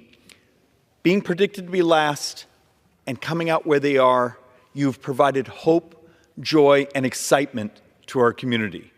Thank you, Arizona State University football. Good job. Well done, Dennis.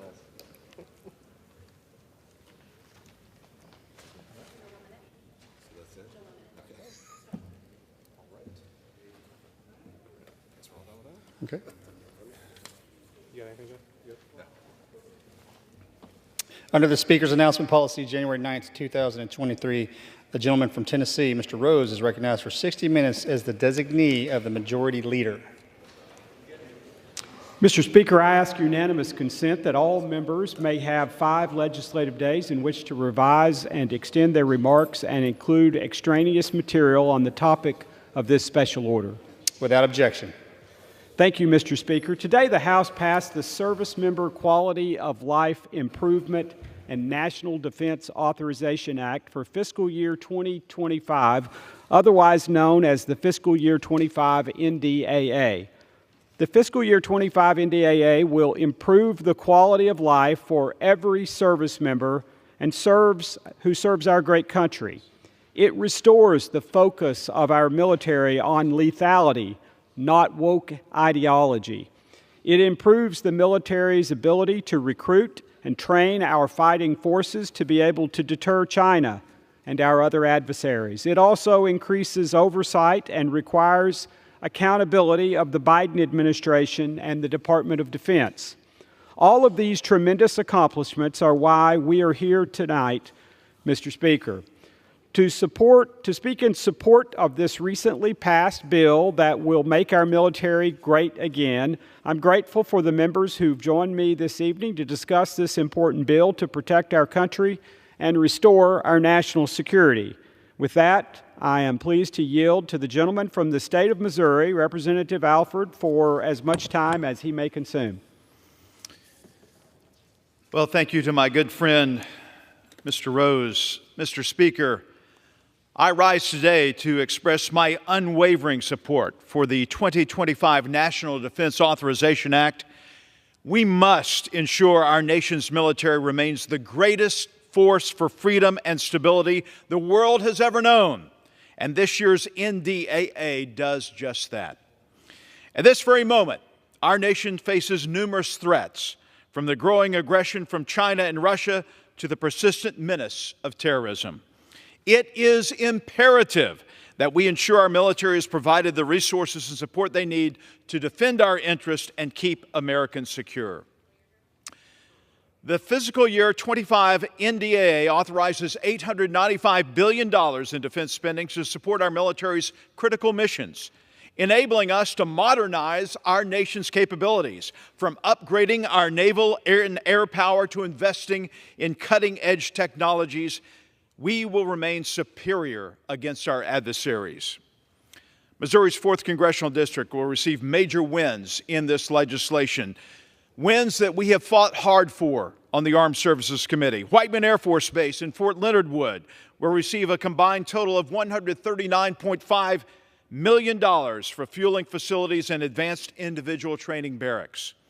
There will be expanded access to child care in Missouri's families, military families, and to the programs that help military spouses attain and retain employment. And we are ecstatic to announce a 14.5% pay raise for junior enlisted service members and a 4.5% pay raise for all other service members. But this legislation isn't just about numbers. It's about the values that we hold dear as Americans. It's about our commitment to freedom, to justice, and the protection of our citizens. Mr. Speaker, this year's NDAA embodies our unwavering commitment to America's military excellence, reflecting the values that have always made our nation strong. We're prioritizing the well-being of our military families, bolstering the readiness of our armed forces, and fortifying our national security. But to truly restore our military's lethal edge, we have to purge the radical, woke ideologies that are being forced on our servicemen and women infiltrating our ranks. These divisive concepts have plagued our military, undermined our elite cohesion and combat effectiveness. And that is why this year's NDA will take bold action. Number one, banning life-altering transgender medical treatments for minors, prohibiting the toxic spread of critical race theory, dismantling the bloated DEI bureaucracy, blocking a misguided military Green New Deal, and countering anti-Semitism. By eliminating these destructive influences, we are reclaiming our military's focus on its core mission, defending Americans and their interests. Mr. Speaker, as you saw today, this is not a bipartisan bill. This is an American bill. We are not just funding the military, we are improving the lives of those who protect us every day. And by passing the 2025 National Defense Authorization Act, we have sent a clear message to our adversaries. America will not be intimidated. America will always reign as the greatest nation on earth. I have one more.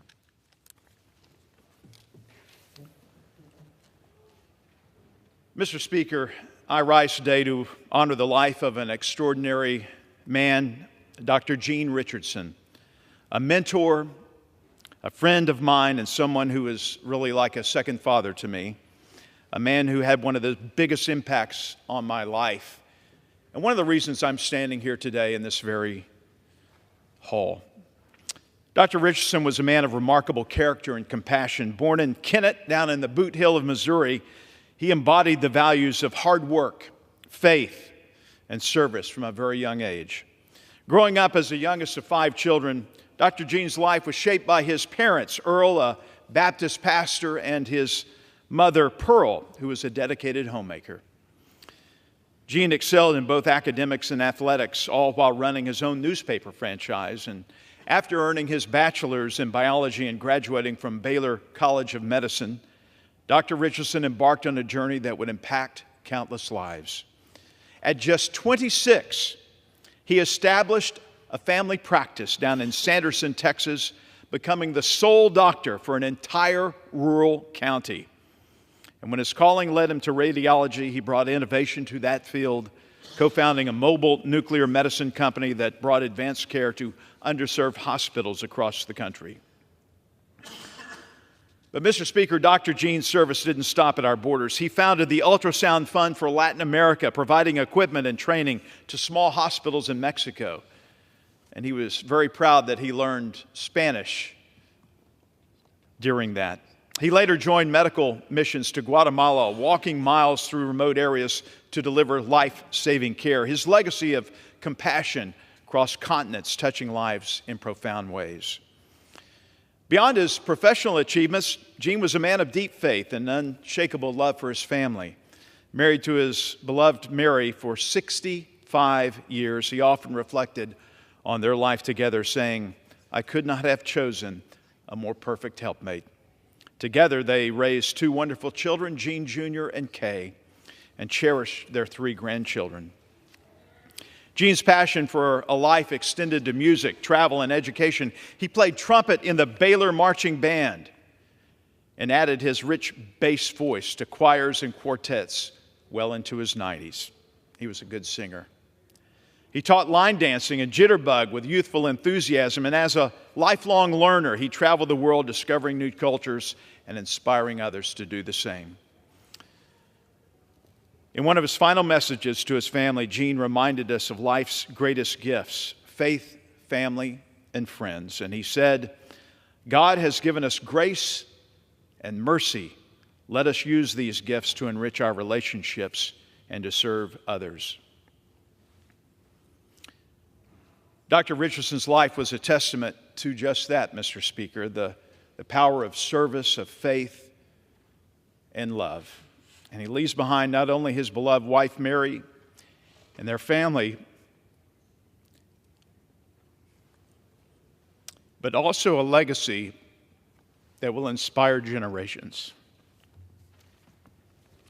And so, Mr. Speaker, it's with both joy and gratitude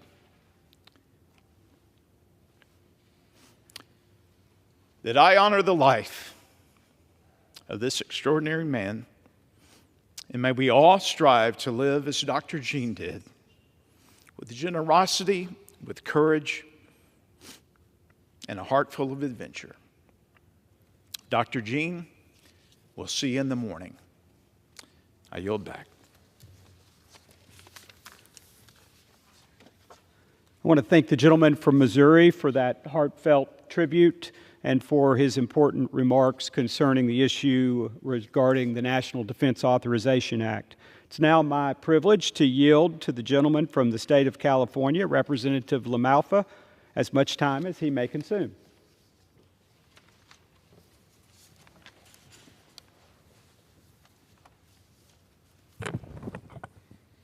Well, I appreciate my friend from Tennessee, Mr. Rose, in leading this effort tonight, and for all of his great work on our messaging that we are doing as a Republican conference to illustrate to the people of the country what it is we are trying to do, and that it's our belief that it'll be good for America, and in this case with the NDA, good for our military and the people that populate it.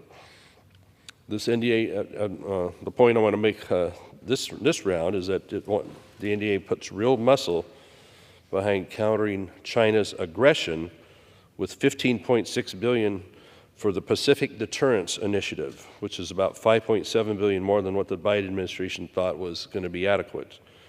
We're covering gaps the administration ignored, funding $490 million towards critical Indo-Pacific command priorities to shore up the operations and capabilities in the region. Making it clear, Taiwan won't have to stand alone. This bill launches the Taiwan Security Cooperation Initiative to send lethal aid where it's needed most. Joint training and trauma care programs will boost their readiness, while industrial base agreements make sure their defense capabilities and ours are solid. The U.S. is doubling down on its commitments to allies in this region. This isn't just talk. We're reaffirming congressional support with action. With so much aggression by China in the region and around the world, this is the least we should be doing for an ally such as Taiwan, who is there for us when we need them. We're also demanding a deep dive into the troubling alliance between China, Iran, Russia, and North Korea. These actors who are teaming up to challenge us in that region in the Pacific, as well as the mayhem they're causing with their alliances in the Middle East, and our issues with trying to help protect Israel, whether it's going to be with Iran's efforts immediately or with whatever's going to happen in Syria now with Assad taken out. This bill gives counterintelligence agents more tools to expose and crush Chinese Communist Party spies working to undermine us in any of these regions. No more contracts with Chinese Communist Party affiliated contractors, labs, or universities. We're shutting down their access to our defense programs. Now, why we having to do that now instead of that should have been our policy years ago, I'm not sure, but it's just common sense. You don't want to have China's access towards our technology and their ability to have some kind of weight in how our defensive programs work. It bans Departments of Defense from buying Chinese tech like semiconductors and communications gear. Relying on China for anything critical is asking for trouble, as who knows how easy it might be for them to embed spy technology into some of these chips, into some of this other equipment that could send information that is critical to us out to a different source that they can then mine and use against us. From ship repairs to logistics hubs, this bill ramps up our ability to operate in the Indo-Pacific. We're even funding forward deploying manufacturing, because if China wants a fight, we'll make sure they have one ready for them on day one. Now, nobody really wants to have a fight. Indeed, readiness and projecting strength is one of the best deterrents. So the work we can do in the NDAA, whether it's in this Pacific Deterrence Initiative and the other related pieces, or overall, it helps prevent war, it helps prevent conflict when the United States brings confidence to its allies around the world and maybe just a little bit of fear to its enemies. That's what we hope to accomplish and continue building on the rest of this year and on through the Trump administration. So with that, I thank my colleague from Tennessee. Appreciate it, and I'll yield back to him. I want to thank the gentleman from California, Mr. LaMalfa, for sharing his thoughts on these important issues tonight. I appreciate his remarks. Mr. Speaker, I will close by reiterating our support of our service men and women who defend our great country. Many of us have highlighted the improvement in the quality of life they will receive from the passage of this bill and it being signed into law by the President. However, I'd like to take a moment to highlight the impact it will have on Tennesseans serving in the armed services. According to the House Armed Services Committee, this bill will provide a 14.5% pay raise for junior enlisted service members and an average 4.5% pay raise for Tennessee's 19,500 service members. It also expands the program to help Tennessee's 1,500 military spouses attain and retain employment. Lastly, it expands access to child care for the 2,800 children of military families in Tennessee. These important provisions to increase service members' pay, expand child care services, and bolster efforts to assist military spouses are much needed and well-deserved. Service members' families sacrifice a lot so that their loved ones can keep us safe. I'm proud to support these provisions and am glad that they have been included in the final passage of the NDAA. When Americans elected President Donald Trump to serve as the 47th President of the United States, they sent a clear message. We must deter our adversaries, eliminate our enemies, protect the homeland, and support our troops. That is exactly what this National Defense Authorization Act seeks to do. We are proud to see it passed and encourage the Senate to join us in passing this important legislation so that it can be sent to the President's desk to be signed into law. Thank you to everyone who has joined me this evening. And with that, Mr. Speaker, I yield back the balance of my time. Under the Speaker's announced policy of January 9th, 2023, the Chair recognizes the gentleman from Virginia, Mr. Good, for 30 minutes. Thank you, Mr. Speaker. I rise to express my deep appreciation to the people of Virginia's 5th District for the privilege of representing them these past 4 years. Being their congressman has been the greatest honor of my professional life. When I answered the call 5 years ago to run for Congress, I identified as a biblical and a constitutional conservative. I wanted the voters and my future constituents to know how I would make decisions, how I would represent them, and how I would vote on their behalf in Washington. I wanted them to know that my values and principles come from my Christian faith and my biblical worldview. I wanted them to know that my guiding political philosophy comes from the Constitution and its stated limits on federal power. My allegiance as a congressman has been to my Creator, my Savior, the Constitution, the promises I made to my constituents, and to doing what I know is right, regardless of the cost.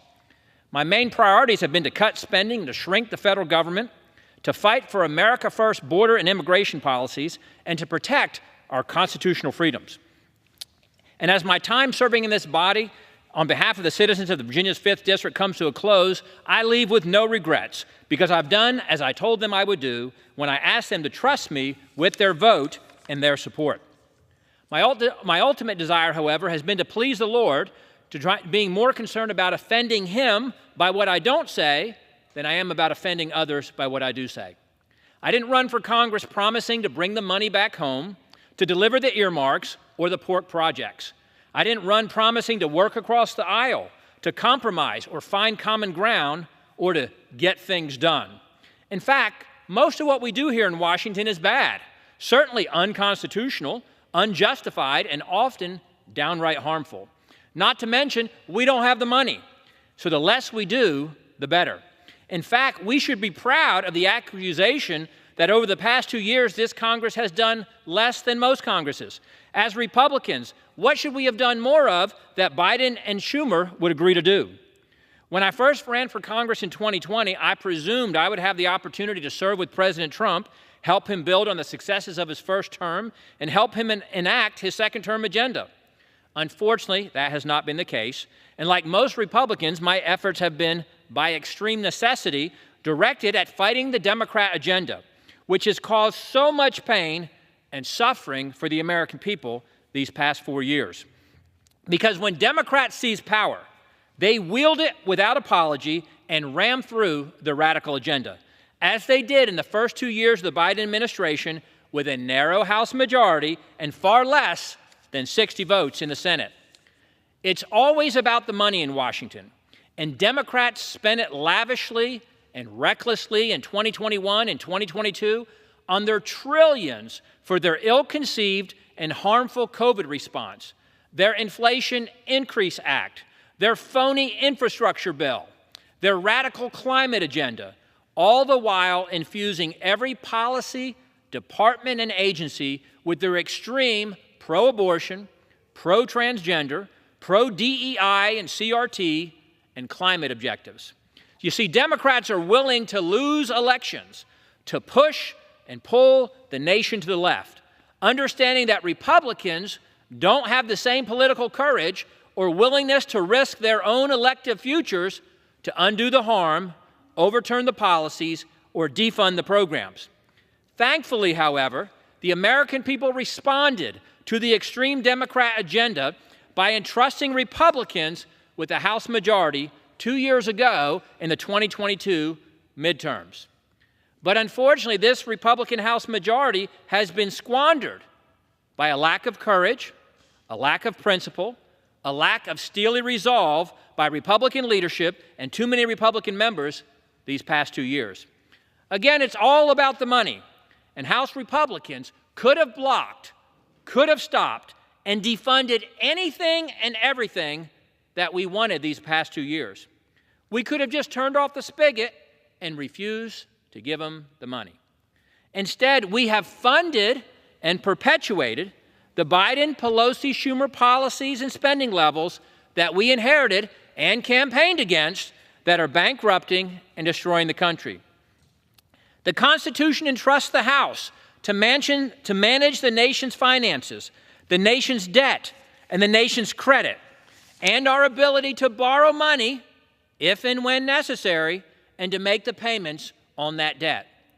However, our national debt has grown by some $5 trillion in the 2 years that Republicans have controlled the purse strings.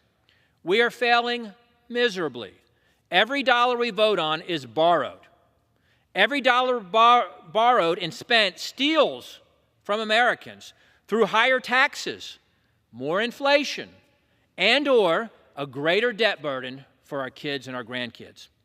House Republicans, over the past 2 years, have given more money to Mayorkas for the border invasion. Matter of fact, back in the spring, we gave them $3 billion more to bring more illegals in more quickly. We have given more money to AG Garland, Attorney General Garland, FBI Director Wray, to abuse their power and weaponize federal law enforcement against their political opponents. House Republicans have continued funding Democrats' radical climate extremism, their pro-abortion agenda, their pro-LGBTQ policies, and their racist DEI CRT agenda. Why has our party leadership been more afraid to do nothing than to do something bad? As the medical folks like to say, first, do no harm. However, with predominantly Democrat votes, typically 90 to even 100% of Democrat votes, in a chamber with the Republican majority, our report card shows that since electing our current speaker 14 months ago, we have failed to cut $1 of spending, but have instead continued a $200 billion monthly deficit. We have passed 4 CRs, or continuing resolutions, and 2 minibuses maintaining Democrat policies and spending levels from the Biden, Pelosi, Schumer regime when they had full control. We reduced our majority by kicking out George Santos, who had a solid conservative voting record and had not been convicted of any crime. We passed an NDAA maintaining abortion funding, LGBTQ policies, climate priorities, DEI policies, CRT training. We reauthorized FISA twice without a warrant amendment, prohibiting illegal and unconstitutional surveillance of U.S. citizens without their knowledge, due process, or probable cause. We have borrowed and funded tens of billions of dollars for Ukraine and even Hamas.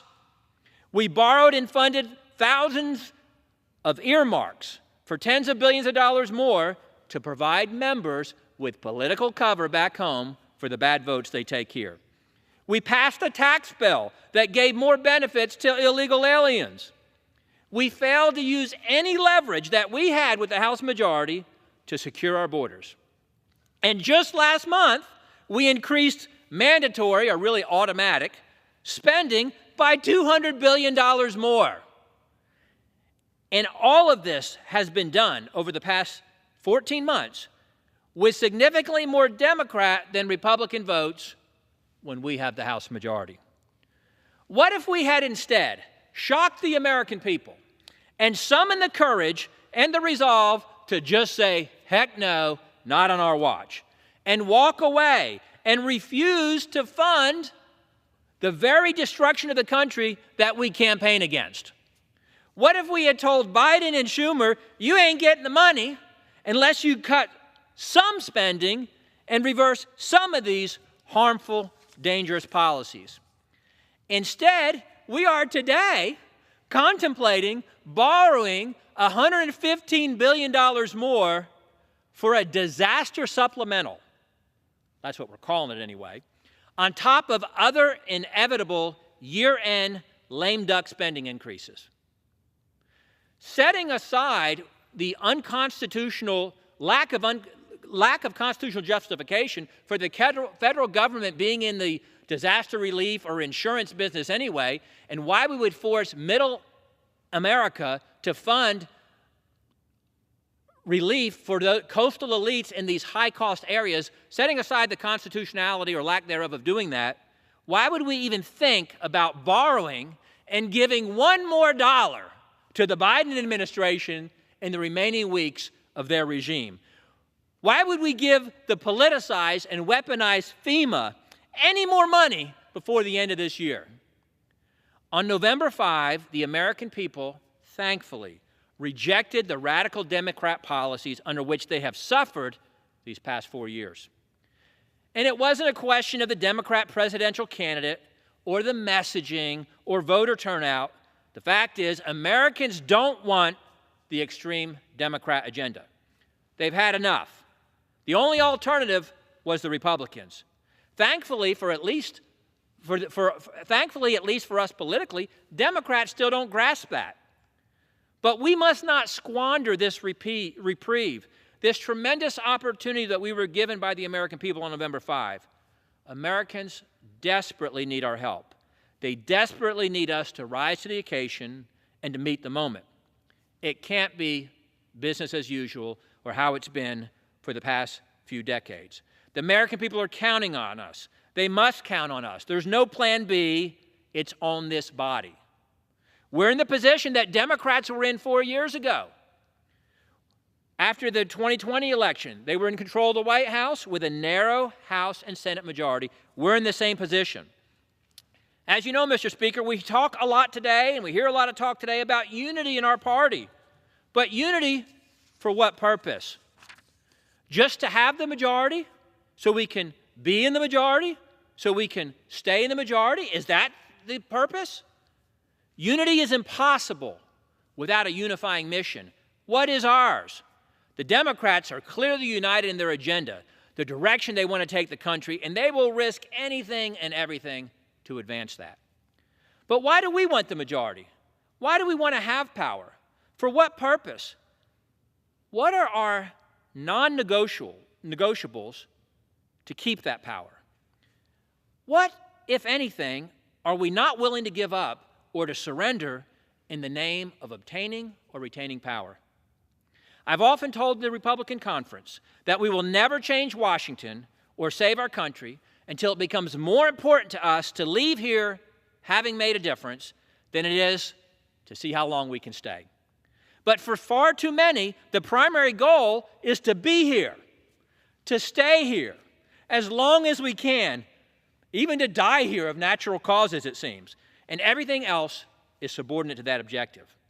But we cannot be unified if we're willing to fund the very things we claim to oppose. because some in our party believe it will help them to get elected. Our party cannot be the goal or the objective unto itself, and our purpose cannot simply be to win elections to have the majority. What are our sacred principles, our values, our convictions that cannot and must not be surrendered in order to obtain or retain power? I ask you, Mr. Speaker, are there any? For what, if anything, are we willing to risk losing power to fight for? Is there any issue that transcends politics and elections for us? What is our foundation upon which everything else rests? Many in our country, many people across the country will express their knowledge of the First Amendment, which, as my friend from Chip Roy from Texas has stated, we should have stopped, Congress should have stopped, the founders should have stopped with Congress shall make no law and just stopped right there. Again, less is more. But whenever you ask somebody what the First Amendment protects or what is the first right protected in the Constitution, they will invariably say freedom of speech. I've almost never had anyone answer that question any differently. When you ask them what the First Amendment protects or the first right protected in the Constitution, they'll say freedom of speech. But of course, that's incorrect. The first right specifically protected in the Constitution, the first one enumerated in the Bill of Rights, intended to protect the people from an oppressive federal government, is the freedom of religion. The founders knew that the most basic, most fundamental, most precious of rights is the freedom to worship or not to worship, the freedom to practice or not to practice our faith as we choose. You cannot separate America from our founding Judeo-Christian principles and our recognition of our supernatural Creator, by whom and for whom we have our existence, our lives, our breath, and our very being. It is He, as our founding declaration expresses, who has endowed us with the unalienable rights of life, liberty, and the pursuit of happiness. But how can a party continue to call itself conservative if it no longer fights for absolute truth and natural law flowing from our Creator? How can a party call it conservative if it no longer protects innocent, precious life in the womb, or looks the other way at the number one cause of death in this country, abortion, and funds it in policy, as some just voted to do today with the latest NDAA? How can a party call itself conservative if it no longer fights for biblical morality, the traditional family, or the definition of marriage? In fact, I've said many times, almost everything that plagues our society and our country is a failure to follow God's design for morality, marriage, and the family.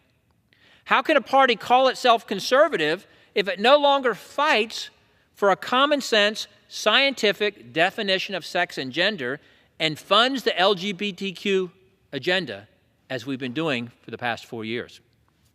How can a party call itself conservative if it no longer fights for the true equality of all and instead tolerates DEI and CRT racist policies that we're funding?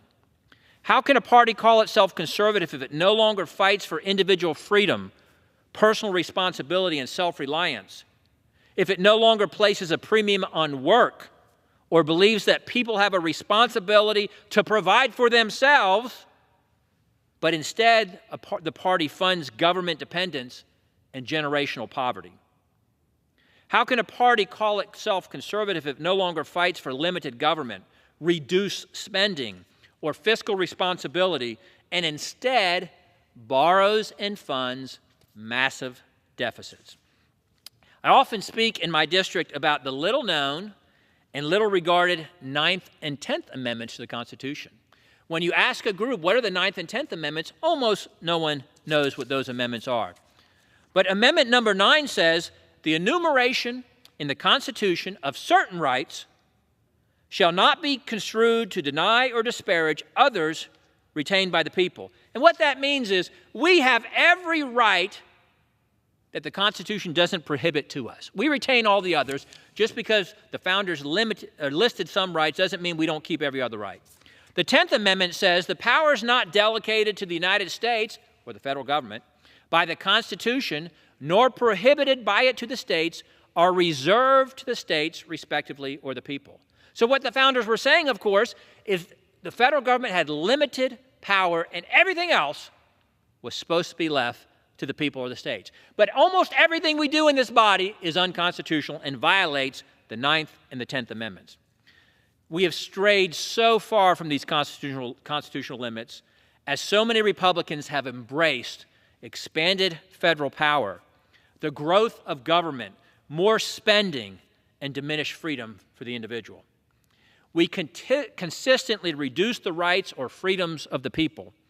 We regularly seize from the states and the people the power that should be left to them. Again, it's all about the money. It's all about the purse strings that are entrusted specifically to this body. We are in danger of fulfilling the famous quote attributed to Alexander Fraser Tytler. He said this a couple of hundred years ago: a democracy cannot exist as a permanent form of government.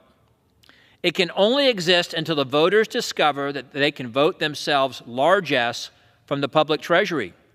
From that moment on, the majority always votes for the candidates promising the most benefits from the public treasury, with the result that a democracy always collapses over loose fiscal policy, always followed by a dictatorship. The average age of the world's greatest civilizations has been 200 years.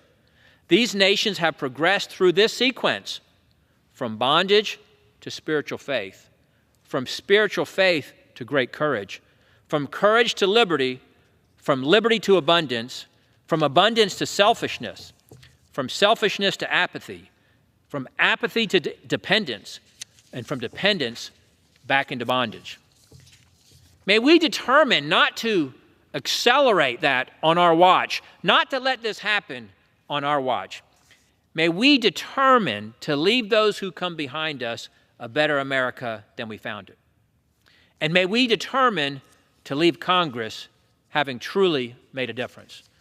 Mr. Speaker, I once again want to thank the citizens of Virginia's 5th District for the privilege of representing them in Congress, and I yield back.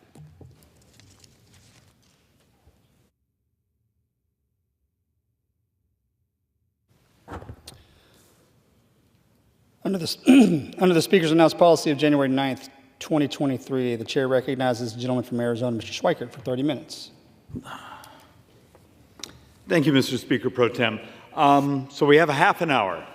Consider that mercy for everyone who's had to deal with some of these presentations. I want to walk through. The original goal tonight was actually to do some things that were a bit more optimistic, some things that we've identified where you could actually modernize and cut the cost of this government and actually do the job that we're supposed to do here. But I need to clear up a couple things. So first, I owe everyone, because apparently last week when I was speaking so fast, I didn't explain this particular chart. So I'm making up for myself last week. The point I was trying to make is, in the last fiscal year, our borrowing represented about 6.4% of the entire economy. When you have individuals around here saying, okay, we have these parts of our 2017 tax reform that expire at the end of next year. If we just extend those and don't pay for them, that's what drives us to almost 9.2% of the entire economy 9 years from now.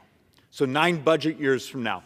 If we actually find a way to pay for them and still extend those tax reforms, we actually get some economic growth.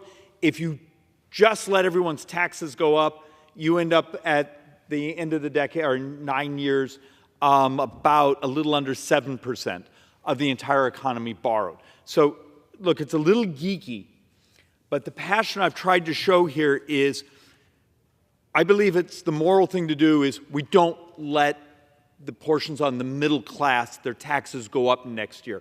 But we also step up and find a way to pay for it. And the CBO and the Joint Economic Economists last week, and it's going to be one of the boards here, actually showed if you pay for the tax extensions Actually, at the end of the decade, the economy's gotten bigger.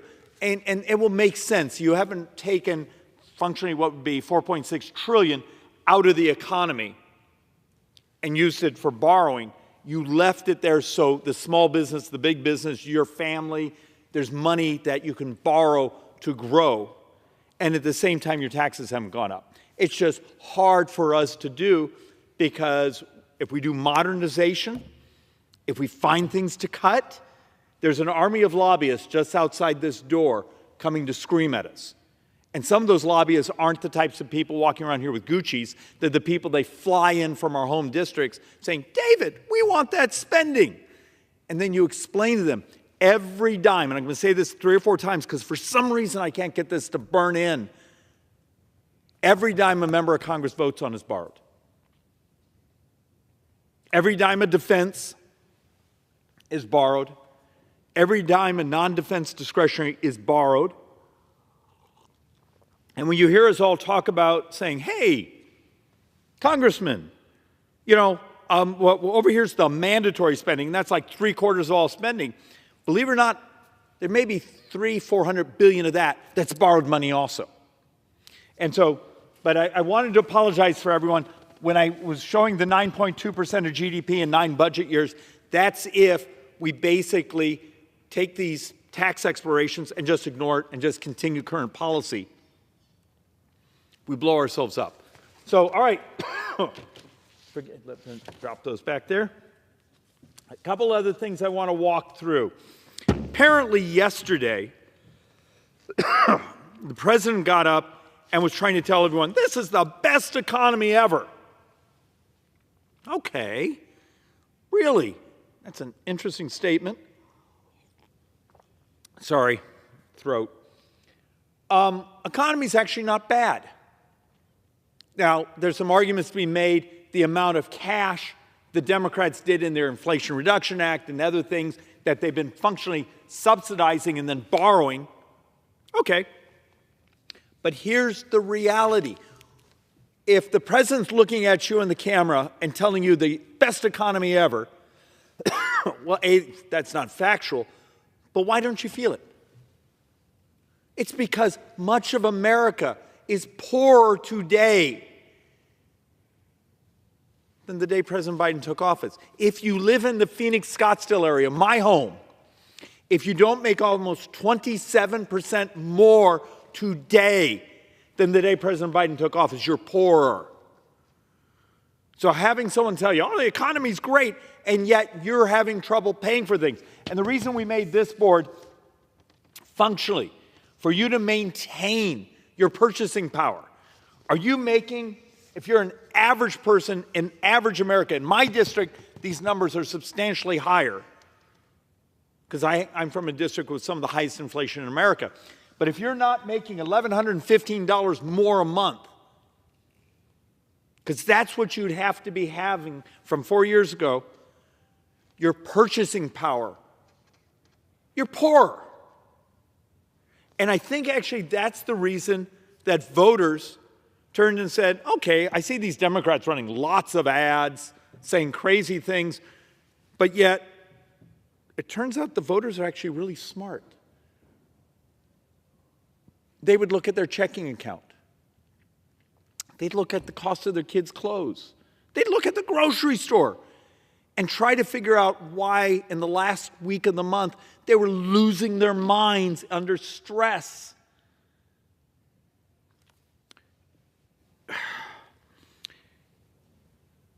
There's a lot of folks here that say things that just from an economist standpoint are insane. But your wages, policies that we engage in that don't make you wealthier, because prosperity is moral. It's moral for the poor person to be less poor.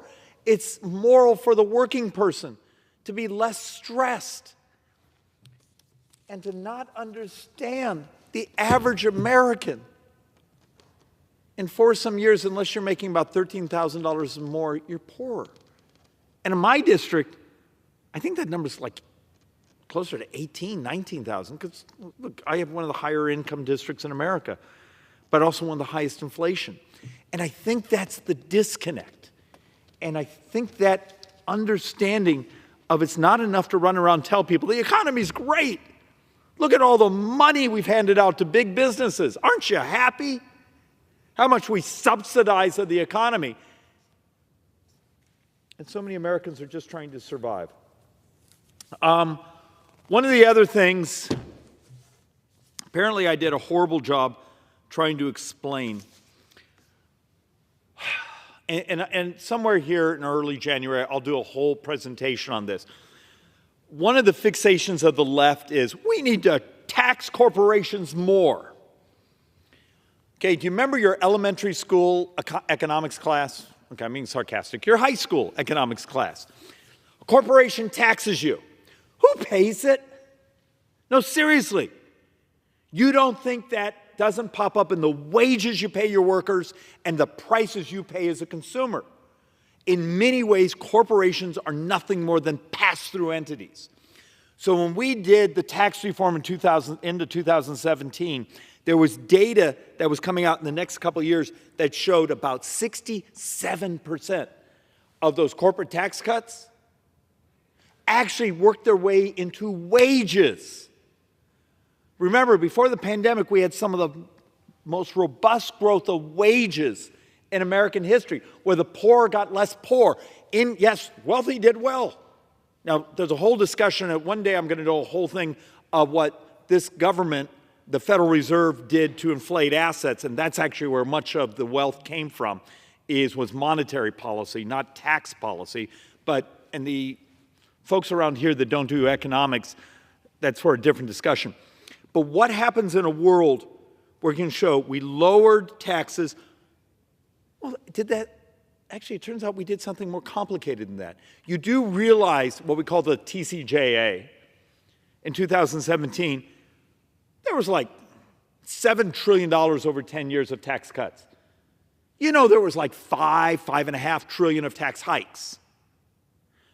Because the idea was to modernize. It had been 30-some years since the United States had updated its tax code, and much of the rest of the world was kicking our heads in. Do you remember the stories that President Obama over and over and over and over and over talked about? These companies are leaving America. They're moving their intellectual property to Ireland and these things. We fixed that. We made it so you wanted to be domiciled in the United States. That's why we had the miracle, the job growth, but also the wage growth. Before the pandemic, we had the fastest closure of income inequality in modern history in America. I would argue that's moral. When you get economic policy, when you get tax policy, when you get regulatory policy right, it's moral. People are less poor. And yet, so often I watch these people come behind these microphones and they say things that aren't true. So I was trying to point out in last week's presentation, just if you look at expenditures on growth and growing businesses and investments, when we did TCJA, you can actually see, the G7, without the United States in it, they were growing about the same. They were investing about the same. We exploded in growth. So back to your high school economics class. What are the two ways you pay people more? Your wages go up. So you're out there in the private sector, not government, because we're a distortion. What are the two ways your wages go up? Come on. You all showed up for your high school economics class. Inflation, your wages go up. But that just means you're treading water. You got paid more because everything costs more. Productivity. Things in the tax code, in the regulatory code, that get a business to buy the new piece of equipment that's better, faster, cheaper.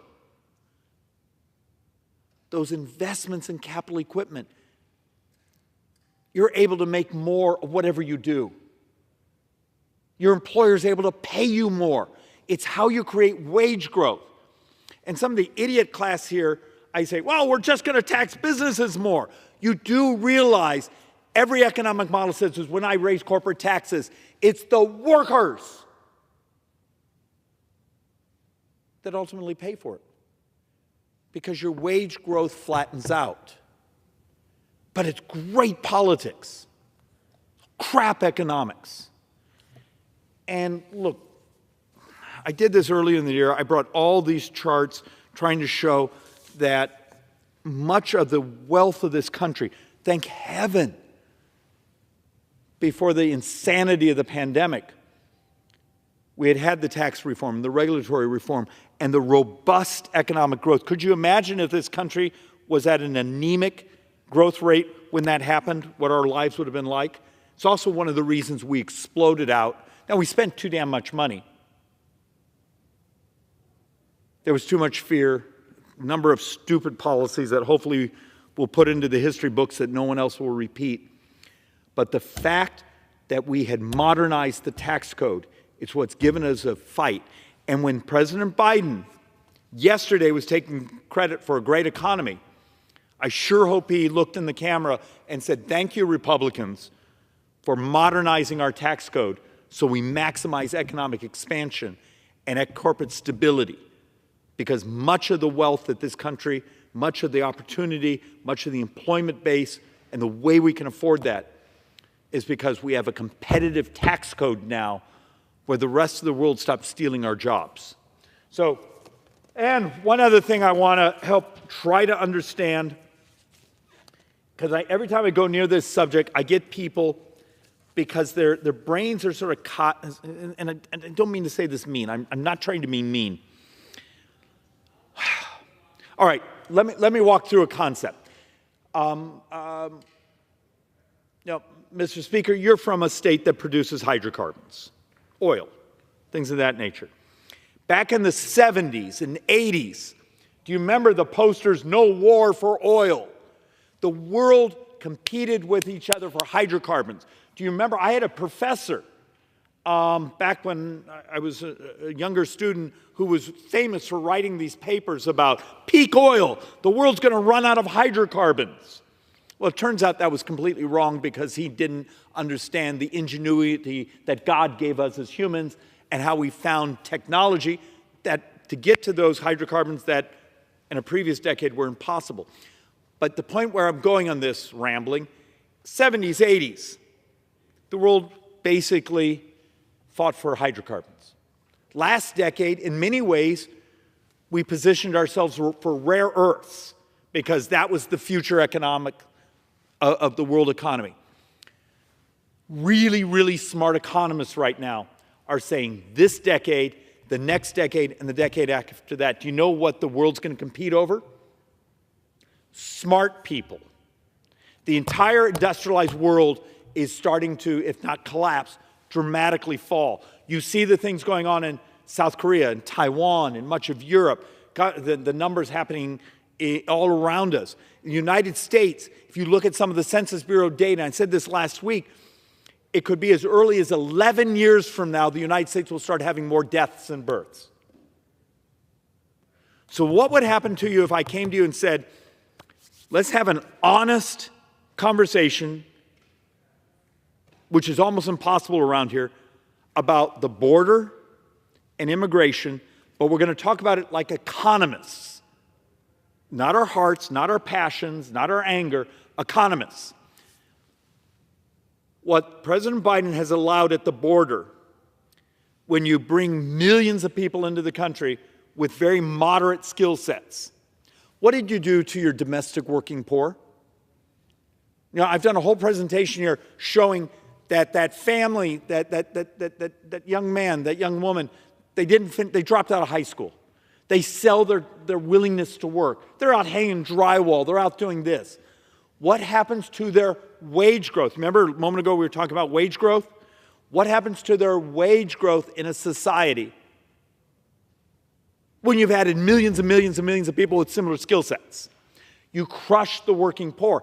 This is actually why, if you look a couple decades ago, it was the Democrats, back when they gave a darn about working people, that actually cared about locking down the border, about taking on low-skill immigration. Those of us from border states, you see the chaos we've had to deal with. You know, it drives us insane when, buses showed up in, New York or Chicago and they lose their minds. And you look at some of the members from Congress, from those states, and you look at them and say, you've been doing this to us for years, and now you figured out what we go through every single day? But back to The Economist. So the morality of when you flood a country of a certain level of skill set, you just made your working poor poor. There's an economic model out there that says it will be 10 years before the domestic working poor in America start to really see their wages go up outside inflation. And it's just because of population dynamics. How many other people are willing to sell their labor cheaper than they're willing? Flip side, and President Trump actually hit this, and hit this brilliantly. We're insane. We bring in smart people from all over the world to our universities. We educate them. We teach them our engineering. We teach them our biology. We teach them things, and then we send them home to compete against us. In a time where you need the society to become more productive. Remember, back to our high school education, as a society becomes more productive, our wages go up. And wages go up, we actually take in more tax receipts, but that's a side benefit. But wages grow up in a productive society, and then the cascade event, you may not be the person with the PhD in synthetic biology, but your wages go up when that person's down the street making a hell of a lot of money and changing the society and the economy for the future and the better. Well, it turns out this last summer we unleashed some of my joint economic economists to just try to do some of the math. Here's what I was talking about: low-skill immigration, asylum seekers, they consume hundreds of thousands of dollars of social services. That's the nature of our country.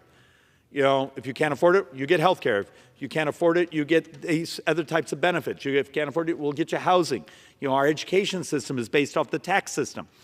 High skill, we actually make millions. Well, in this case, $800,000, $900,000 in sort of the tax receipts and those things over a full career. Now, the fact of the matter is, I have some much fancier graphs that also show the age spectrum, because you got to say, a young worker compared to an older worker, the number of years they're able to participate in the economy at a higher wage level. Bingo. And that's actually why Canada, Australia, New Zealand, Great Britain, the rest of the world we compete with have all gone to a point talent-based system. We are functionally the last industrial country in the world that does a familial system. And I promise you I'll get some very angry things coming to my office, but I'm being honest. Our immigration system is substantially based on who your family is. My cousin moved in, they're sponsoring me. It's a family chain migration system. But the rest of the world has figured out that as birth rates have collapsed around the world, we're desperate for people. I'm going to show you some charts coming where, as a country that our birth rate started to roll over in 1990, we need people. Part of my job with the Joint Economic Committee, part of my job on Ways and Means is, how do I finance all the things that people show up here wanting?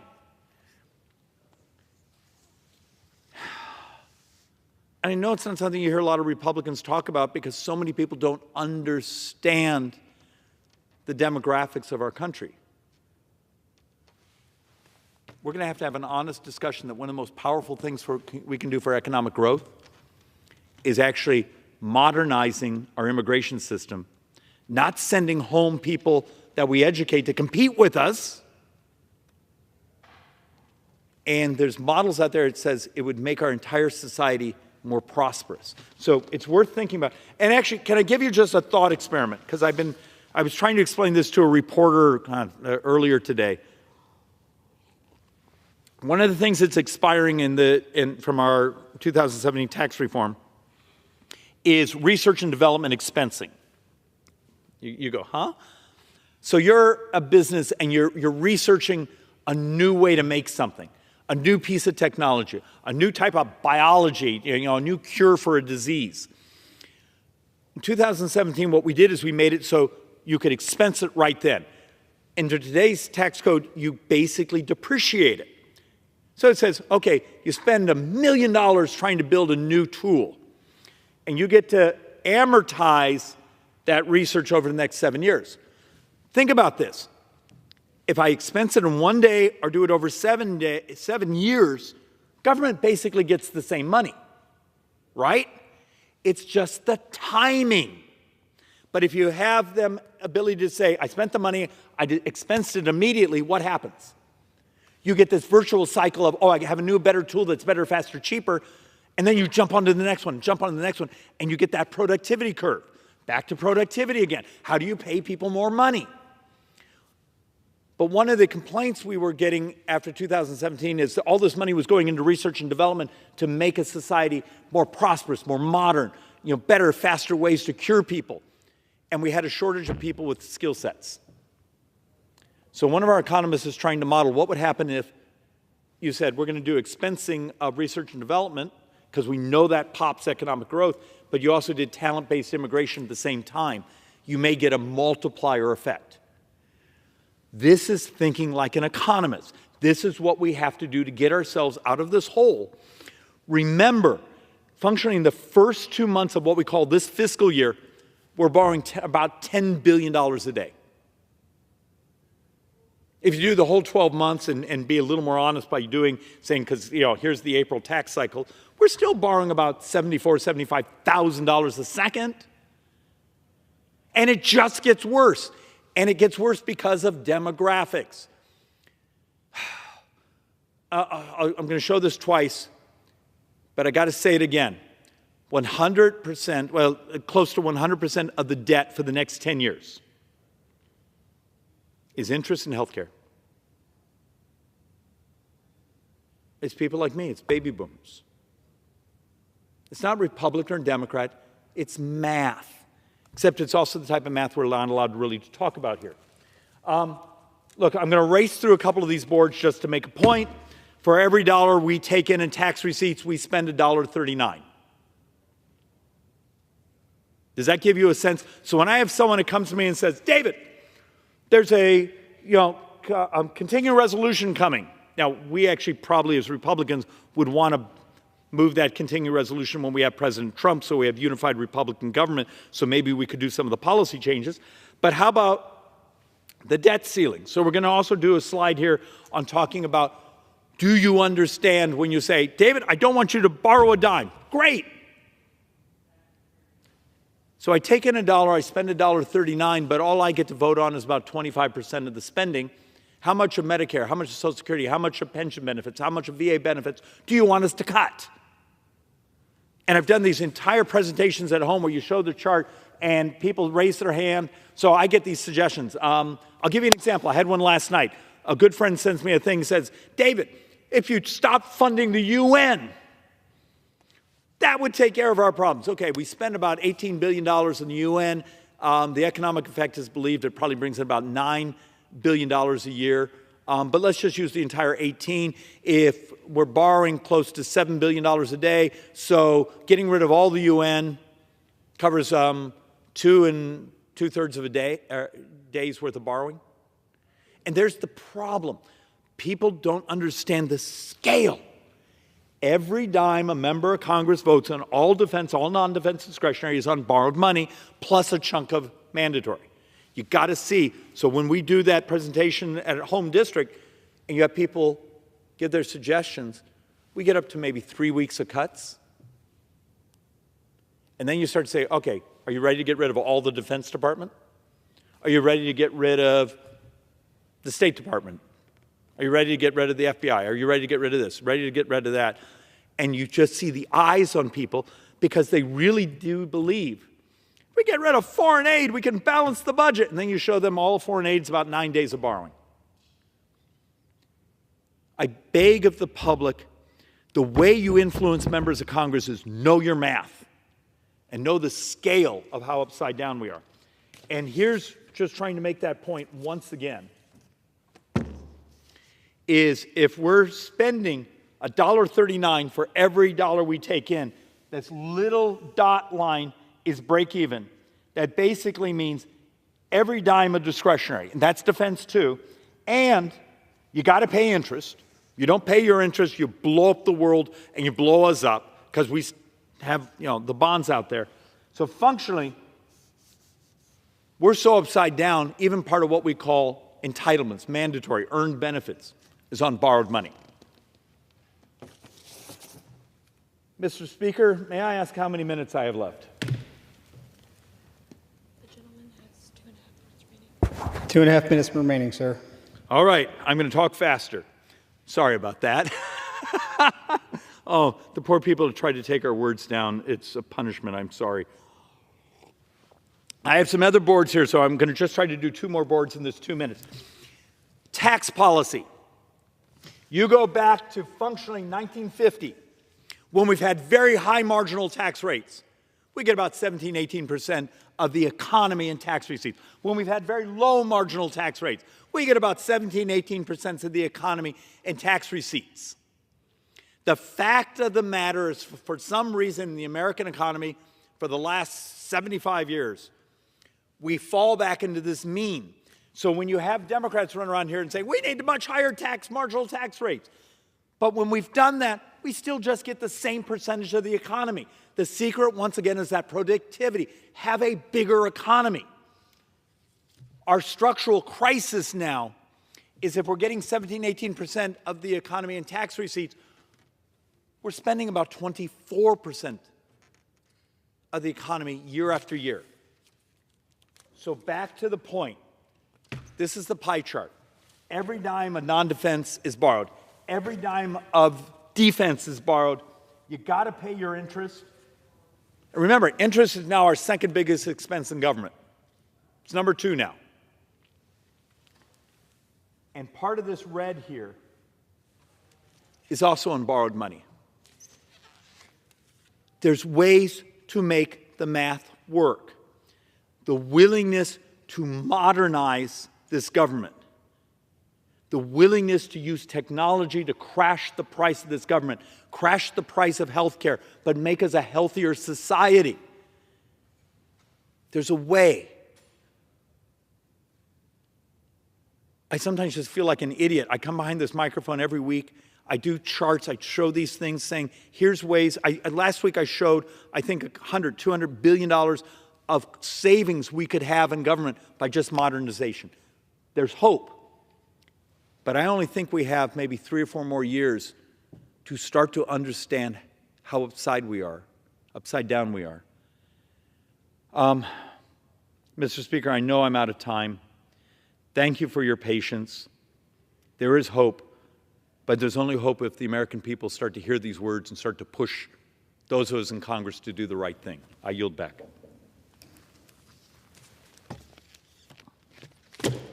Does the gentleman have a motion? Mr. Speaker, I'd like to move that the House stand adjourned.